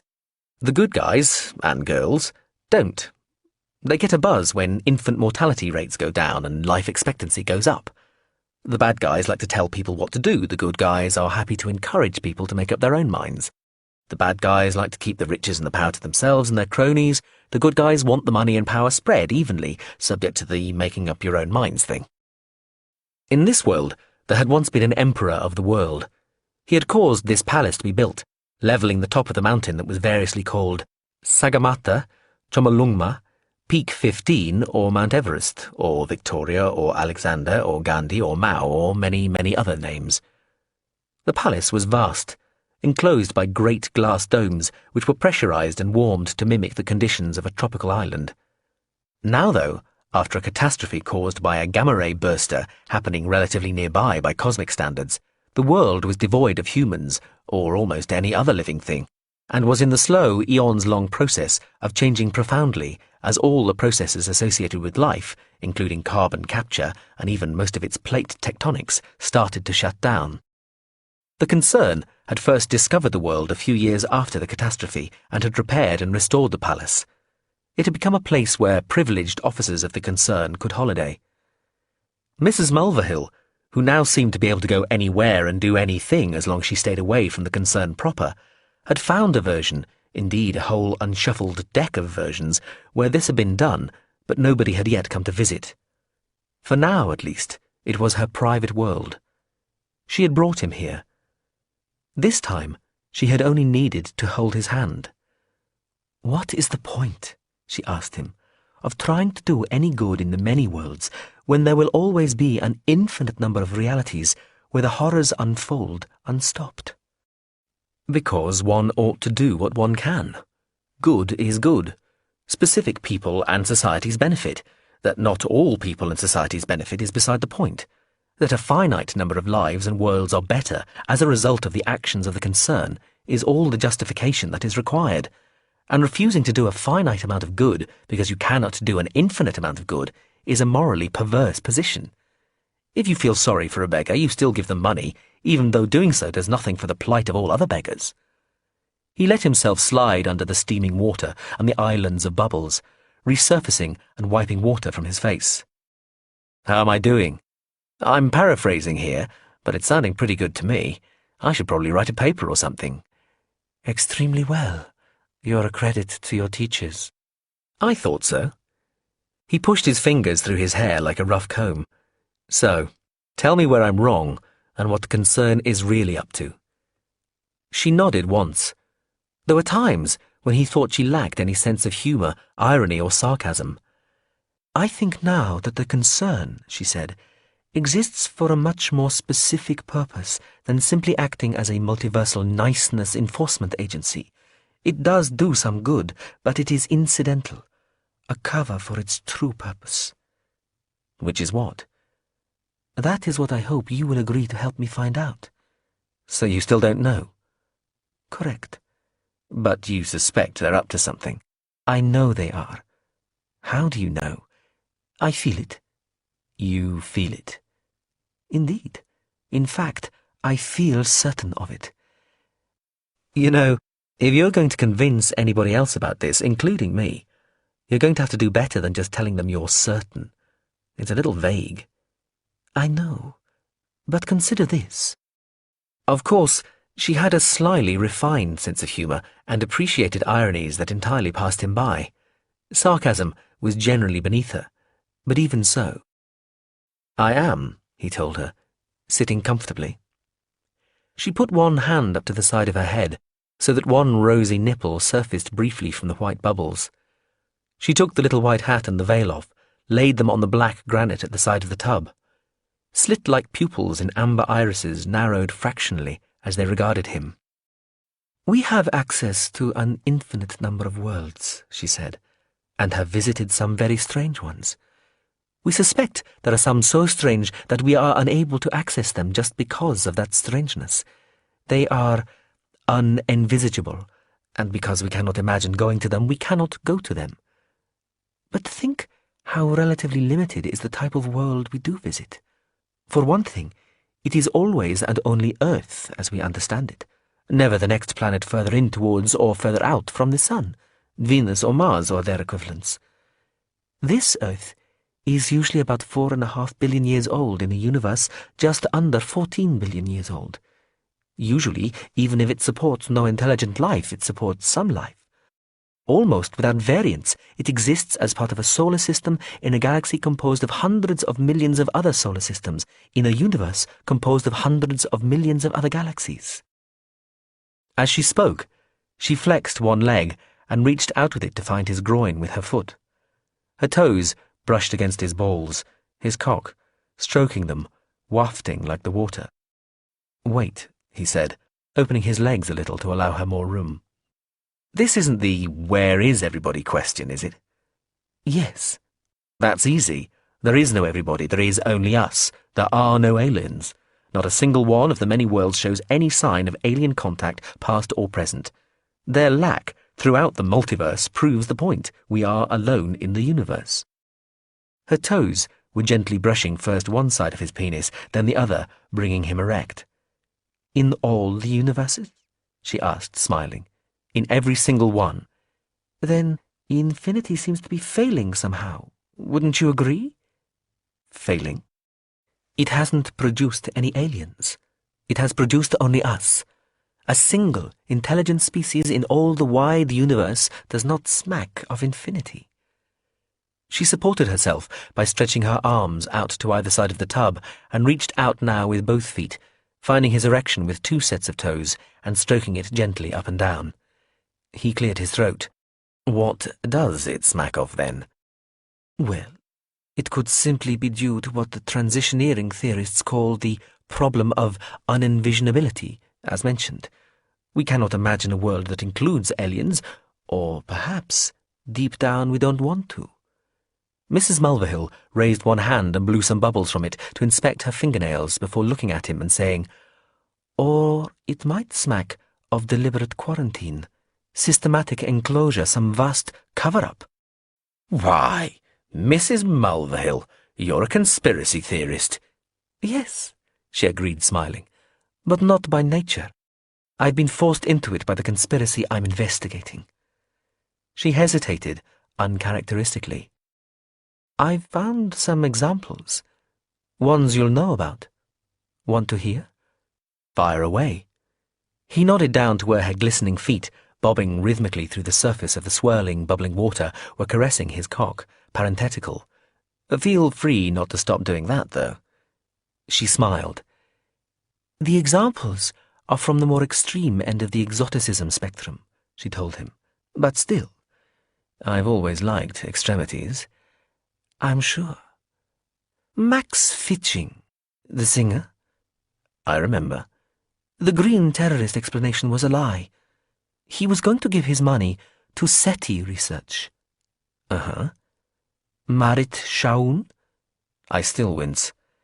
He was going to use his network of communication satellites to do a SETI in reverse, deliberately broadcasting signals to the stars. In his will, he'd have funded a trio of orbiting telescopes dedicated to finding Earth-like planets and looking for signs of intelligent life on them. You killed him days before he was going to alter his will with just that provision in mind. Glimpsing how it's all heading? You missed out Serge Anstruther. Jerger Aushauser? No, he really was a shit. He wasn't really a genocidal racist as such, but whenever he's not stopped, he ends up causing such havoc, he might as well have been. Wanted to buy up a state in the US Midwest and build an impregnable nirvana for the super-rich. Xanadu, Shangri-La, fantasy made real, a libertarian. From his expression, she must have thought he wasn't entirely familiar with the term. She sighed. Libertarianism, a simple-minded, right-wing ideology, ideally suited to those unable or unwilling to see past their own sociopathic self-regard. You've obviously thought about it. And dismissed it. But expect to hear a lot more about it as Madame Doe consolidates her power base. It's a natural fit for people just like you, Tem. I'm already intrigued. Well, you would be. How do you know all this? She waggled her toes over his penis as though it were a flute and her feet were intent on playing it. I seduce forecasters. I've even turned a few. I have my own now. Uh-huh. The concern use you and others to do this sort of thing more and more these days, Tem. You still get to kill the genuine bad guys now and again, but that's become little more than a cover now, not the main focus of their activities. They've even started going after people who are just thinking about what humanity's true place in the cosmos might be. There's a guy called, variously, Miguel Esteban, Mike Esteros, Michel Sanroy, Mickey Sands, who keeps cropping up across one batch of worlds. All the poor fucker wants to do is make a film about finding aliens, but they've started kidnapping him too.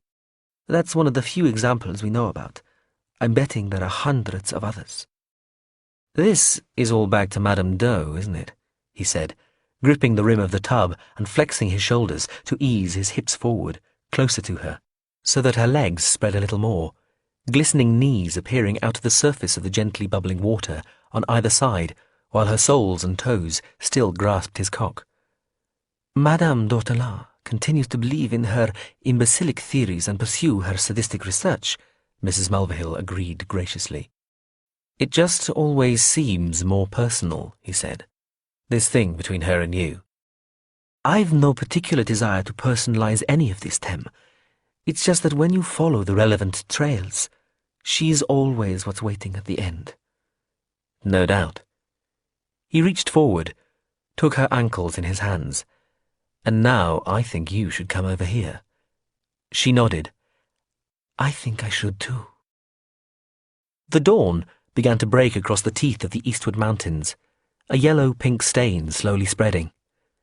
They stood, bundled in pillowed layers of high-altitude four-season clothing, on a high circular balcony situated on the summit of the highest dome of the great empty palace. They were in the open air, beyond a small airlock, sucking oxygen from transparent masks over their noses, leaving their mouths free.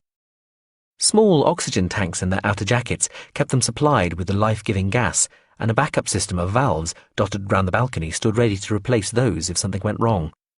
Even so, one could not simply step from the scented sea-level warmth of the palace into the open air of 9.5 kilometres above the ocean. The pressure difference was so great that a period of adjustment was required in the airlock to prevent discomfort. Before dawn, when the air was most likely to be still, was the best time to be here. Nevertheless, a strong, thin wind was blowing from the north. A movable glass screen, linked to a man-high tail of a blade like a giant weather vane, had positioned itself to deflect the worst of the blast over the balcony. Glowing figures on a small screen set into the parapet indicated that the temperature was 40 below. The air, felt on the lips and the few square centimetres of exposed skin around the eyes, seemed powder dry, sucking up moisture as much as warmth.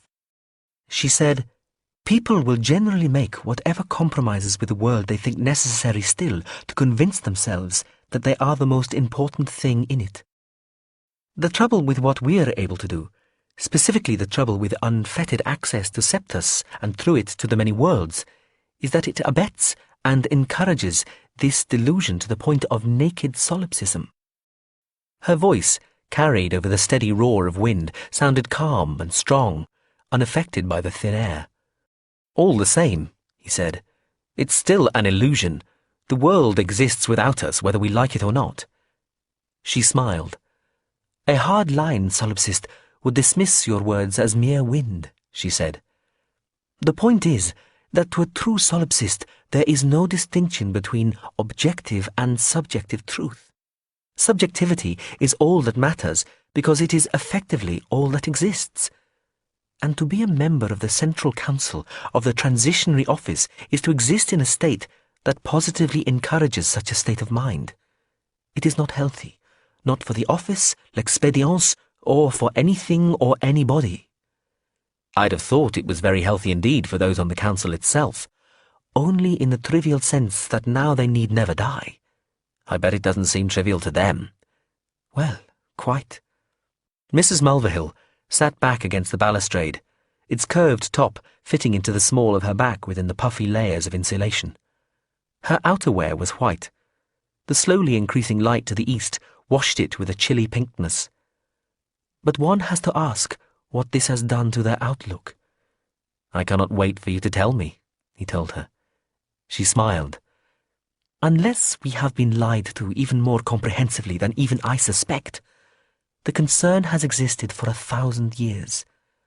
In that time, certainly for the first 8 centuries, it spent its time investigating the many worlds, researching the properties of Septus and the abilities it confers upon people trained to take it, and theorizing regarding the metaphysical laws governing the many worlds and the composition of whatever context they might be said to exist within. Until about 200 years ago, interventions were rare, much argued and agonized over, heavily monitored, and subject to extensive subsequent analysis. So what happened 200 years ago? Madame d'Ortolan happened, Mrs. Mulverhill said, with a sour smile. She discovered how a transitioner could take somebody else with them between the realities, and that opened up a whole new set of opportunities for l'expérience. The numbers of worlds investigated soared. Then, when she was on the Central Council, she pushed for a far more aggressive policy of interference and a still wider spread of influence.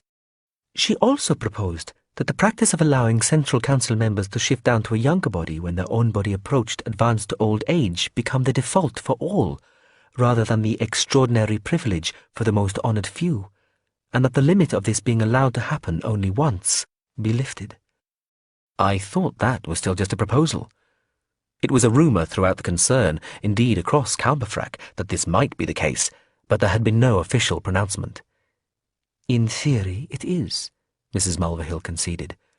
She turned and looked out at the nearby peaks, starting to shine like vast pink teeth all around them. But it's being done piecemeal, as each of the other council members approaches the age when they might start to think that such a proposal does make sense after all, when they have often spent their careers until then decrying and opposing it. The good Madame suggests they might like to reconsider. To my knowledge, only 2 of the council have resisted her so far, and they might still be persuaded. She looked at him and smiled. The steps to the grave grow steeper the closer you approach. A degree of urgency can grip people. She might have those 2 council members too in time, and besides, with them gone and with effective control over the Central Council, she can make sure the replacements are more amenable. She has all the time she wants, after all. She can play the longest of games. So now the Central Council just goes on forever. As an entity, it always expected to, she shrugged. Well, bureaucracies always do, but this one really might, of course. The difference is that in theory, the individuals of the council can now go on forever.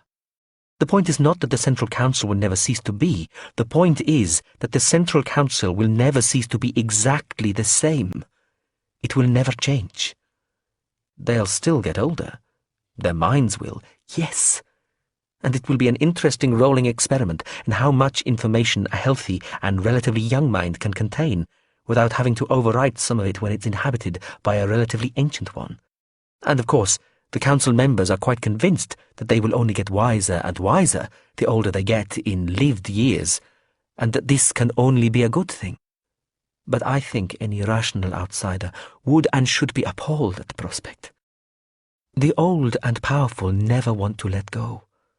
They always think they're both profoundly indispensable and uniquely right. They are always wrong. Part of the function of aging and dying is to let the next generation have its say, its time in the sun, to sweep away the mistakes of the previous age while, if they're lucky, retaining the advances made and the benefits accrued. The sunlight was stronger now, picking out her strange dark eyes with their slit pupils.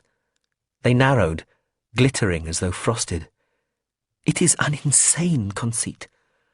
Power always drives to perpetuate itself, but this is a phenomenal extra distillation of idiocy. Only people already riddled with the internalized special pleading and self-importance that too much power brings could even start to imagine that this might be in any way sustainable. He rested one forearm on the parapet, side on, gazing at her. Even bundled so, made comically rotund by the warm clothes, she somehow contrived to appear slim, slight, and full of a specifically sensual energy. He had a sudden flashback to the sight and feel and smell of the body contained within all those insulating layers. They had been here for most of a day and had spent a lot of that time fucking. His muscles felt tired and heavy, and his legs still felt shaky from their latest bout, half an hour earlier, standing, her wrapped around him in the airlock while they waited for the pressures to equalize. Thinking about her, he half expected some sort of stirring from his cock, but nothing happened. It certainly wasn't the cold, so he guessed that this time he really was all done. He had wondered, when she had first suggested they come out here onto the balcony, if it was some sort of final spectacular sight for sex. A risky one, he thought. A chap could risk frostbite. But they had fucked in the airlock instead. He hoped she wasn't expecting more, not for a while. He felt a little sore and absolutely drained. "You do know so much about it all," he said. "Thank you. In particular, I think I know Madame d'Ortolan," she told him. "I think I know how her mind works." "I can certainly vouch for how some of her other organs function." "She has self-belief raised almost to solipsistic levels. It's her weakness. That, and a kind of fanaticism for neatness." "Neatness? Neatness will bring her down." "It could be part of it. Having effective control of the Central Council will not be quite enough for her, I think. Even though, as a whole, it will entirely do her bidding, it will annoy her that there are still people on it who disagree with her, just on principle. She will want everybody on it to agree with her. It's just neater. And that self-belief, it makes her think that she can do no wrong just because she is who she is. For all her clear-headed cunning and guile and utterly ruthless rationality, there is a kernel of something like superstition in her that tells her any given stratagem, no matter how risky, will work in the end simply because she is destined to triumph. That's just the way the world works, the way all worlds work. And that's how we bring her down, Tem." "Do we?" "We keep annoying her, keep opposing her, keep nudging her to riskier and riskier tactics until she overreaches herself and falls. Or keeps winning." She shook her head. "The longer you keep gambling everything, the more certain you are to lose it. So don't gamble everything. Rational. But if you're absolutely convinced that it is your destiny to triumph, that your victory is inevitable, and gambling everything gets you there quicker than taking it in small steps, why shuffle to glory when you can get there in a few boldly heroic leaps? What if you're wrong?" She smiled ruefully. "Then we're fucked." She took a deep breath and stared out across the pillowed skyscape of clouds towards the dawn. "But I'm not wrong." "Something deep inside tells you that, does it?" She glanced sharply at him, then gave a small laugh. "Yes, quite. Point taken. But we all need to have the courage of our convictions, Tem, if we're not to be just the playthings of the powerful. Hordes of falling, clicking balls battered this way and that at their whim in some vast game. And you have yet to say whether you'll help or not. You need to choose which side you're on. Mrs. M, I'm still not entirely sure what the sides are." She looked down towards the layer of cloud 2 kilometers below. "You know," she said, "people at the top of any organization like to think that they are, metaphorically, on the summit of a mountain in perfect visibility. They're wrong, of course. In fact, there's mist all the way down.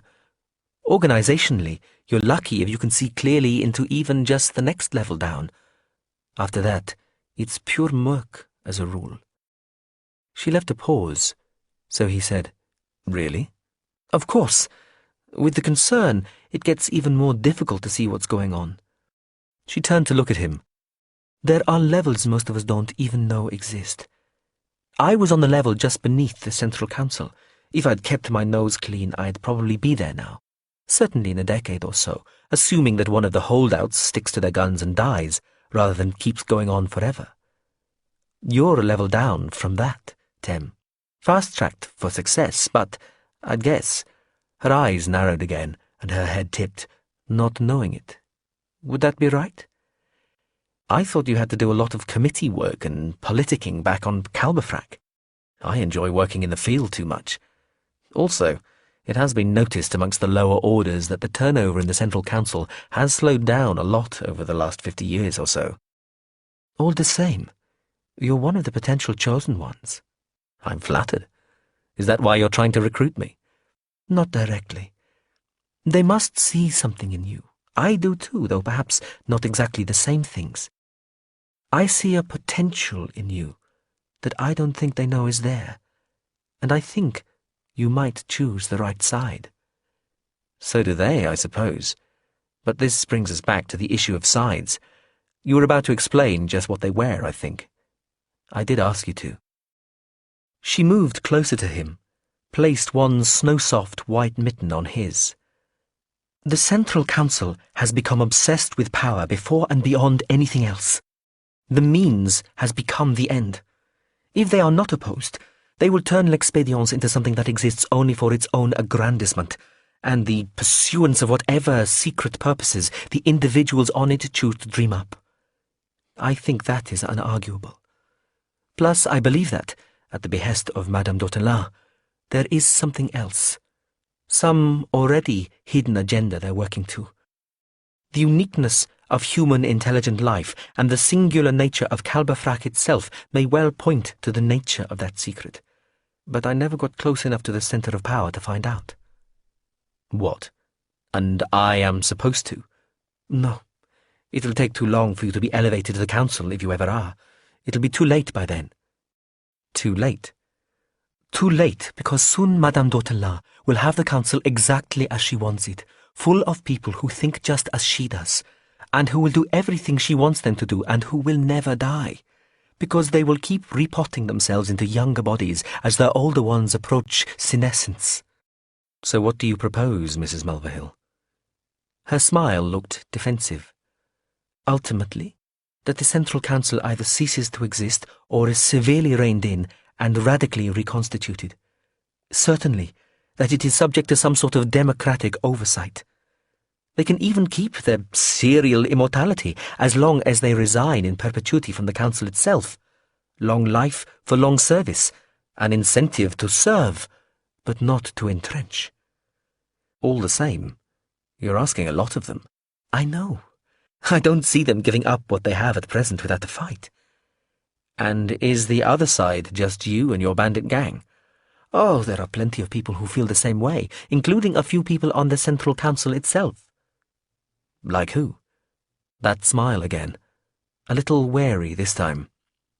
First tell me if you've betrayed me, Tem, she said softly. She lowered her head a fraction as she gazed up at him. Betrayed, he said. We've talked before. I'm an outlaw. If you were playing by the book, you ought to have reported our meetings. I did, he said. Is that betrayal? Not by itself. What else, though? What did they suggest you do? Keep meeting you, keep talking to you. Which you have done. Which I have done. And reporting back. Which I have also done. Fully? Not quite fully. And have you agreed to help catch me? No. But have you refused ever to help catch me? No. They did ask. I told them that of course I'd do what was right. She smiled. And do you yet know what is right? He took a long, deep breath of the pure gas and the stunningly cold air. I think I would find it very hard to help them catch you. She looked pleased and amused at once. Is that gallantry, Tem? Perhaps. I'm not entirely sure myself. Sexual sentimentality is what Madame d'Autelin would call it. Would she now? She is a very unsentimental woman. Well, apart from her cats, maybe. Mrs. Mulverhill was silent for a moment, then said, Do you think they're using you to try and catch me even without your consent? I'm sure they are. I've always assumed that when we meet you've taken care of that. I do what I can. She shrugged. I think I'm still ahead of them. You think they're in hot pursuit? She nodded. Theodora keeps at least 2 tracking teams on the lookout for me at all times. And she has her special projects, her wild cards, randomizers whom she's tormented and bent until they form specialist tools for seeking out people like me. She thinks they might be able to work some magic and both find me and then disable me when I'm traced. I suppose I ought to feel flattered to be the object of such obsessive attention. She looked away at the startlingly bright point of the rising sun. The surrounding peaks shone a bright yellow-white now, the level of illumination dropping down their snow and rock flanks as the sun continued to rise, casting jagged shadows across the steeply sloped snowfields and glacier heads. Just in that moment, he thought she looked small and vulnerable and hunted, even afraid. The urge to reach out and take her in his arms, to shelter and protect and reassure her was very strong and surprising. He wondered for a moment how much of this was deliberate, if he was being manipulated, and in that hesitation, The moment passed, and she turned back to him, smiling, raising her face. "You need to take care, Tem," she told him. "You can only postpone making up your mind for so long. Perhaps no further after this. You can seem to cooperate with them and listen to me for now, but sooner or later they'll insist you do something that settles it. You'll need to decide." "I thought you were trying to get me to decide." "I am, but I'm not threatening you." "They're not threatening me." "Not yet. They will, unless you take the hints that will be put before you, if they haven't been already, and obviate the need for explicit threats."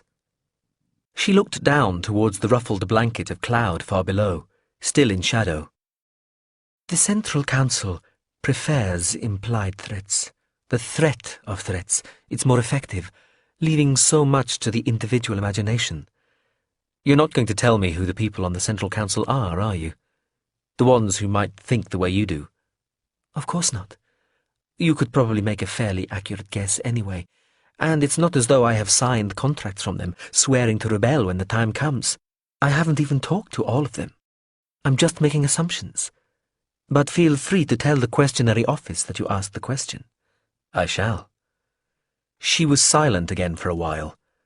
The wind roared on, picking up in strength while the weather-vane apparatus creaked and moaned and swung the glass barricade round to face the onrushing torrent of air.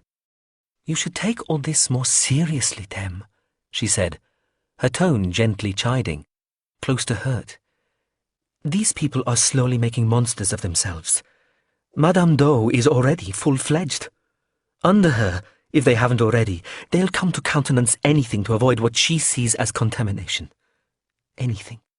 Encouraging world wars, genocide, global warming, anything at all to disrupt the slow progress towards the unknown."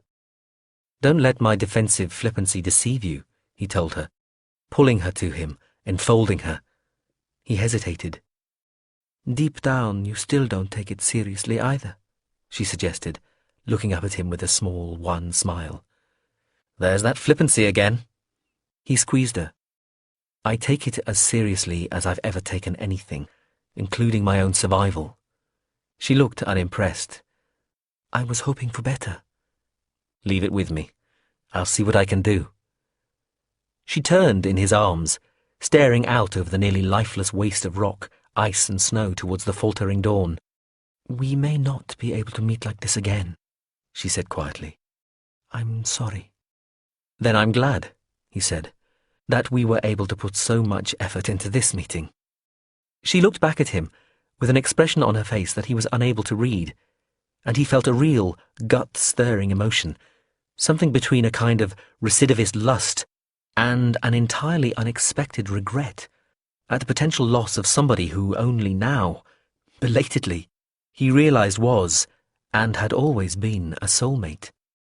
He would never now, never again, call it love. She pushed herself away from him a little, then reached out and patted his gloved, mittened hand again, layers upon layers separating them. "I've enjoyed everything about the times we've spent together," she told him. "Would that there had been more." He gave it a while, then said, "So, what happens next?" "Immediately? Trivially? You go back to Calbefrac, and I disappear again. If I do need to contact you, if I do decide, I'll leave a note of places, times, people." "And beyond that?" "Over time, more to the point, I think Madame d'Ortolin will eventually move against the people on the Central Council who disagree with her. She'll try to isolate them, perhaps even kill them." "Kill them? You're not serious." This was not the sort of behaviour the Central Council was known for. There had been 1 or 2 suspicious deaths on the Council centuries before that might have been due to some judicious poisoning, but nothing untoward since. Stolid and boring were the words most people associated with the Council, even after the ascendancy of Madame Doe. Not danger, not assassination. "Oh, I am as serious as she is," Mrs. Mulverhill told him, eyes wide. "Madame d'Ortolin is one of those people, civilized on the surface, brutish underneath, who think themselves realists when they contemplate their own barbarism and ascribe the same callousness to others. Making the assumption that everybody else is as ruthless as she is helps her live with her own inhumanity, though she would justify it as simple prudence. She knows how she would deal with somebody like herself. She'd kill them. So she assumes those who oppose her must be planning the same, or shortly will. Obviously then, by her demented logic, she needs to kill them before they kill her.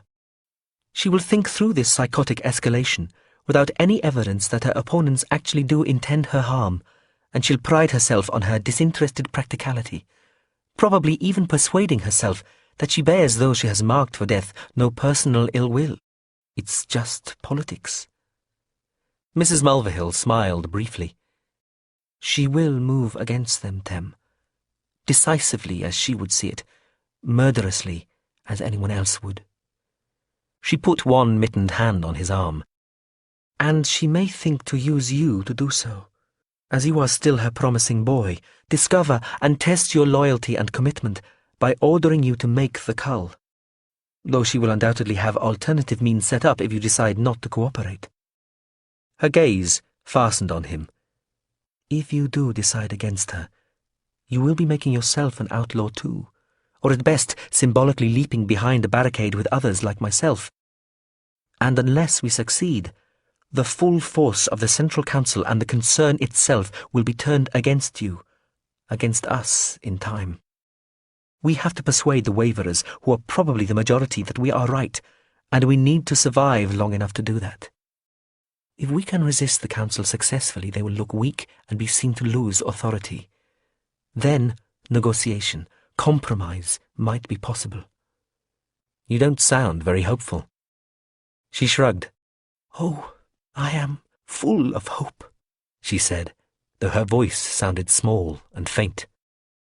He went to her and put his arms around her. She pressed gently against him, her head against his chest. Moments later, almost together, a series of beeps announced that their oxygen cylinders each only held enough gas for a few more minutes. Chapter 14. Patient 8262. I think I have to leave. I cannot stay here, or maybe I can, I'm not sure. It is comfortable here. All is not perfect. I still worry that somebody might try to violate me again, and there remains the disturbing incident with the broad-shouldered lady doctor and her dolls, when things seemed to slip aside from my reality, and it felt like I could only escape through fainting. But even so, my existence here is relatively calm and unthreatened. Maybe I should stay. I am trying to spend less time asleep or snoozing or just with my eyes closed. I am trying to discover more about where I am, about this society and the clinic and about myself. This has met with mixed results so far. However, I feel it is necessary no matter whether I stay here or leave.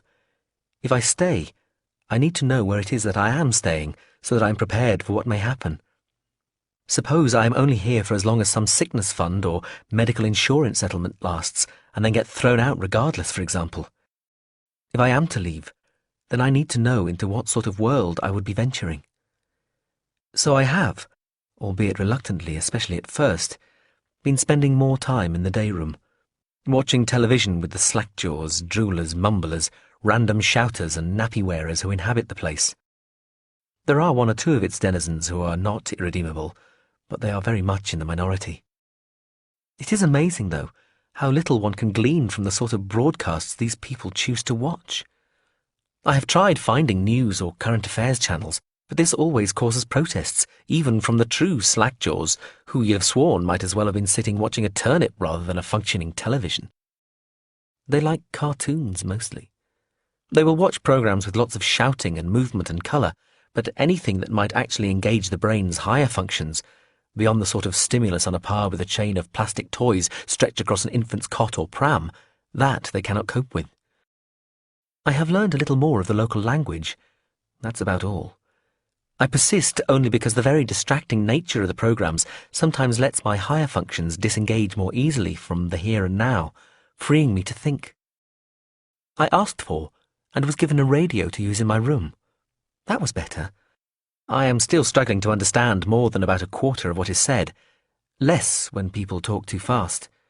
But I have worked out that this is a mostly peaceful world, and that this is a relatively benign, egalitarian society. My care here will continue indefinitely, paid for by the state, and that I am here because I suffered some sort of breakdown, which left me in a catatonic condition for a month. The medical staff think I must still be suffering from a mixture of amnesia and delusion, or that I am just plain putting it on, pretending to be crazy to escape. Well, whatever it was, I felt the need to escape. I have been back to the ward of sleeping men in daylight. Nobody tried to stop me. It is an ordinary ward after all. The men were mostly awake. A few were snoozing, but not all. And there were chairs by the bedsides, and there were flowers and get-well-soon cards on the bedside cabinets, and there was even a family, what I took to be a wife, sad and sallow-faced with two small, silent children, visiting one of the patients. The two adults were talking quietly. Some of the other men sitting up in bed looked at me as I stood at the doors of the ward staring in. I met their level, mildly inquisitive gazes, felt foolish, and turned and walked away down the echoing corridor, relieved and disappointed at once. My name still means nothing to me. Kell. Mr. Kell. Mr. P. Kell. Mr. Polly Kell. Nothing. It means nothing to me. Well, beyond that it feels the wrong way round somehow. Still, it seems that I am stuck with it, and I suppose it will do as well as any other. I was a crane driver, they tell me. I worked in one of those tower cranes they used to build tall buildings and other large structures. This is a job of some skill and responsibility, and one that you'd want someone quite sane and sensible doing, so I probably couldn't just walk back into that. But it occurs to me that it is also a job that somebody who did not very much like interacting with other people might choose, and one that might allow the imagination to roam free and unfettered above the city and the site, so long as the mechanics of the job got done safely. I lived alone, a loner, both in my home life and up there in the sky, swinging loads around from place to place, while the people below scurried like ants, and I took instructions from disembodied voices crackling over the radio. No family, no close friends, hence no visitors, save a foreman from the firm while I was still catatonic, apparently. Anyway, the whole building team has moved to another city now. I'm told I rented a small flat from the city council, which has now been allocated to somebody else. My possessions, such as they may be, are in storage until I claim them. But I remember nothing of that life. Rather, I was a dangerous, skilled, swashbuckling hero, a remorseful but utterly deadly assassin, a thinking person's hooligan, and later, or perhaps just potentially, a mover and shaker, high-flying, fast-tracked in a vast and burgeoning shadow organisation spreading secretly under our banal existence like some fabulously bright and intricate mosaic long buried unglimpsed beneath a humble hearth. I remain convinced that this calm, unambitious, self-satisfied, unspectacular little world is not all there is. There exists a greater reality beyond this dull immediacy, and I have been part of it, an important part, and will return to it. I was betrayed, or at least persecuted, and I fell and nearly perished, but I escaped, as of course I would, being who and what I am, and now I am hiding here, waiting, biding my time. So I need to prepare, and work out whether I should do nothing but wait here patiently, or take matters into my own hands, and strike out purposefully. There is much to be done. Madame d'Ortolan. Between the plane trees and belvederes of Asperge, on this clear midsummer, early morning, the dawn-glittering dome of the mists rises splendidly over the University of Practical Talents like a vast gold thinking cap. Below, amongst the statues and the rills of the Philosophy Faculty rooftop park, walks the Lady Biscuitine, escorted. From the vantage point of a terrace a few metres higher and 50 metres away, Madame d'Ortolan, with Mr. Kleist at her side, watches the little party as it meanders closer. From a distance, Biscuitine looks quite normal, just a pretty plump blonde in a rather old-fashioned long white dress, attended by 4 gentlemen and a lady-in-waiting. "There are other people we might employ, ma'am," Kleist says. He has been waiting to say this. He might have said it a dozen times in the last day, but has held his tongue. She has been waiting for him to say it. I know, she tells him, still watching the sauntering progress of the little group. Biscuitine does not appear to have noticed her yet. Her escort, handlers and guards, should have noticed them if they are doing their job, but they show no sign either. Madame d'Ortolan takes 2 steps back on the pink stones, only just keeping the approaching figure in sight. How are Gangava and Jildeep? Kleist ignores the question because he knows it is rhetorical, a comment rather than a request for information. There are others besides before we need to resort to this thing. Indeed there are, but it will all take time no matter what we do, and the next team we send, if we do not use our little blonde friend here, will be seen as just another incremental escalation. He will probably be expecting that. We need to send him somebody who will come as a deeply unpleasant surprise. I am in no doubt that her deployment will produce a deeply unpleasant surprise or two. Madame d'Ortolan still doesn't look at him, still keeps her attention focused on the distant white figure. Possibly on our own side as well, you mean? That was what I wished to imply. Message received, Mr. Kleist. Madame d'Ortolan squints, tips her head fractionally. You know, I'm not sure I've seen her in sunlight before, she says so quietly that Mr. Kleist is not certain that she even means him to hear. He supposes that what she says is true. They have seen the creature in laboratories, strapped to things like dentists' chairs, confined in small rubberized cages or tied to hospital beds, sometimes weeping, sometimes hysterical, more lately in states of humming, unconcerned calm, or babbling nonsense, but always surrounded by muttering technicians, wielding clipboards, electrodes and meters, and rarely with a window even in sight, always in artificial light, and always, until now, physically restrained. It has not always been pleasant to watch, but the girl's powers, evident from birth but beyond control, have been heightened and honed over time. Weaponized, you might say. Personally, he thinks a little less time might have been devoted to raising those abilities to their present, admittedly formidable heights, and a little more to making them easier to predict and control. But Biscuitine, in her present form, is very much Madame d'Ortolan's creation, and such timidity, as she would see it, is not Madame d'Ortolan's way.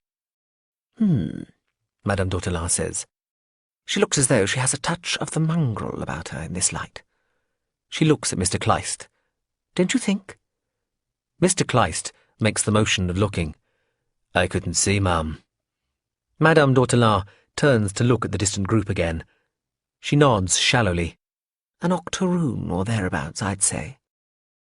There is a pause, then a sigh before Mr. Kleist says, Well, in any event, ma'am, if you truly are decided on this course, we should waste no further time.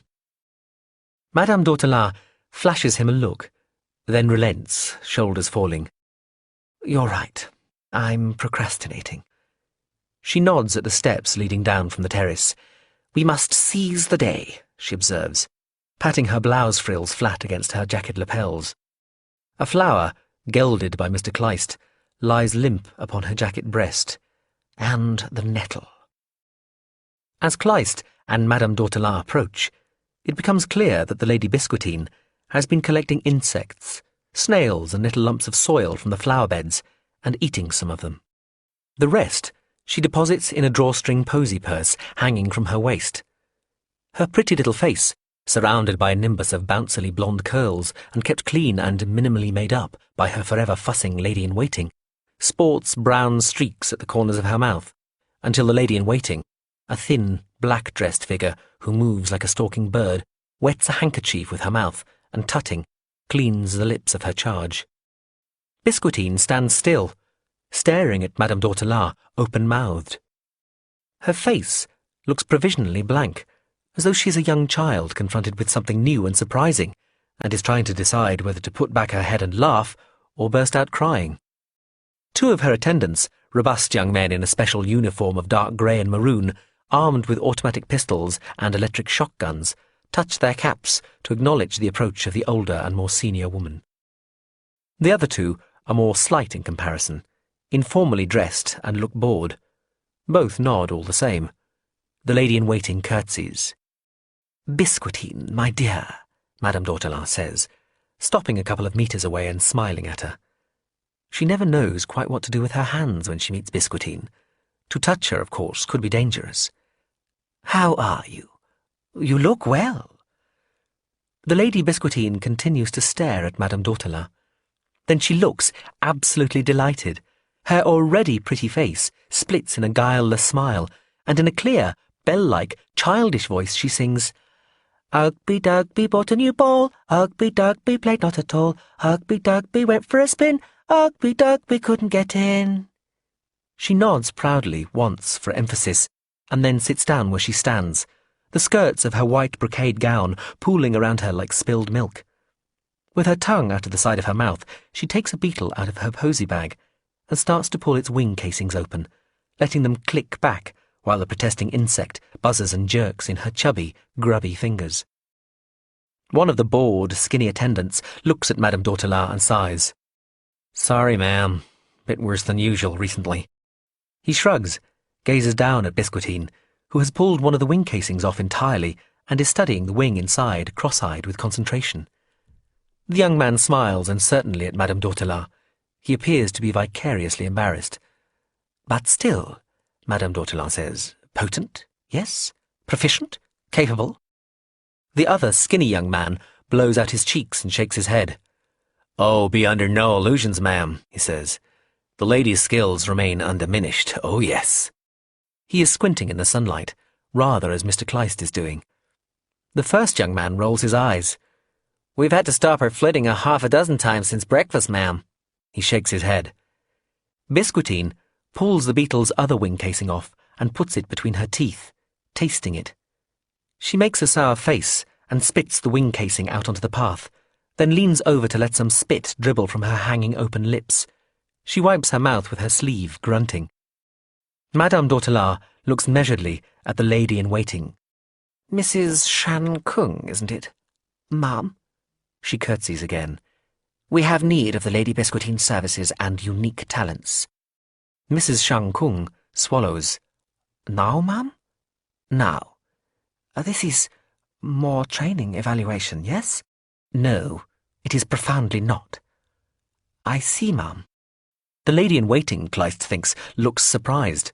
One might even say startled, and possibly also more than a little afraid. The beetle is vibrating its wings noisily in a vain attempt to escape. Its large, horn-like mouthparts, spasming in frantic pincering movements, connect with one of Biscuitine's fingers and nip. Biscuitine winces, frowns severely at the creature, and then pops it whole into her mouth and starts to eat, grimacing only a little. There are crunching noises. The Transitionary. Something very fucking weird happens as I sit there in the main kitchen of the Palazzo Carezia, the spoonful of peas poised in front of my mouth. I get the most transitory glimpse of something like a vast explosion. It looks frozen at first. Then I plunge into it or it whirls out to meet me, and I can see its surface is a boiling mass. Then I'm like some particle in a cloud chamber, battered by Brownian motion, trilling down through an infinitude of worlds, all riffling past too fast to see properly or count, and then wham! I'm here, except I seem to have bounced part way back out of where I really am, because I swear I can see myself sitting there in the kitchen. And I can see the whole palace, in 3 dimensions. It's like the entire building is made of glass. Roof tiles, stones, beams and floorboards, carpets, wall coverings, furniture, and even the piles that the whole place rests on. Ancient warped tree trunks densely packed, twisted into the mud meters and meters beneath. I'm aware that all the components are there, and I can still tell what colour each is and see the patterns on things like the Persian rugs scattered through the building. But at the same time, I can see through everything. I can see the immediate surroundings, too, the buildings flanking the palazzo, also facing the Grand Canal, the small canal to one side, the Calais on the 2 other sides. Plus, I have a vague impression of the rest of the city, but the fabric of the palace itself is patently where all my attention is focused. Who the fuck is doing this? Am I doing this? It looked like I zoomed in from the outside of the whole meta-reality there, pinpointing into this world, this city, this building right here and now, all in under a second. I've talked to the top brain boys and girls at the Transitionary Theory Department in the Speditionary faculty, and what I saw looked like what they imagine in their heads all the time, but have great difficulty explaining. But it honestly felt like I was seeing it properly, truly, for real. I inspect my newly revealed panorama and discover that I am not alone in the palace. There are some people entering from a boat moored at the private jetty, and what looks like another team bursting in through the front doors. I can even see the air movements. The draft I felt a moment ago came from the canal jetty doors.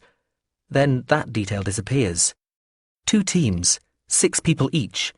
They each have a team member capable of damping down the capacity to transition anywhere near them. I'm already within both volumes of effect. More personnel. There are another 4 people guarding the ways out of the palace, and 2 more in a second launch holding station in the Grand Canal just off the palace. How did... I was out for nearly 2 hours after I performed my odd, inadvertent flit from the room with the chair and the quietly spoken man and his sticky tape. 2 hours. I had no idea I'd been out so long. I also have no idea how I know this so certainly now, but I do. Anyway, the point is that they've had plenty of time to prepare. I wonder if my call to aid in London pinpointed me. The thought has barely formed in my mind when I know that it didn't. Using the phone from the supposedly deserted palace only confirmed what they already knew. Both teams are splitting up.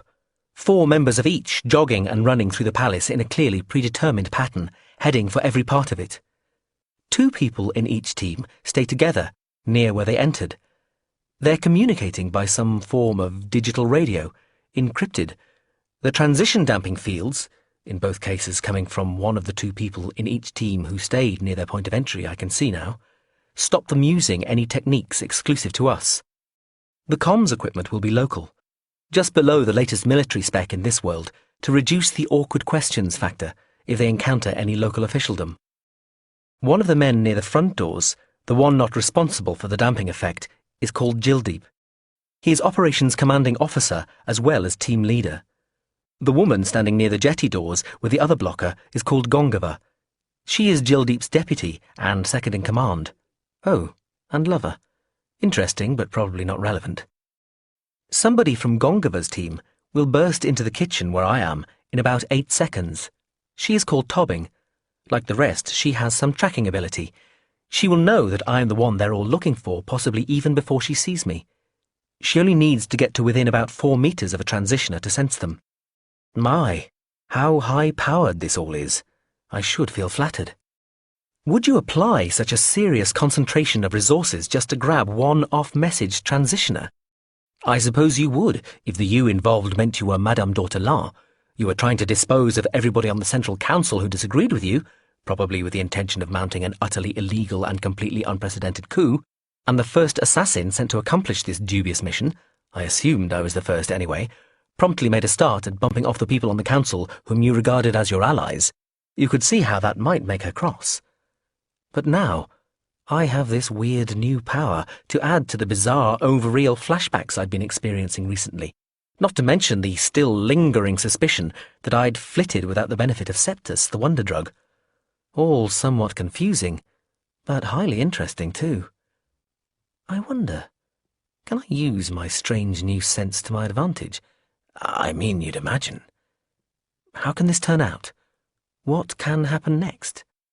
The view of the palace splits suddenly into a blurring stack of further palaces, each subtly different. I can concentrate on any one I wish to inspect.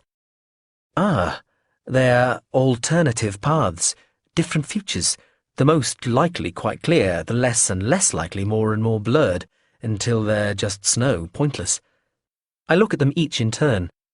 The people in them, the members of the 2 teams searching the palace, are moving very slowly now, I notice, which is handy. Ms. Tobbing is very close to the kitchen door, all the same. I can hear a slow, heavy thud back in what we'll have to call physical reality. That'll be one of her footsteps, that will. I can hear the echoes of the previous one still resounding.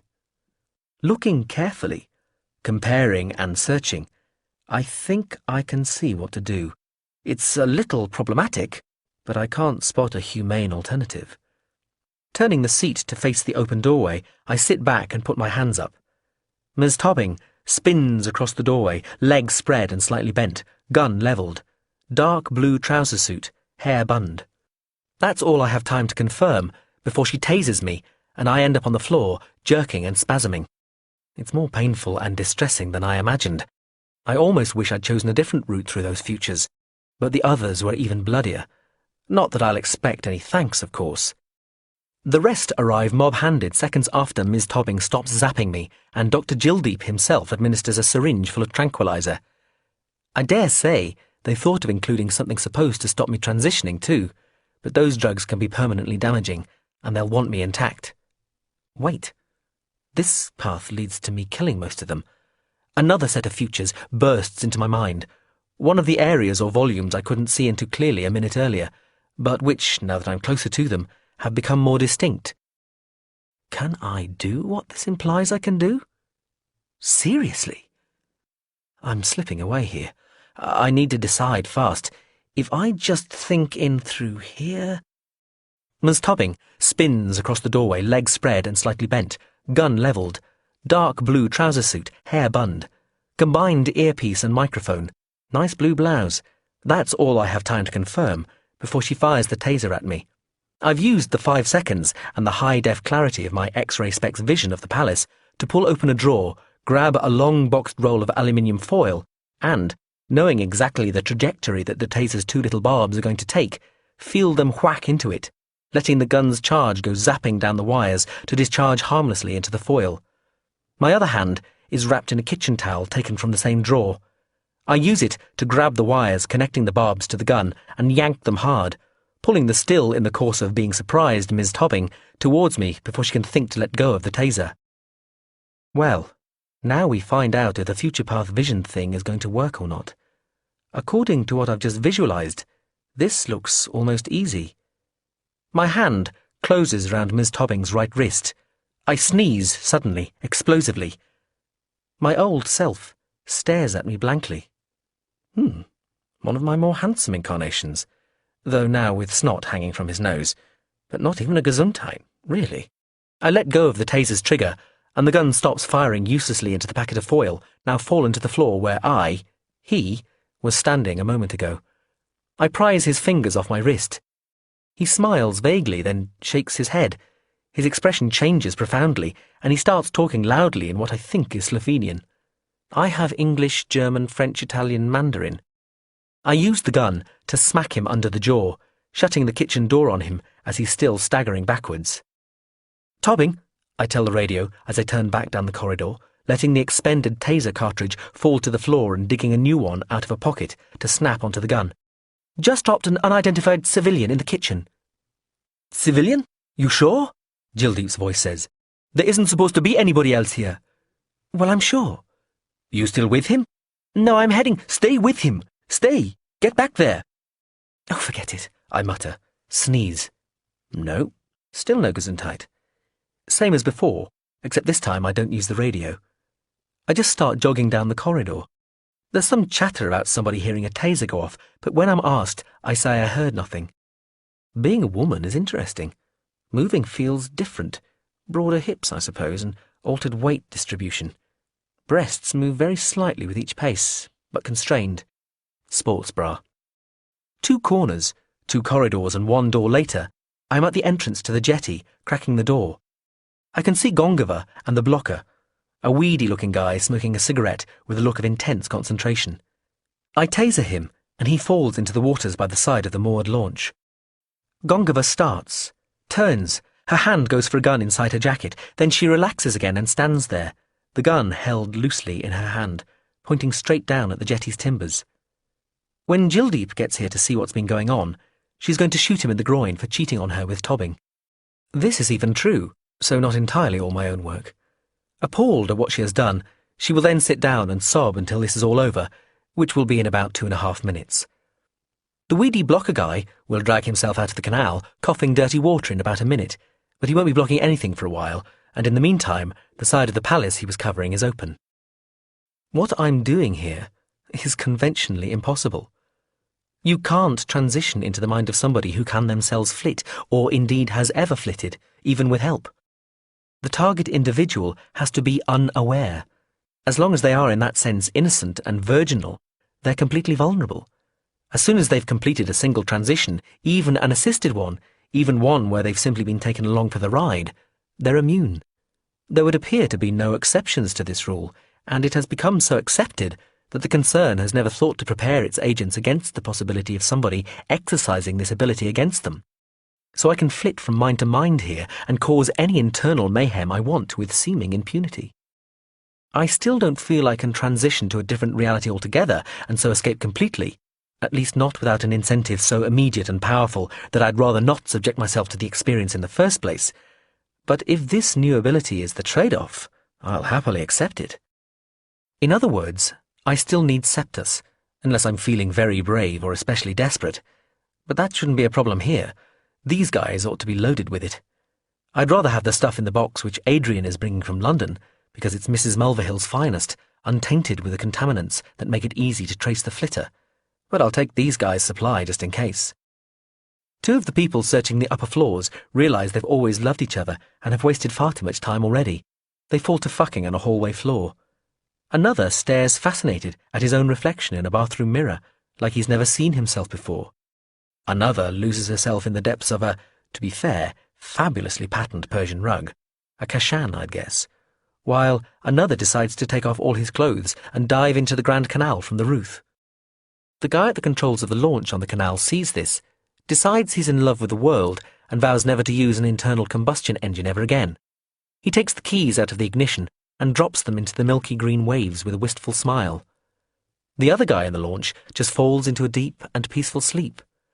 One of the people guarding the Calais is absolutely convinced he's just seen his years-dead father walk past and takes off after him.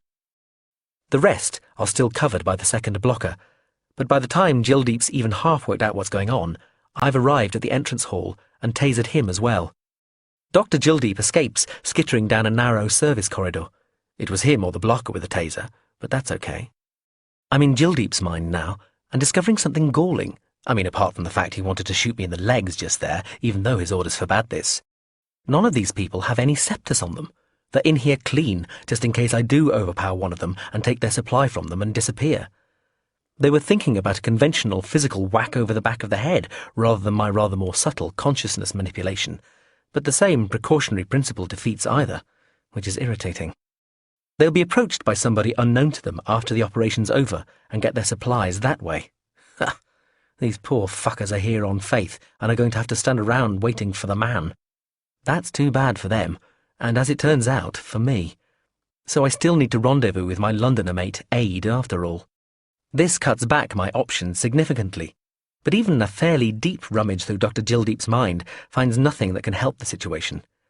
I suppose I could stay inside one of their minds for longer than I was intending to, but long before their supplier arrives, they'll have the blockers up and functioning again, or, if I disable these two blockers permanently, they'll bring in new ones and I'll be trapped at best. More likely by far, a good blocker will spot the wrong 'un in their midst like a badly bruised thumb, and I'll be caught. Whatever. With the second blocker down, nobody has the power to stop me, and there's no point interfering with anybody else. I'm free to go. A man, an unremarkable man, about 30, black hair, medium build, sitting at the stern of a passing vaporetto bound for Santa Lucia, sees a naked man run along the dark roof of an impressive white and black palazzo on the western side of the Canalasso. Along with the rest of the passengers, now turning to each other muttering, saying things like, "Oh my goodness," and cosa, and so on, he turns to watch as the man throws himself from the roof and hurtles into the water just in front of a water taxi, which swerves and goes astern to rescue him, even though he does seem rather intent on swimming down the canal towards San Marco. Nearby, a man in an idling launch turns off the engine and casually drops the keys overboard. The unremarkable man at the stern of the passing vaporetto looks surprised for a few moments, then sneezes. Italian, English, Greek, Turkish, Russian, Mandarin. Mavis Bocklight, a genial pensioner from Baxley, Georgia, USA, who's sitting across from him, says, "Bless you, sir." Finally. I smile and nod. Grazie, signora. Chapter 15. Patient 8262. I think I am well, I tell the broad doctor, who had the dolls in her desk. I know her name now. She is called Dr. Waldspytter. I think I am okay now to leave. My grasp of the local language has improved markedly. It is called Ittik. Dr. Waldspytter looks at me, lips pursed, brows gathered in the middle as though by a pulled thread. I appreciate everything all here have done for me, I tell her. What do you remember of your past life? The doctor asks me. Not very much, I confess. What would you do if you returned to the outside world? I would look for a place to stay and for work to do. I am able to work. Not at your old job, perhaps. Ordinary labour. I could do ordinary labour. I know building sites. That I could do. Ordinary labouring. You feel you could do this? Yes, I feel I could do this. How would you find a place to live? I would go to the Municipal Available Local Lodgings Clearing Office. Dr. Waldspytter looks approving, nods and makes a note. Good. And how would you find work? The obvious next question. I would approach building site managers, but also I would go to the Municipal Local Employment Exchange. The doctor makes another note. I think I'm doing all right here. I need to. I have to get out. I have to get away. Last night, I found I could not sleep and took another small hour's wander along the corridor, down the stairwell and along to what I still thought of as the silent ward. I could not help it. I felt drawn there. I don't think that's what woke me up, but once I was awake, I found myself thinking obsessively about the rows of still beds with their vacant-eyed, near-silent patients, and the contrast with their appearance in daylight when they were awake. I couldn't think what good padding down to look at them would do, but I couldn't think of anything else to do either, and maybe just seeing them for real rather than in my mind's eye would let me get back to sleep eventually. So I went. I looked. They were all just the same, though there were cards and personal items on the bedside cabinets and a few chairs scattered throughout the ward. All the things I'd convinced myself hadn't been present on my first 2 visits, but which I supposed were always there. Then I came back again. There was somebody in my room. I had left the door closed and my light off, but now I could see some light showing beneath the door, reflecting dimly off the shiny floor. At first, of course, I thought it would just be the duty nurse again. Then I saw more movement. At the far end of the corridor, somewhere inside the day room, a pale figure moving across the dark space, disappearing then reappearing and coming towards the low lights of the corridor. The figure in the day room emerged into the half-light of the night-dimmed corridor lights and was revealed as the duty nurse, walking back to his desk at the end of the corridor, holding a magazine and flicking its pages, intent on it. He did not look up, so did not see me. I felt a sudden terror, and shrank back against the wall as far as I could, hiding behind a metal cupboard holding firefighting equipment. The duty nurse sat down at his station at the far end of the corridor, feet up on the desk, still flicking through the magazine. He stretched out to one side. I could hear the wheels of his chair squeaking, and turned on the radio at a low volume. Tinny pop music sounded. I could no longer see the door to my room. Who was in there if not the nurse? Was it my former attacker, whoever had tried to interfere with me? Perhaps I ought to go to the door, fling it open, confront them, the noise and commotion, of course, attracting the attention of the duty nurse. Or perhaps I should just approach the duty nurse directly and tell him there was somebody in my room. Let him deal with whoever it was. I had decided on the latter course and was about to step out from behind the fire equipment cupboard and walk towards the duty nurse's station when from the far end of the corridor I heard a toilet flush. A door creaked and closed. I stepped along the wall to the nearest door, twisted the handle and let myself in. This should be a private visiting room, empty at this time of night. Sound came from somewhere near the toilets.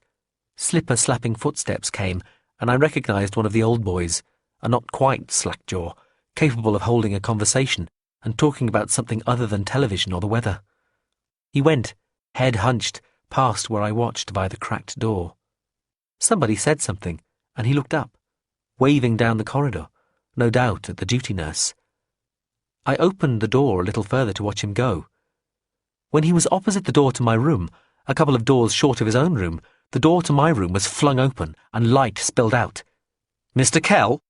I heard a strong male voice say. The old guy stood staring, confused, staring, blinking at whoever had addressed him from my room and then down the corridor. I heard seat wheels squeal as the nurse said something, voice inflected in a question. Then a bright light shone into the old fellow's face. He put his hand up to shield his eyes. The duty nurse shouted something. The bright light went out, and a man, tall, well-built, in a dark suit, went running past me and away down the corridor towards the stairwell. He held a chunky-looking torch in one hand. In the other hand, he was carrying something else. He thrust it inside his jacket as he ran past me. It was dark and heavy-looking, and I knew it was a gun. So, can I leave? I asked Dr. Valspitter. Can I go? Please. She smiles. Perhaps. I will need other doctor to come to the same opinion, but I think you can. Wonderful. Can we get other doctor their opinion today? You are in such a hurry to leave? I am. I want to get out, I say. Today. She shakes her head, frowning just a little. Not today. Maybe tomorrow if other doctor agrees with me, and we can complete all required paperwork and provide you with clothing and belongings and money and so on. Maybe tomorrow. I cannot promise, but soon, I think. Maybe tomorrow. We shall see. You must understand. You must be patient. I want to protest, but I am aware that I have pushed things quite far enough already. If I seem too desperate to get out, they might take that as a sign that I'm unbalanced or neurotic or something. I do my best to smile. Tomorrow then, I say. I hope, I add, before the frowning doctor can reiterate that it's still only maybe. No, I wail, staring at the 2 beige pills lying in the bottom of the little cup. The cup is colourless, translucent plastic and tiny, a stingy measure of drink if you were serving spirits in it, and yet to me it seems like it's as deep, dark and dangerous as a mine shaft. I stare hopelessly into it and despair. I not want to. I am aware that I sound like a recalcitrant child. You must, the old nurse tells me. She is starting to lose patience with me, I can tell. They harmless, Mr. Kell. They give a good night's sleep, that's all. But I sleep good. Doctors say you must have them, Mr. Kell, the old nurse tells me firmly, as though this trumps everything. Do you want me to go and get doctor? This is a threat. If she fetches a doctor and I still refuse to take the sleeping pills, I may well find that such a protest too will count against me when I ask to be released from the clinic. Please not make me, I say, biting my bottom lip. Perhaps I can appeal to her emotions. This is only partially an act. However, she is not moved. She has seen it all before. Perhaps a younger nurse might have been persuaded, but this old one is taking no nonsense. Very well, we get doctor. She turns to go, and I have to reach out to her and say, No, all right. She turns back, and at least has the decency not to look smug. I take them, I tell her. First line of defence. I think I can fool her and just keep the pills under my tongue until she has gone and then spit them out. But she insists on inspecting my mouth afterwards, and so I have no choice but to swallow them. Second line of defence. I go to the toilets and throw them up. But the nurse is watching for me to do this as she goes down the corridor, dispensing drugs, and twice shoos me back to bed with a threat that she'll inject me with a sedative if I insist on going to the toilets. She knows I already went not 10 minutes ago. Third line of defence. I'll throw up here in my room, into my water jug or out of the window if I have to. I can sign myself out voluntarily if I have to. Everything subsequently will be harder if I have done so. The finding a place to live and a job and so on, but not impossible. I am not stupid. I can survive. Some time later, I am vaguely aware of being pushed gently upright and something, the water jug perhaps, being taken out of my hands.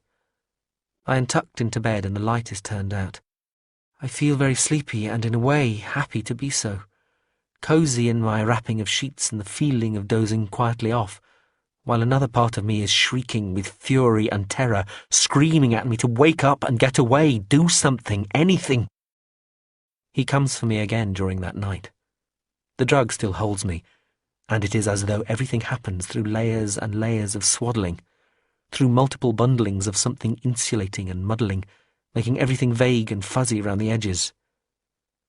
There is an impression of the quality of the light and sound around me changing somehow, of the door being opened and closed very quietly. And then there is the feeling that somebody else is here in the room with me. At first, I feel no sense of threat.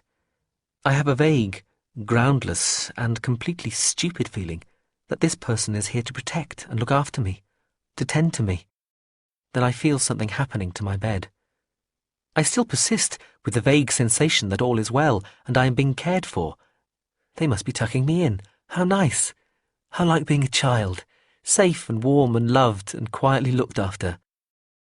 But I am not being looked after, and the bed is being unmade, not made, untucked, sheets and blanket loosened, a way being made clear. I feel the sliding, spiderly creeping, probing hand slide into the bed and over my body at my hip. I feel my pyjamas being touched and investigated, and then the cord that ties them being found, and gently at first, tugged at. The knot does not give, and the tugging becomes harder, more impatient and aggressive.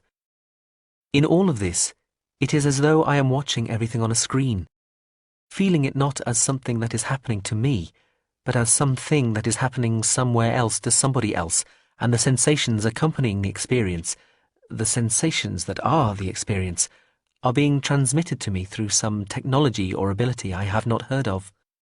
I am dissociated from what's going on. This is not happening, or at least not to me, so I have no need to react, to try to do anything, because what good would that do? It's not happening to me. Except, of course, as one part of my mind has known all along and is still bellowing and yowling about, it entirely is happening to me. The hand undoes the knot on my pyjama bottoms and pulls them forcibly down. There is a roughness and an urgency to the hand's movements now that was not there before. I think that whoever is doing this realizes that I am truly in a deeply drugged sleep, and so I'm not likely to wake up and start resisting or screaming. And there is, too, horribly, a feeling of something like the uncaring passion that infects lovers, when they cannot wait to get at each other, when clothes are ripped off, the self and the other, when hands shake, when bruises happen, unmeant, unfelt at the time, when shouts and screams and crashings and bangings ring out without a care who hears them, when we abandon ourselves utterly to something that is neither fully ourselves or them anymore, but something that lies between us, aside from us, beyond us. I think I can remember feeling like that, wanting somebody like that, being wanted like that. This single-handed furtiveness, this selfish, unmindful groping, however urgent, however needy, dear fuck, this is a sad, pathetic, petty thing in comparison. Something inside me wants to cry, confronted with the memory of such wild and joyous passion, such fervently mutualized desire contrasted with this sordid, sweaty feeling and grabbing and squeezing. I think I do feel hot tears in my eyes and on my cheeks, so I can feel at least, if not react. Would I rather this than outright unconsciousness until it's all over? Is it better to witness such violation and know that it's most surely happened, or better to know nothing until one wakes up sore, bemused, suspecting perhaps, but able to dismiss it, forget about it? I don't know. Anyway, I seem to have no choice, either about it happening to me or about the fact that I am aware of it. The hand tires of manipulating my genitals and starts trying to turn me over, onto my side, rotating my body so that my exposed rear is turned towards my violator. What heat there is in tears of such frustration. How can I let this happen to me? How can somebody do something so base and selfish and debased to another person? My brain is still minutes behind events, but my heart seems to be waking up to what is occurring. It thrashes and spasms in my chest as though trying to wake me up through the sheer physical disturbance pulsing through my body. I feel something happening with my behind. I think my arms and hands might be flapping now, trying to move, to beat away, though I could be imagining this. I go with the feeling anyway, trying to reinforce and strengthen it, imaginary or not. Something enters me, a finger, into my anus, too thin and hard and jointed to be a penis. No worse than a doctor's dispassionate probing in theory. But this is not dispassionate. This is not for my own good. This is only for the pleasure of the person doing this to me. Motherfucker! How fucking dare they! I summon one vast wave of disgust and fury and put it all into one arm, striking back at my assailant. Then I squeeze my lungs, contract my belly, throwing a pulse of sound out upwards through my throat, vomiting a scream that quickly turns into a cough, and a terrible squeezing, constricting pain all across my chest, imprisoning me. The finger pulls roughly out of me. I heave myself onto my back, getting a glimpse of my attacker as they send the seat clattering to the floor and dash for the door. I recognise him. It is the duty nurse from downstairs, the fellow who whistled. His uniform covered by a patient's dressing gown. He puts his head down and hunches his shoulders as he makes his escape into the corridor outside. I hear the duty nurse on this floor, a female nurse tonight, saying something, then shouting. My door slams shut. Outside I hear running, but I am flat on my back, hardly hearing it for the noise in my chest, hardly caring about anything anymore except the sensation that a 10-ton iron giant is pinning me down, one knee planted firmly on my chest as he squeezes the life out of me. The band around my chest cinches tighter and the pain grows a little worse. The last thing I'm fully aware of is the nurse coming into my room, taking one look at me and running off. Is that the reaction of a seasoned professional health worker? I'm not sure about this, but somehow it scarcely seems to matter anymore. This crushing, constricting pain beyond pain is all that matters. An alarm sounds, not that I can hear it very well in the vast, over-everything silence that seems to be dropping onto me like some inky overcast, raining pain. Then I think the door bangs open, and somebody starts thumping me on the chest, as though I haven't had enough to endure this night. They tear open my pyjama top, and I want to protest. Please! Passion. Something shared, wanted, yearned for. Not imposed, not this. Wrong. They put my head back, put their lips to mine, and kiss, blowing into me. I smell her perfume. Oh, that old sweetness. I will miss that. But still unasked for, still a sort of violation. Also, frankly, been eating garlic. More thumping and thudding against the hollow cavern of quietness that is my chest. I drift away. Despite the smashing and whacking and the regular, purposeful, breathful kissing, trying to fill the void caged by my ribs. Then voices and lights, and a feeling of crowding. Come all ye in. There is plenty of room here, my loves, in my empty chest and increasingly vacant mind, if nowhere else. So be at home, my guests. I'll stay so long, and then so long. Something pulls across me like a hawser, side to side, plucking me like some thick and fleshy string set vibrating, forcing my back, bowing up off the bed, jangling every nerve and fibre of my being before releasing me, letting me fall back with relief. Something resumes. Some regularity returns to matters, like a stopped engine at last coughing hesitantly back into life. I think. I don't know. I'm still sort of drifting, like a boat at a quayside, half disconnected, just one painter securing it, letting it move and wheel and jerk according to the vagaries of tides, currents and winds. It would not take much of a tug to separate me altogether from this mooring, but I am lucky, and it does not happen. Feeling myself drift into a sort of warm fog bank, a pocket of peace, I bump against the pier again, and am secured once more. And so here I lie, back in my own bed, in my own room, brought back to life and grateful for that, but lying here in dread, for I think I have seen what happens next. I believe that I know what is coming. I cannot get away. I am too exhausted, too weak, too sedated, too disabled by all that has passed to be able to get up and go, or even sit up and beg. I try to speak, to tell the staff what I fear, what I have seen happening, but I seem to have lost the words. I can formulate the sentences in my head, and I think I am speaking them in my own language inside my head well enough and perfectly coherently when I speak my own language out loud, even though I know nobody will understand, but the translation into the language spoken here by these nurses and doctors and cleaners and other patients, that seems to have gone from me. I speak gibberish no matter what I try to say, and anyway talk so softly that I think they'd struggle to hear even if I was enunciating with exemplary clarity. So here I lie, seeing through the day and the hazy sweep of the sun's slow track across the sky outside and the sheltering blinds between us, waiting for darkness, waiting for night, wondering if it will be this night and knowing that it will be, and the dark-dressed man will come for me before the morning. I feel tears well in my eyes and trickle gently down my cheeks, intercepted and guttered only when they meet one of the various tubes and pipes and wires that join me to the various pieces of medical equipment, clustered quietly around me, like mourners around somebody already dead. The Transitionary.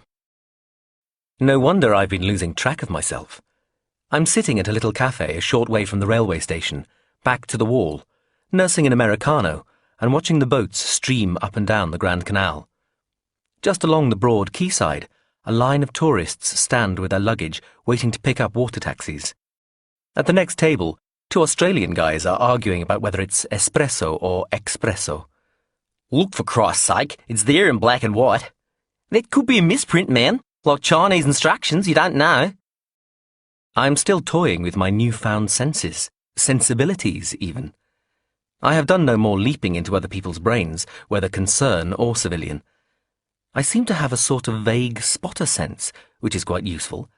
I can sense that the baffled, disordered, demoralized intervention teams are still milling about the Palazzo Chiarezia, their members collecting themselves, tending to their wounded, making their excuses to each other and themselves, still not entirely able to understand what really happened, and waiting for backup and assistance to arrive. This is all happening just a few hundred meters away from where I am sitting. I am ready to move quickly away if I need to, but for now, I'm happy that I can see them without them seeing me. Another sense. They give the impression of deaf people talking loudly amongst themselves and not realizing that they are doing so, while I am sitting here perfectly silent. I would be nervous about putting it to the test. However, I'm oddly but completely confident that a spotter could pass me by right here, a metre or two away, and have no idea that somebody capable of transitioning was sitting watching them.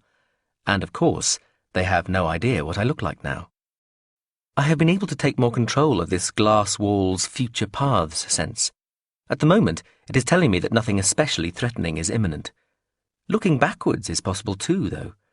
It's like I can see down corridors in my head, in my memory, and as though there is a near infinite series of doors, angled partially to face me as I look down from one end of any particular corridor, so that by looking closely and then zooming in on each one, I can see what happened during different transitions I once made.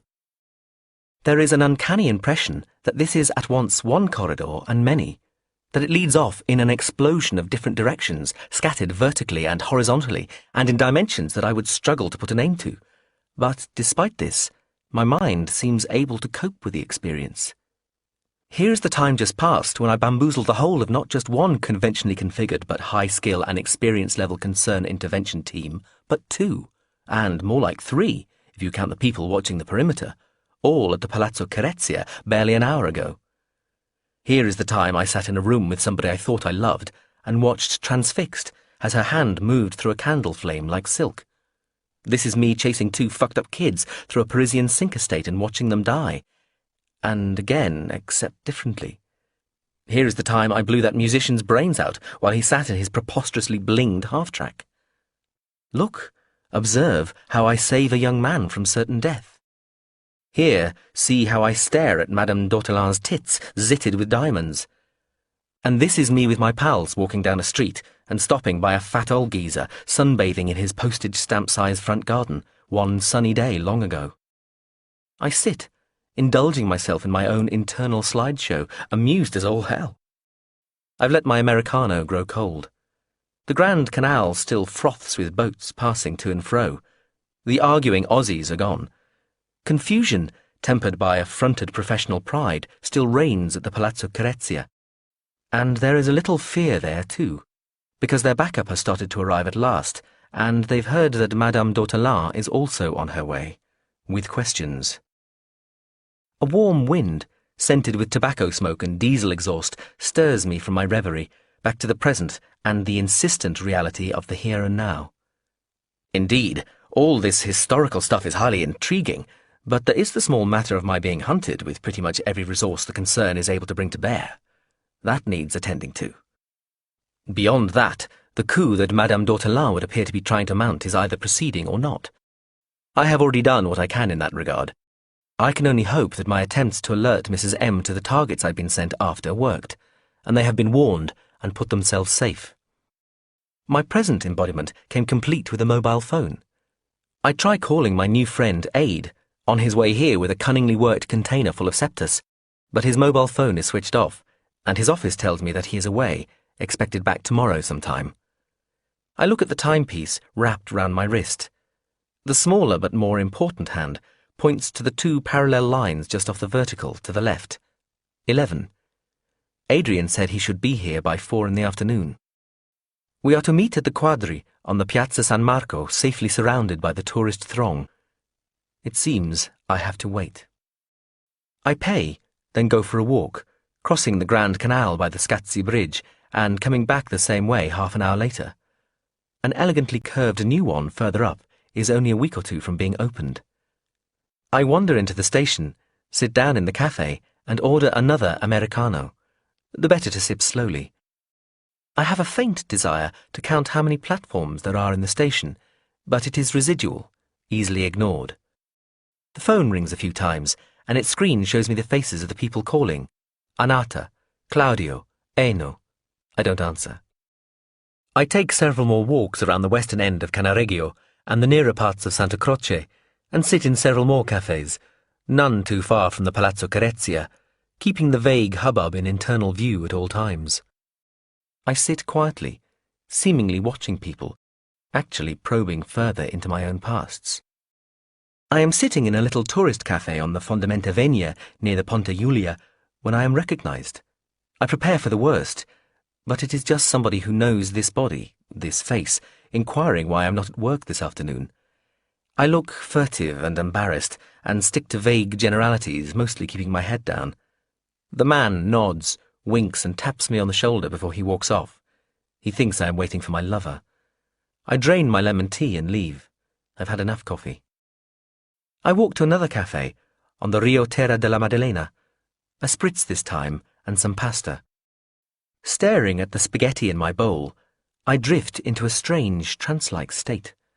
At first wondering how many individual strands of pasta lengths there might be in the bowl, then how many meters they would all add up to if laid end to end, then realizing, as I toy with the pale, soft strands, draping them languorously, voluptuously over the tines of my fork, that their exaggerated complexity is like the various entangled themes and episodes of my life.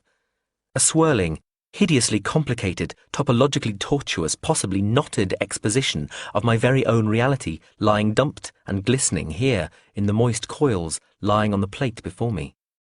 The sliced, abbreviated strands like the lives I have cut short. The glistening red of passata adding an appropriately gory sheathing. How many lives, I reflect. How many elisions and abbreviations, how many slack abandonments. And how many lives and deaths of my own self-elisions, lives lived briefly in the head and body of another, then skipped away from, blithely flicked like dust from a sleeve. Every mission a suicide mission, every transition a transition from life to death, and back again, but still a death. I drift, almost without meaning to, into my private viewing theatre of the past. Here I am toddling, saddled on my mother's hip, dandled on my father's knee, going to school, leaving home, arriving at UPT, making friends, going to classes, seeing Mrs. M for the first time, studying, drinking, dancing, fucking, sitting exams, vacationing at home, fucking Mrs. M for the first time, fucking Mrs. M for the last time, standing drunk on a parapet in Asferge, looking out over the drop to the great park on the far side and wondering where she had gone, why she had abandoned me and whether I should just jump, and then falling backwards, too wasted to stand or balance or even cry. Here I am, training to be a fucking multiversal ninja instead. I can even see how I got where I am metaphysically, too, if you know what I mean. How and why I have changed, and my abilities have developed over the last few months and weeks and days and even hours. I was always a natural, always a good learner. I always saw things clearly, and I was just genetically predisposed to take transitioning and its associate skills to places they had never been before, with the right sort of push. It doesn't even make me that special. Untold trillions of similarly potentially gifted minds have lived and died on untold worlds, all unknowing, their existences just never divined, never sniffed out by l'expérience. And I can see how all those fraught, dangerous extra missions that Madame Doe sent me on were what made the difference, what proved me, and tempered me, and forced me to find and cultivate skills within that I did not know I had. I can see these traits, these attributes, quite clearly in myself now, and I suppose it is just possible that the right, properly attuned sort of person, a Mulvihill, a Dautelin, might have seen them, or at least their potential in me years ago, if they were able to glance in at just the right angle. I snap out of my reverie when the waiter nudges my seat, deliberately probably, waking me from my dream. The light has changed. The remnants of pasta are quite cold. I glance at my watch. It is 15 past 4 o'clock. If I stick with this body, then even if I try to run through the crowds, by the time I get to San Marco, I'll be half an hour late. Maybe I should take the next right and get to the Grand Canal, call a water taxi, or maybe I should do the smart thing and just swap bodies with some body already in San Marco. I close my eyes, prepare to do whatever it was that let me flit across to this body, and can't do it. What? What's going on? I try again, but still nothing. It's like I'm back to being blocked again. I'm stuck with this body. I rise, throw down a handful of notes to cover the bill, start walking quickly in the direction of San Marco, and pull out the phone to call Adrian, wondering if I can still sense concerned people remotely like I could before, or if that's gone too. Then stop, in mid-button press, and mid-stride, stumbling to a halt as I realise, yes, I can still sense stuff, and what I sense now is that a profound change has taken place within the Palazzo Carezia. Something very strange and unpleasant has appeared in the small crowd of concerned people in and around the building. Something bizarrely different and not benign. Who or what is that? Whatever or whoever it is, I have the disturbing feeling that it's what is blocking me, and also that as I look at it, it's looking straight back at me, with a kind of predatory fascination. Adrian. Hello? Who's this? Ed, it's Fred. Who you are coming to meet? Yeah, Fred. Right, look mate, I'm en route, aren't I? A bit optimistic getting through the formalities and then from the old aeroporto into the city in 40-odd minutes. Sorry about that, but you know what it's like. In a water taxi, what's it now though? Making maximum speed. Driver says we should be there in about 10-15 minutes. That be all right? Yes, Adrian. Please tell your driver to take you to the Rialto. I'll meet you there, not San Marco. I'm running late too, and we should get to the Rialto at about the same time.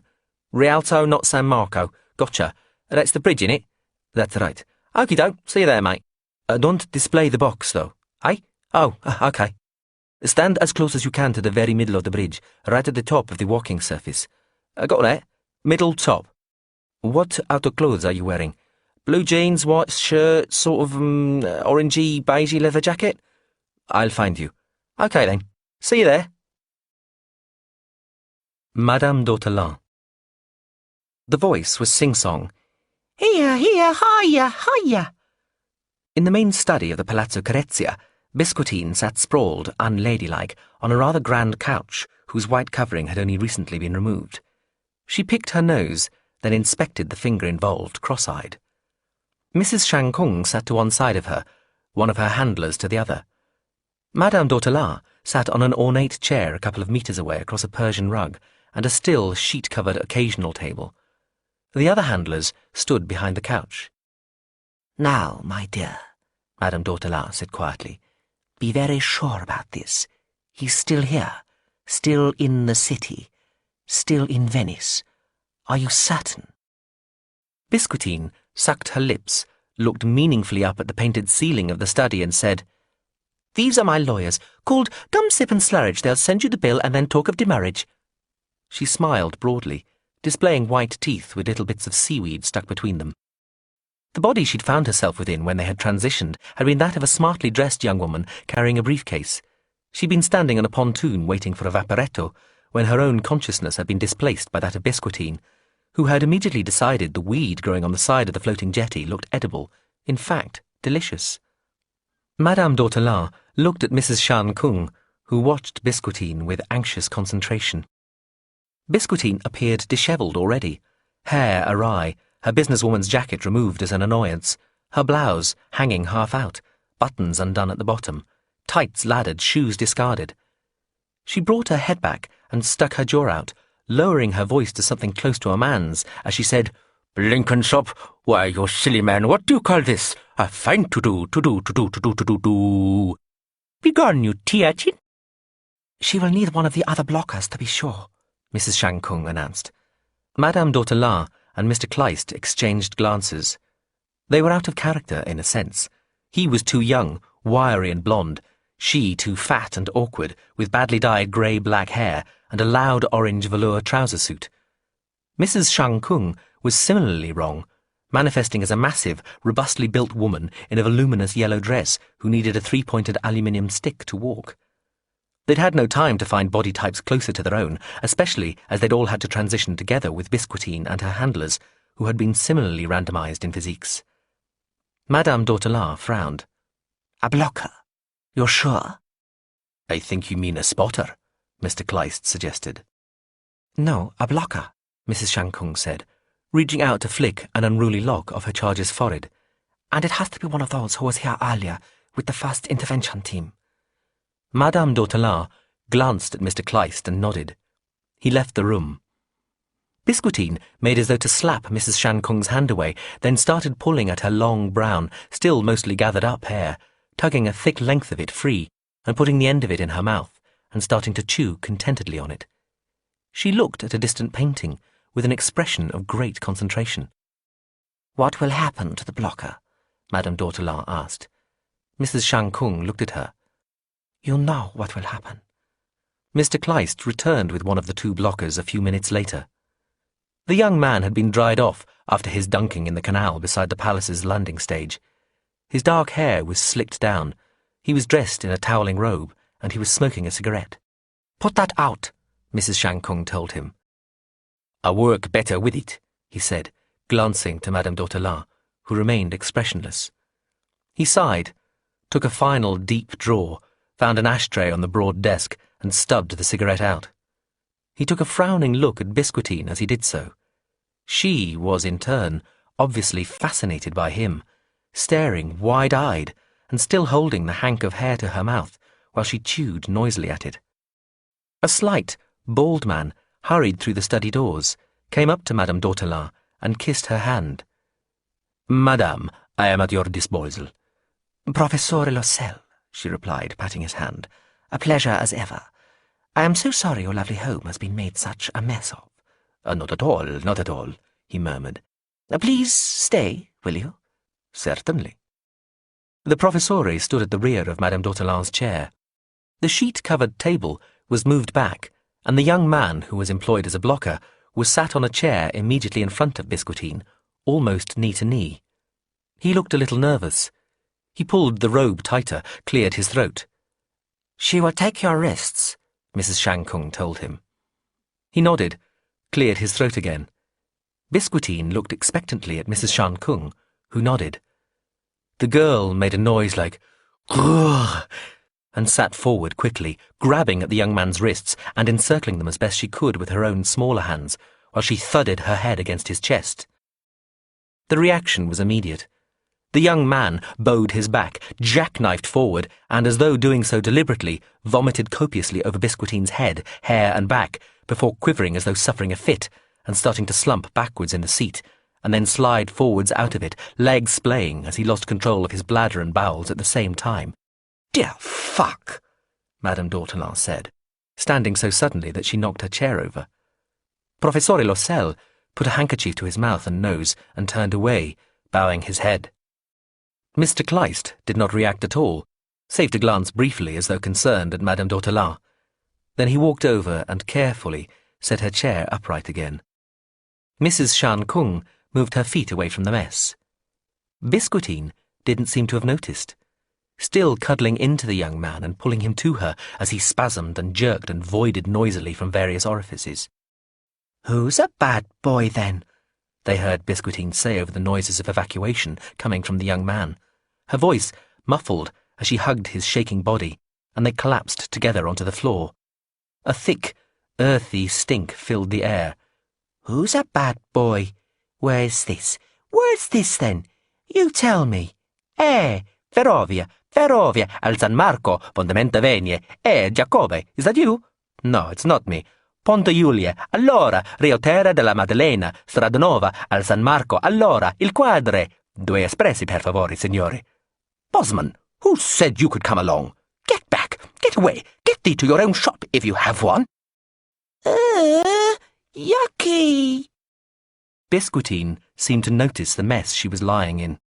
She let go of the young man, who flopped lifeless on the rug, streaked with his own excrement. His eyes, wide, almost popping, stared up at the biblical scene depicted on the ceiling. Biscuitine got to her feet, smiling brightly. She stuck the length of hair in her mouth again, then made a sour face and spat it out. She continued to spit for a few more moments before holding her arms out to Mrs. Shang Kung as a child would, straight, fingers spread. "Bath time!" she cried out. Madame d'Hautelin looked to Professore Loisel, who was dabbing at his lips with his handkerchief. He nodded. "It would sound," he said hoarsely, "as though the person is heading from Santa Lucia, the railway station, towards the Piazza San Marco, so it would seem, given the names of the thoroughfares mentioned, or they may already be there at the Quadri. It is a cafe and a rather fine restaurant. Very good cake." Madame d'Hautelin looked at the other man standing nearby. "Mr. Kleist?" "I'll see to it, ma'am." He left the room. Biscuitine stamped one foot messily.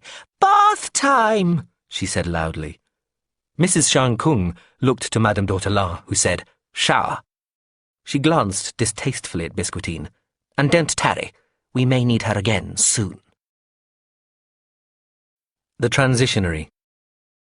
I make my way through the slow bustle of tourists on the main route leading towards the Rialto, and beyond towards both the Accademia and the Piazza San Marco, moving as quickly as I can without actually throwing people aside or trampling small children. Scusi, signore. Excuse me.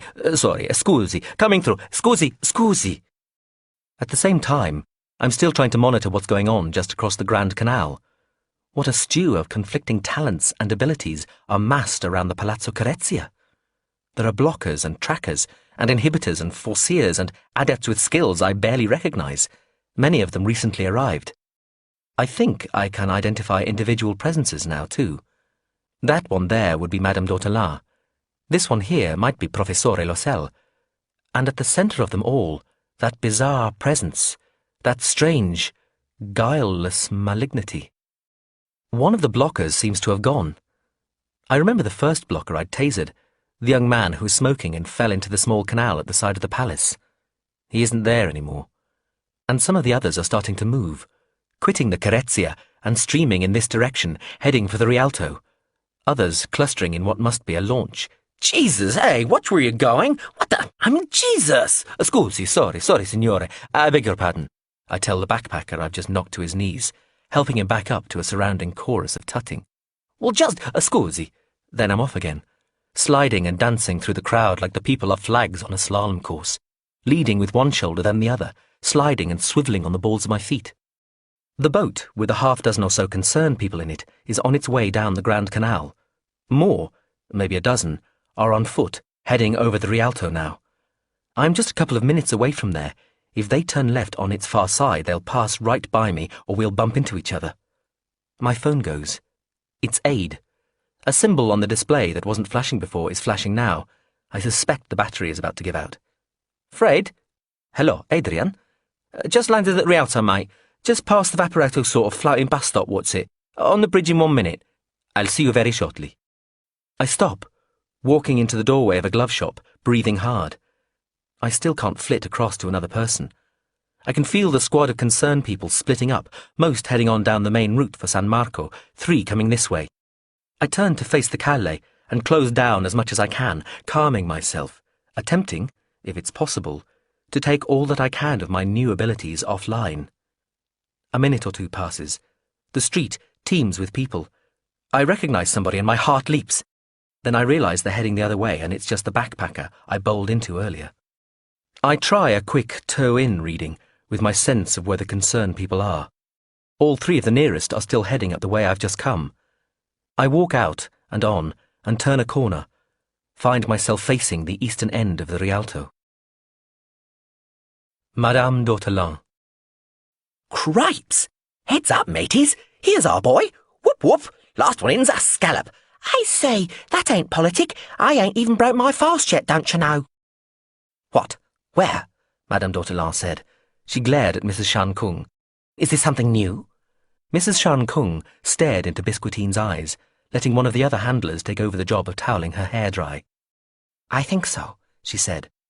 They were in one of the main bedroom suites of the palace. Mr. Kleist and Professore Lossell looked on, as did Biscuitine's handlers and a spotter in a schoolboy's uniform who was keeping in continual touch with the intervention teams heading for the San Marco and the smaller groups checking out the other places that Biscuitine had already mentioned. Biscuitine sat on the bed in a white toweling robe like the one the unfortunate young blocker had been wearing. This is the bad man? Mrs. Shan Kung asked her gently. Biscuitine nodded. Dish it all, Chaplip. I'm hungry. I mean, jeepers. Mrs. Shan Kung took one of the girl's hands in both of hers, stroking it as though it was a pet. We shall eat, my love, very soon. You get dressed now, and we go to eat, yes? Where is the bad man? Sausages would be nice. I says it like that 'cause he's cute. Where's my old ma, then? I ain't seen her around the blinking farmstead in months. The bad man, my love. He's here, loverkins, Biscuitine said, putting her face very close to Mrs. Shan Kung's. Shall we go see the bad man? She said, deep-voiced as though talking to a baby. She shook her head. Shall we? Shall we go and see the bad man? Shall we? Shall we? Yes, Mrs. Shan Kung said quietly, at the same time as Madame d'Ortolan shouted, Enough of this! Biscuitine seemed to ignore them both. She stuck one finger sharply up into the air, narrowly missing the eye of the handler toweling her hair. To the Rialto, me hearties! Realty bound! Tally fucking prostitute! Madame d'Ortolan looked at Professore Lossell. The Rialto. That's close, isn't it? 5 minutes away, he told her. Mrs. Shan Kung patted Biscuitine's hand. We'll get you dressed, she started to say. No, we won't, Madame d'Ortolan said, standing. Bring her as she is. It's warm out. She looked sourly round them all. Only Professore Lossell appeared like himself, or well enough turned out to be presentable. We can't look any more ridiculous than we do already. It looks like all humanity is packing the Rialto. The bridge over the Grand Canal is compact but massive, sturdy yet elegant. 2 lines of small packed shops are separated by the broad central way, whose surface is composed of flights of shallow grey-surfaced steps, edged with the same cream-coloured marble found throughout the city. Behind the shops, 2 further walkways face up and down the canal, linked to the pitched street of the central thoroughfare at either end and the centre. The walkway facing southwest is the busier, as it provides a longer, more open view down the canal and the bustle of boats plying its milky blue-green waters. They've left the Palazzo Carezia. The thing, the person, the nexus of sheer, terrifying weirdness is on the move, and so is practically everybody else who was still there, including Madame herself and the prof. They're a minute away. They can probably see the bridge by now. My mobile goes, and I start to answer it, seeing that it's Adrian. The display blinks off. The phone won't come back to life. I shove it in a pocket and start up the slope of the Rialto with the rest of the tourist crowd. Madame d'Ortolan. When, sir? Why, sir? I'll tell you when. Then, between the 12th of October, sir, and the nonce of December. That's jolly well when?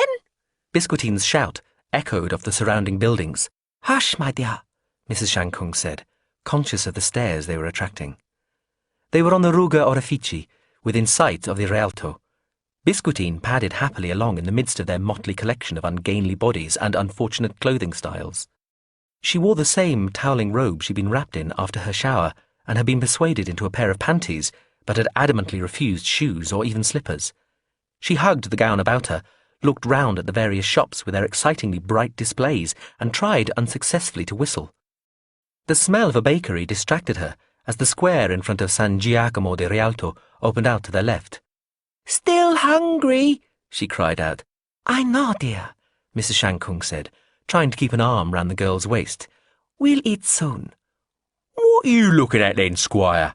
Biscuitine said in a deep voice, as two bronze-skinned teenage girls passed by, staring and then laughing at her. "Put the crap on your petal, bitches, upside your head. And no mistake, mistake. I meant that." "Shush now, dear." "Claudia?" a man said suddenly, stepping right in front of Biscuitine. She had to stop, as did the others. The man was tall. He wore sunglasses, had salt and pepper hair, wore a suit and carried a briefcase. He took the sunglasses off, frowned, eyes screwing up as he stared into Biscuitine's eyes. "Ill met by sunlight, my good fellow," Biscuitine said haughtily. "Why, I've half a mind to scratch the bounder." The man looked confused and concerned in equal measure. "Claudia?" he asked. "Is that you? You were supposed to be at—" He took a step back, taking in the knot of people, obviously with this woman, who looked like somebody he knew and yet was not her. "Hey, what the hell's—" Mr. Kleist didn't wait for the nod from Madame Dautelard. He stepped up to the man, saying, "Sir, if I may explain," and did a straight finger jab into his throat. Gasping, eyes wide, unable to speak, clutching his gullet, the man staggered back. It had been done so quickly that it seemed nobody had noticed. "I'll catch you up," Mr. Kleist told the others quietly. He squatted as he made the man sit down on the road surface, still wheezing and struggling for air. Madame Dautelard glared at Mr. Kleist, but he couldn't just leave the man making that noise. He told himself that he was lingering here because he needed to make sure the man stayed down, out of action, not likely to follow them. But really, it was to stop him making that terrible, choking, gasping noise, to ease him. He pinched the fellow's neck, attempting to reopen his windpipe. The man tried to bat his hand away. A crowd of people had formed around them, and he heard somebody call for the carabinieri. The man made a series of terrible, gagging, strangling, sucking noises. Biscuitine glanced back as they hurried away. "Dad got a hood, sure enough. I'd get some cream on that. Trot on." "Dearest," Mrs. Shankung said, "please, we're nearly there. Very soon." "When, sir? Why, sir, I'll tell you when. Then sombra time atwixt the quilth of ocken told you such, and the Johns of blessed temper. Then comes Wilcome's noddings hootsies. Oh dear, oh dear, oh drear. Oh dear, oh drear, oh drolldums. The backstroke? In these shoes? Have you taken leaves off your fences? Enough already, you muddy funster, your landfill." "I wish we could shut her up," Madame Dautelard muttered to Professore Loisel, as they hurried up towards the broad, shallow steps of the Rialto itself. "I suspect," the Professore began. "Tuk talking in the ranks?" Biscuitine sounded affronted. There, dearest," Mrs. Shankung said, patting her arm. She glanced back at Madame Dautelard. "No," Biscuitine intoned, in her deep, masculine-sounding voice, "but quite happy to use this poor damaged creature for your own dim ignoble ends, madam. Ain't that the truth?" "Bisque, shh. Poor damaged creature. Poor damaged creature." They had climbed almost to the summit of the Rialto, the crowds growing ever thicker and more chaotic. Madame Dautelard grasped Mrs. Shankung's arm. "Is he here?" Biscuitine stopped suddenly, did a little dance, and with one arm straight out, pointing, said triumphantly, "Bingo! Bandits ahoy, chumlets! There she blows!" Adrian.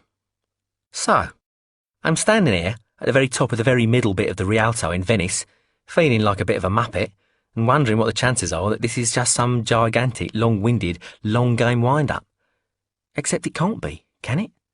All that money over the years was real enough, and the box Mrs. M sent and Fred asked me to bring didn't show up in my hand luggage when I went through Heathrow security, did it? Sailed past. But anyway, that isn't stopping me from getting the what the fuck am I doing here feeling, even though, yes, it's all very lovely in a sunny, chocolate boxy, can't move for bleeding tourist kind of a way.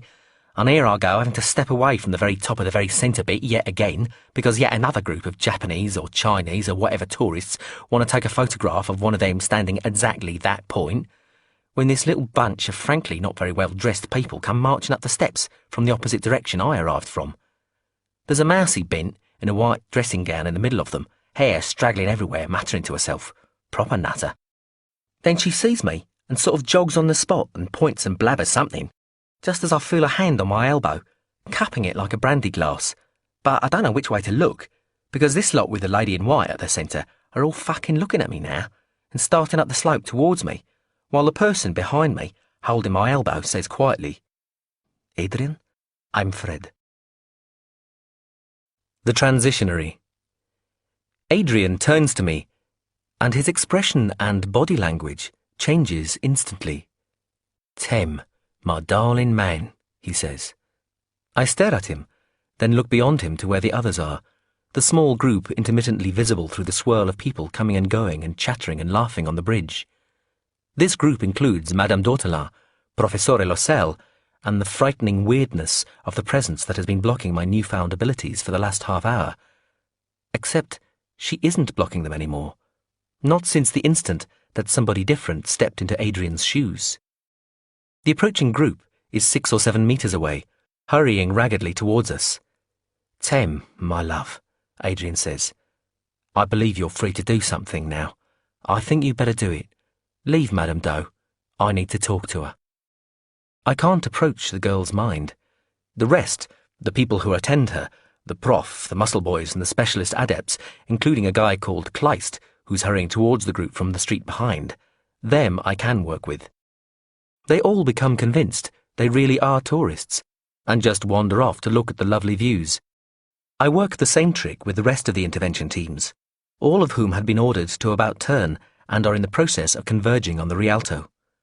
The group in the launch, currently exceeding the speed limit back up the Grand Canal to a wave-like chorus of shouts and horns, and almost at the Rialto, unanimously decide to visit Burano for ice creams, though they'll be pulled over by a police launch near the railway station a few minutes later anyway. Meanwhile, all L'Expérience people who are carrying weapons have picked them out of their pockets with looks of puzzled distaste and, holding them by thumb and finger, disposed of them. 4 tasers and 6 handguns have splashed into canals to join all the other secrets the waves have hidden over the centuries. The whole frégre of the locality relaxes distinctly. For a few moments, Madame d'Ortolan is left bewildered. Then she starts shouting furiously at her people as they saunter away wide-eyed, smiling, ignoring her. "Mr. Kleist! Loisel! Mr. Kleist!" Only Biscuitine remains unaffected, looking bemused as the people around her disperse. "Rum to do," she muses and picks her nose. "Business elsewhere, Mr. Rumblebunk, I'll be bound." So I have time to ask Adrian. "Mrs. M?" She makes Adrian bow. "Indeed. Hello, Tem. Glad you jumped the way you did. Welcome aboard. You can do this? Flip to somebody who's already been transitioned?" She spreads Adrian's arms. "Patently. Well, when it was me who popped their transitioning cherry anyway. Good trick, eh? I've been developing my talents. So have you, obviously. Congratulations." "The people on the list?" "Safe. I got to all of them first." She winks at me. "It'll cost ya." "And what now?" "I'm afraid you have to go, my love." She feels inside the jacket, pulls out the box that Adrian brought from London, and gives it to me. "Take this and get well away, Tem. I mean, well away. Untraceably distant." She glances round to see Madame d'Ortolan looking undecided, then with a word and a nod to the girl in the white robe, start towards us again. She turns back. "No matter what happens here, you need to disappear. Whoever controls the concern, even if it's the good guys, chances are they'll want to find you and take your mind to bits to find out how you can flit without Septus, or they'll just kill you." She smiles, nods at the box. "Soon you won't need that." Again, she glances briefly towards Madame d'Ortolan, who's having to push a party of laughing Chinese girls out of the way to get to us. "Now go," she says, closing my fingers round the box. "You've done all you can. This is my show now. I hope I see you again. Go." She places a finger briefly on my lips, then turns away to face Madame d'Ortolan. Mrs. Mulverhill. The angry-looking woman in the orange velour jumpsuit walks up to the man in the tan jacket, ignoring the jostling crowds and the wash of humanity pressing in from all sides. The girl in the white toweling robe trails vaguely after her, still digging into her nose with the one remaining fingernail she hasn't broken or cracked in the hours since she found herself in this body. She sighs. "Still hungry," she mutters. She finds something up her nose and eats it. Success, chewy and salty. Madame d'Hautelas stands in front of Mrs. Mulverhill, close enough for the veloured breasts and belly of her current incarnation to touch Adrian's shirt, open jacket, jeans. She stares into the grey-green eyes. "Hello, Theodora," Mrs. Mulverhill says, in Adrian's pleasantly deep voice. "How's tricks?" Madame d'Hautelas tries to take Adrian's wrists in her hands, but finds her own wrists grasped. "I don't think so, Theodora. Let's stay here and discuss this like civilised people, shall we?" "What in the holy fuck are you, Mulverhill?" "Just a concerned citizen of the concern, Theodora." Mrs. Mulverhill uses Adrian's face to smile over Madame d'Hautelas at the girl in the white robe. Biscuitine waves back with one finger. "Sui Amazzaro, climb every woman. I belong to you, underground." "You hypocritical bitch." "Oh, now, Theodora, I'm not the one trying to murder my way to absolute power within the Central Council. You might have noticed your loyalists have gone unharmed." "Really? What about Harmile?" "Oh, he was a traitor so many times over that I'm not sure even he knew who he was betraying at the end. He was a disloyalist. I think offering him was just to get your attention." "You think? Let's ask O himself, shall we?" Madame d'Hautelas struggles to free her hands in vain. "The point is, I could have murdered them all in their sleep if I'd wanted to. But then I'm not you. I'm going to stay an outsider." "You'll stay dead when we kill you." "You'd have to catch me first, which you have signally failed to do so far." "Try flitting now, then." "Oh, I know. So close to your little friend here, we're all stuck with what we've got."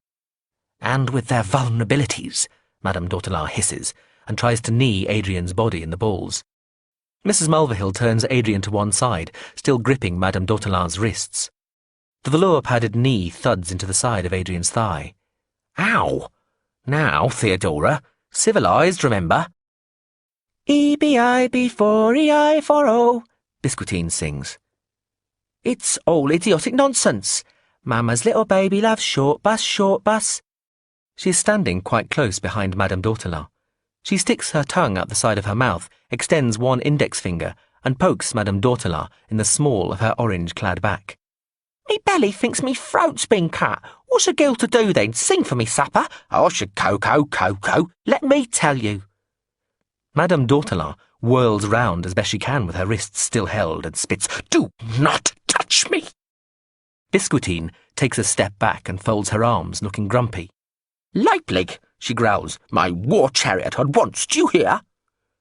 Madame d'Hautelas turns and presses further into Adrian, who tenses as Mrs. Mulverhill holds her ground. Madame d'Hautelas goes on tiptoe to put her mouth as close as she can to Adrian's ear. "If I had a gun, I'd blow your brains out the top of your fucking head." "Jinx, we'll take that rifle now, Chuck."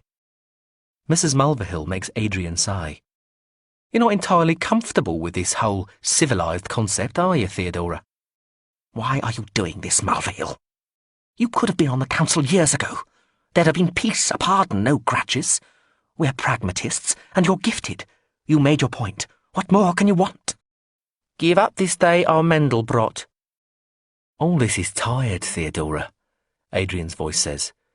Mrs. Mulverhill uses Adrian's face to smile at a couple of passing nuns, monochrome punctuations amidst the colourful throng. "And keeping me talking while your teams come groggily back to their senses isn't going to work. In the meantime, our man Tem is getting away. And anyway, your little chum there is ticking down to 0. She nods at Biscuitine, who is staring intently at the back of Madame d'Hautelas' head. "Und dat is dat und vet no. Terminé. Let me worry about her." "I wish you had, but it's too late now," Adrian's voice says, with every appearance of resignation and sadness. "Madame, I don't think you realise what you've unleashed here." "And you do, of course." "Yes, like Tem, I can see round corners. We'll get him. Too late. I got to him long ago. I bet you did, my sweet. My finest pupil. Though it was you who really brought him on. All those missions. Were you trying to kill him? Yes. Mrs. Mulverhill raises one of Adrian's eyebrows. Well, she observes dryly, there's blowback for you. Between us, we've made him something very special. He'll go far. Hurry up, please. It's time. It won't be far enough. We'll get him. Soon, there'll be no we, Theodora. You will be on your own, exiled. We'll see about that, too. I don't just mean from the council. I'm talking about what she's about to do. She nods at Biscuitine again. She can make solipsists of us all. You'll never see Calbifrac again, Theodora. Madame Dautelar smiles humorlessly. You aren't frightening me, my sweet. Theodora, it's settled. This is already over. I can see the ways forward from here, and they all go to fuck, Madame Dautelar shouts as she struggles again to free her hands.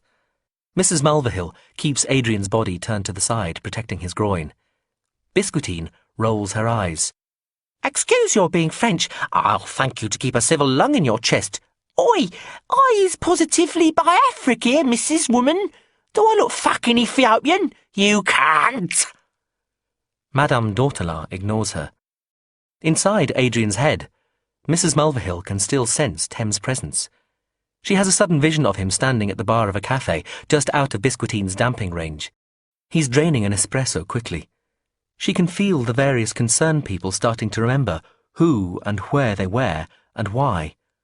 Then Thames' presence winks out. Bless you, she murmurs. What? Help me, General Betrayus. You're my only hope. Nothing. What's it all been for, Theodora, apart from power? You know what it's all been for. She smiles. I think I do, now. But you can't hold it back forever. Yes, I can. There are a lot of forevers. They add up. And it's all about power, you fuckwit bitch. Not mine. Humanity's. No diminution, no subjugation, no contextualization, no aboriginalization. Mrs. Mulverhill shakes Adrian's head. You really are a racist, aren't you, Theodora? Madame Dautelar bares her teeth. A human racist, and proud to be so. Nevertheless, we will meet up. They will be here. In any event, it will happen. Over the dead bodies of every fucking one of them. That will soon no longer be in your power. You think so? Like it or not. I like it not. Termine. Hoopla! Adrian, Mrs. Mulverhill, glances over Madame Dautelar at the girl in the white toweling robe. Goodbye, Theodora, she makes Adrian say, and lets go of the woman's wrists, pushing her gently away while the crowd surges all around them. Biscuitine, tired with it all, says, "Ach, then get ye gone, all ye." And in a blink, go they did, to the scattered realities she flung them to. Every remaining concern consciousness on earth, save for two, just disappearing, plucked and hurled away to their various fates, a few part chosen by themselves, where those being thrown had the time and the wit to grasp what was happening, and were allowed to exercise some control over their cross-reality trajectory by Biscuitine. But many with no understanding and no control permitted, tumbling into wherever they happened to have been directed, some more pointedly than others.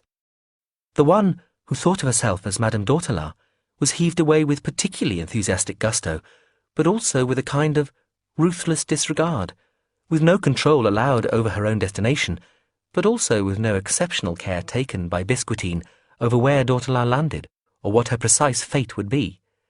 Let her know that control was not everything, and that she had been dismissed, discarded, judged by the abused freak as being unworthy of any singular treatment. That would hurt more than any contrived tormenting. All that mattered was that they were gone, and they could control her no longer. She was finally free of them. They had let her grow too strong because they thought they were so clever and she was so stupid. Only she wasn't so stupid after all. No matter how clever they might think they were, and they had never really understood what she could do and what she had kept hidden from them. That was because there was a core inside her, a steely soul of rage they'd never really glimpsed in her, because she'd kept it concealed from them for all that time, unafraid, and only finally unleashed it now, when they'd thought to use her and she had used them instead. So there! The people who had been taken over were suddenly back again, staggering, looking round, astonished, nonplussed, wondering what had happened, where the day had gone. The woman in the orange velour jumpsuit looked around her, not really registering the man in the tan jacket, standing a couple of paces ahead of her. She turned round, frowned at the strange-looking woman dressed in what looked like a hotel dressing gown, then pushed past her and wandered off to be consumed by the swarming crowd. But he didn't go, Biscuitine noticed. The man in the tan jacket who'd been waiting at the exact centre of the bridge, the one who'd given the box to the man who'd walked away, who'd then disappeared all by himself, the one who'd held on to the bossy orange woman and had looked over her head at her when all the rest were gone. That man was still there. She looked at him, frowning, lips pursed, brow furrowed, eyes narrowed. She thrust her jaw out, briefly bit her bottom lip. "Say, you're from out of town." "You can stop now," he said to her gently. She thought he seemed very gentle altogether. "That's not very funny, Sydney. That's not very sunny, Fidney." "Can I ask your name?" "It's Biscuitine. Is that right?" She stood at attention, made a salute. "Right as rain, left as lightning, straight on till whatever, innit?" "Do you remember me, Biscuitine? Last time I saw you, they were calling you Subject 7. We talked. Do you remember?" Biscuitine shook her head. "Disclaimer, cannot be held responsible for acts carried out by the previous administrators, now under old management." "You don't remember me at all, do you?" "Wide asleep, fast awake. Lost your bandana, have you? I ate one of 'em once, was yeller, not grey." "Aha." The man smiled at her. She saw now. She thought he'd seemed familiar. The woman was inside the man. That was a bit topsy-turvy. "So," the man-woman said, "are you all right now?" "We apologise for any inconvenience caused." "Listen, Seven, Biscuitine, I'm going to have to go soon. Is there anything I can do for you before that?" "Yo, you cooking with gas now, Hepcat. Cool, hot properly." "Why don't you come down this way? We'll find a cafe, sit down, maybe have something to eat. What do you say?" "Shiver me timbers, matey boy. About flipping time, you old teapot." "I'm going to take your hand. Is that all right?" "Better men than you have tried, Thruckley. Leave me here. I'll only slow you down. That's an order, mister. Let's get out here, pesky kids." "It's okay. There. Come on. We'll sit down. You'll be okay. I'll get somebody to come for you." "Lummy, there'll be no going back, mind. Not on my escapement." "They'll be my people, not the others. You'll be okay, I swear." "This isn't about you, it's me." "Let's get that gown closed, okay? There you go." "I take full responsibility." "That's better." "Funny old life sport." "Okay." "Random." Epilogue. Patient 8262. This is how it ends. He comes into my room. He is dressed in black and is wearing gloves. It is dark in here, just a nightlight on, but he can identify me, lying on the hospital bed, propped up at a slight angle, one or two remaining tubes and wires attaching me to various pieces of medical equipment. He ignores these. The nurse, who can hear any alarm, is lying trussed and taped down the hall, the monitor in front of him switched off. The man shuts the door, darkening the room still further. He walks quietly to my bedside, though I am unlikely to wake as I am sedated, lightly drugged to aid a good night's sleep. He looks at my bed. Even in the dim light he can see that it is tightly made. I am constricted within this envelope of sheets and blanket. Reassured by this confinement, he takes the spare pillow from the side of my head and places it, gently at first, over my face, then quickly bears down on me, forcing his hands down on either side of my head, pinning my arms under the covers with his elbows, placing most of his weight on his arms and his chest, his feet rising from the floor until only the tips of his shoes are still in contact with it. I don't even struggle at first. When I do, he simply smiles. My feeble attempts to bring my hands up and to use my legs to kick myself free come to nothing. Wound amongst these sheets, even a fit man would have stood little chance of fighting his way from beneath such suffocating weight. Finally, in one last hopeless convulsion, I try to arch my back. He rides this throw easily, and in a moment or two I fall back, and all movement ceases. He is no fool. He has anticipated that I might merely be playing dead. So he lies quite calmly on me for a while, as unmoving as me, checking his watch now and again as the minutes tick by, to make sure I am gone. But there has been no intensifying beeping noise from the machine that monitors my heart, its signal quickening as I expire. No alarm has sounded at all. He was expecting that one would, so this troubles him a little. I expect he glances at his wristwatch. From this he would see that he's been lying on me for over 2 minutes since my last movement. He frowns, I imagine. He presses down ever harder, feet rising entirely off the polished vinyl floor with a squeak. He has the same grasp of physiological limits as I do, and so he knows that after 4 minutes, brain death must be complete. He waits until that time is up. He relaxes his grip, then tentatively releases me from the pillow's embrace. He pulls the pillow entirely away and stands there looking down at me, glancing with a curious, concerned, but not especially worried expression at the monitoring machines on the far side of the bed. He looks back at me, a tiny frown on his face. Perhaps his eyes have adjusted a little better to the gloom now, or perhaps he is looking for something to explain the lack of an alarm. At last, he notices the tiny, transparent, and, in this light, near-invisible tube that leads from the oxygen cylinder standing amongst the other equipment to my nose. I see this. My eyes are even better adjusted to the darkness than his, and are cracked open just enough to see his eyes suddenly widen. My right arm slides free of the bedclothes. I had felt for the paring knife hidden beside my bedside cabinet as soon as I'd heard the unusual noise in the corridor outside. I'd switched the heart monitor off too. I bring the hand with the knife sweeping out and round and up, catching the pillow as he tries to parry the blow. I feel the knife connect with something hard, jarring my hand. The pillow rips apart in a flurry of tiny pieces of white foam. They billow and scatter and start to fall as he stumbles to the door, holding one hand with the other. I am falling, already exhausted, to the floor, trailing bedclothes, legs still trapped by the constricting sheets. My lunge has snapped or disconnected leads and cables, and so finally produces some alarm noises from the nearby machines.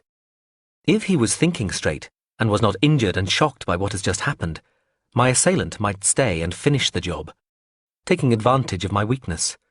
But he stumbles, crashing against the door, whirls it open and runs out, still holding his hand.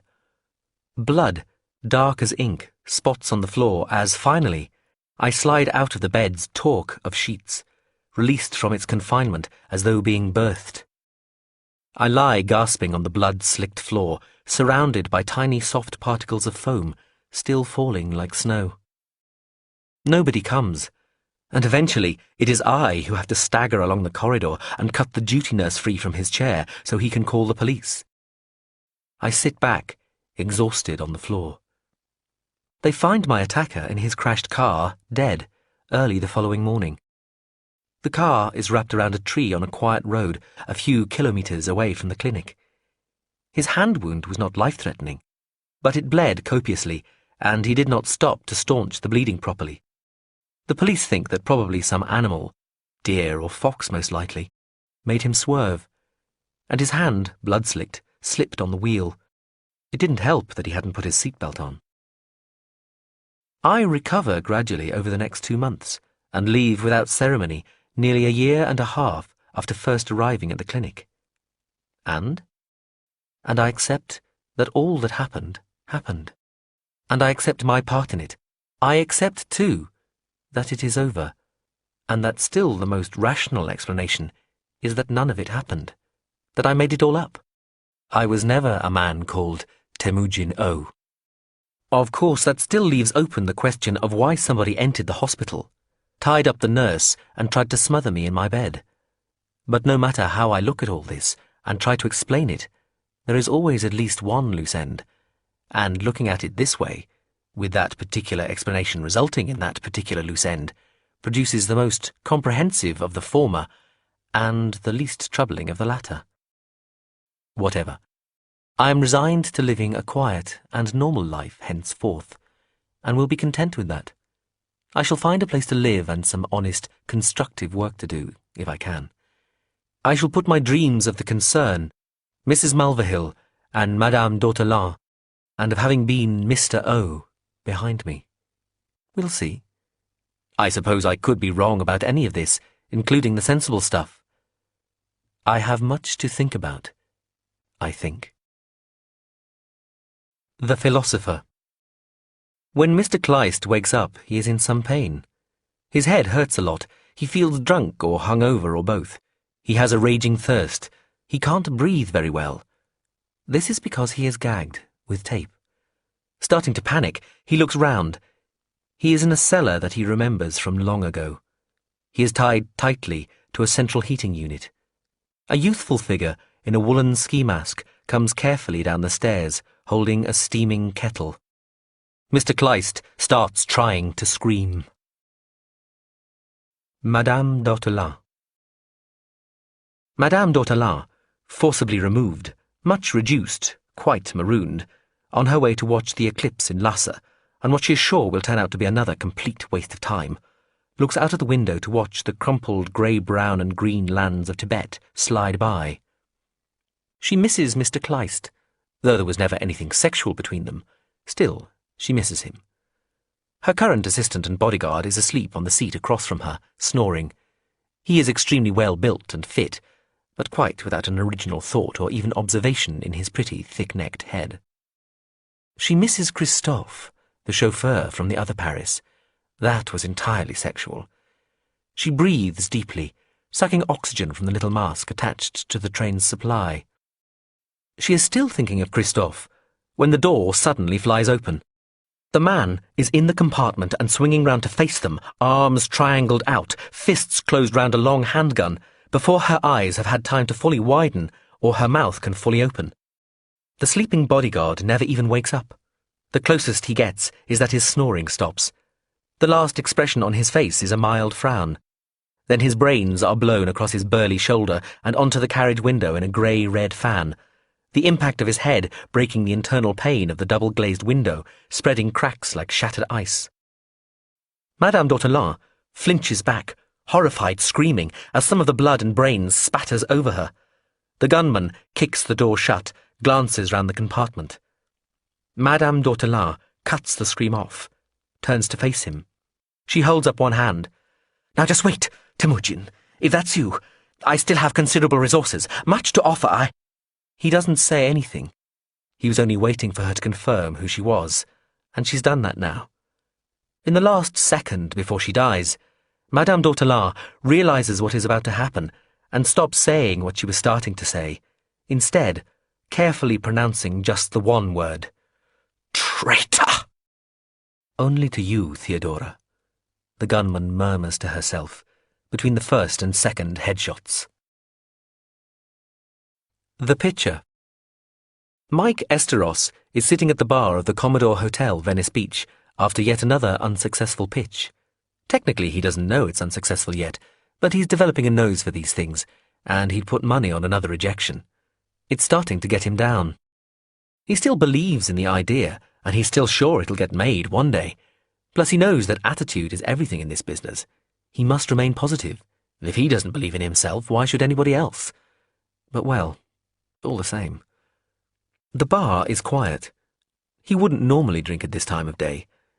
Maybe he needs to adjust the plot, make it more family-oriented, focus on the boy, on the father-son thing, cute it up a little. A dusting of schmaltz never did any harm. Well, no real harm. Maybe he's been believing too much in the basic idea, assuming that because it's so obvious to him what a beautiful, elegant thing it is, it'll be obvious to everybody else, and they'll be falling over themselves to green-light it and give him lots of money. And don't forget Goldman's law. Nobody knows anything.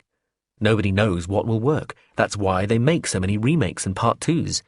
What looks like lack of imagination is really down to too much, as paranoid execs visualize all the things that could go wrong with a brand new, untested idea. Going with something containing elements that definitely worked in the past removes some of the terrifying uncertainty. What he's got here is a radical, left-field idea. The central concept is almost too original for its own good. That's why it needs a generous helping of conventionality slathered over it. He'll rework it again.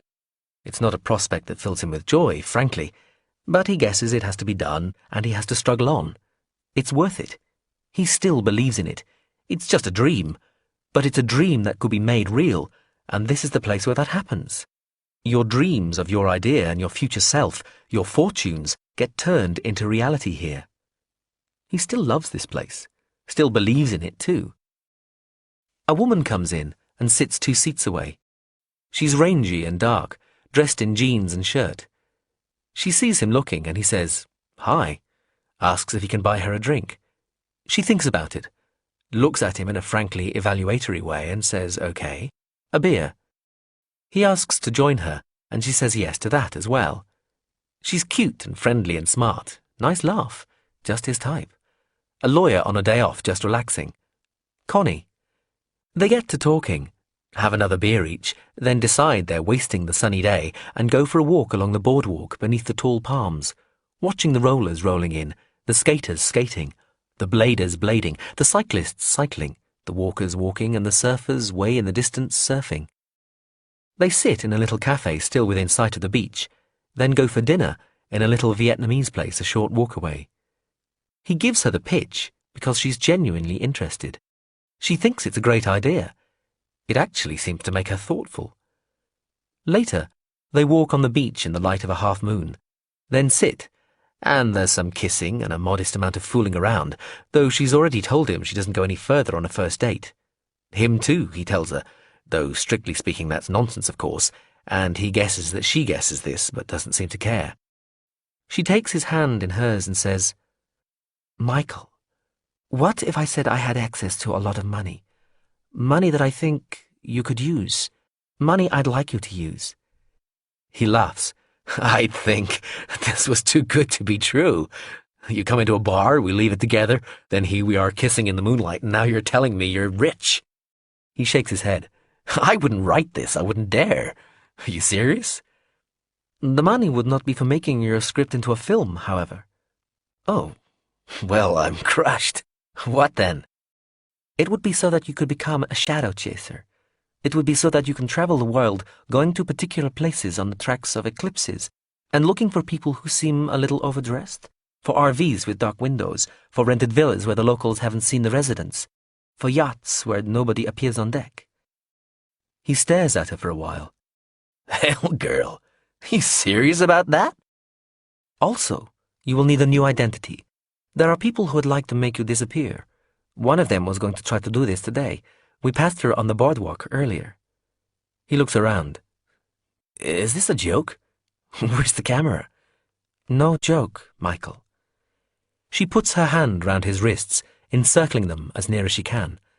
"Now, I am going to bring you back, but let me show you how they would make you disappear." Holy shit! Adrian is left disoriented and slightly paranoid by it all. He gets back to dear old Blighty and, thoroughly rattled, begins to sell everything up. Handily, he manages to offload almost all he owns just days before Lehman Brothers collapses and the entirety of international finance falls flailing off the first of several cliffs. He immediately decides this is a sign of his invincible superiority and flawless luck. He also decides to live where his money is, with the Fourth International Bank, so buys a villa on Grand Cayman in the Cayman Islands south of Cuba. The Cayman Islands are a proper tropical paradise with aquamarine crystal waters and palm trees and golden beaches and everything. But they are very prone to hurricanes. In the summer of 2009, Adrian hears there's a big one on the way. Most of the rich just jet off to somewhere more congenial for a few days, but he decides he'd like to experience a proper hurricane, because he is invincible after all. Just as well. He discovers that the villa was flooded in the last Category 5, and so, after some problems finding anybody still around and doing the jobs they're fucking being paid to do, he hires an ancient walk-through delivery van from a friend and loads all the stuff he can carry from the villa into it. Televisions, computers, hi-fi, scuba gear, rugs, pieces of designer furniture, some Benin bronzes, a couple of full-size replica terracotta warriors, various paintings and so on. It's exhausting, but he's sure it'll be worth it. He parks up on higher ground, behind a sturdy-looking water tower just outside Georgetown, and sits there through the night, the winds shrieking around him and the truck, laden though it is, shaking and bouncing on its shot, overloaded springs. The face of one of the terracotta warriors, standing right behind his seat, looks inscrutably over his shoulder throughout the night, either angel of death or guardian angel. Adrian can't decide which. The disturbing thing is that the company making the replicas let you specify what you wanted their faces to look like, and Adrian chose his own face for both. So there's basically a stony-faced version of himself standing right behind his seat the whole time. The water tower makes some terrible groaning noises during the night and scares him half to death, but it doesn't fall down and survives intact. In the afternoon of the next day, when the hurricane has passed, he drives the beaten-up van back along the leaf and wreckage-strewn road to discover the villa is intact and unflooded, almost undamaged. His luck has held yet again, and he is still invincible. He grins, reaches behind him, and pats the cheek of the terracotta warrior, guardian angel then. But on the way down to the villa, whooping and hollering, he loses control of the truck and it slams into a ditch. All his possessions in the back come sliding forward and crush him to death. Biscuitine. Biscuitine remains empress of all she surveys, just as she always has been. The Transitionary. All right, I lied about the quiet and normal life bit, so I'm unreliable, and there was no deer or fox or any other form of wildlife involved.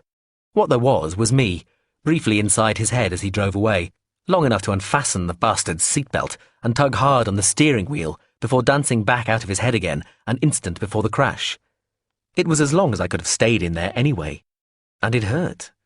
Plus, it wore me out for days. But it's a start.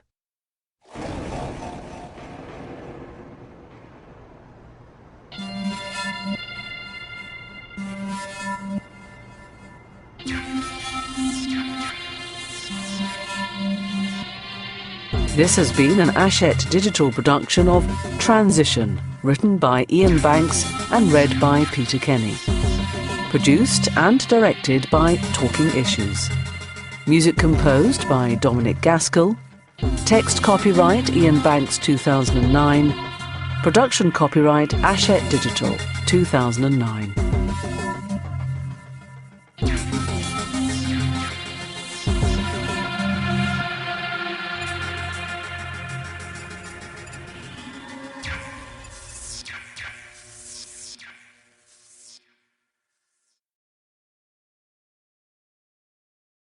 Audible hopes you have enjoyed this program.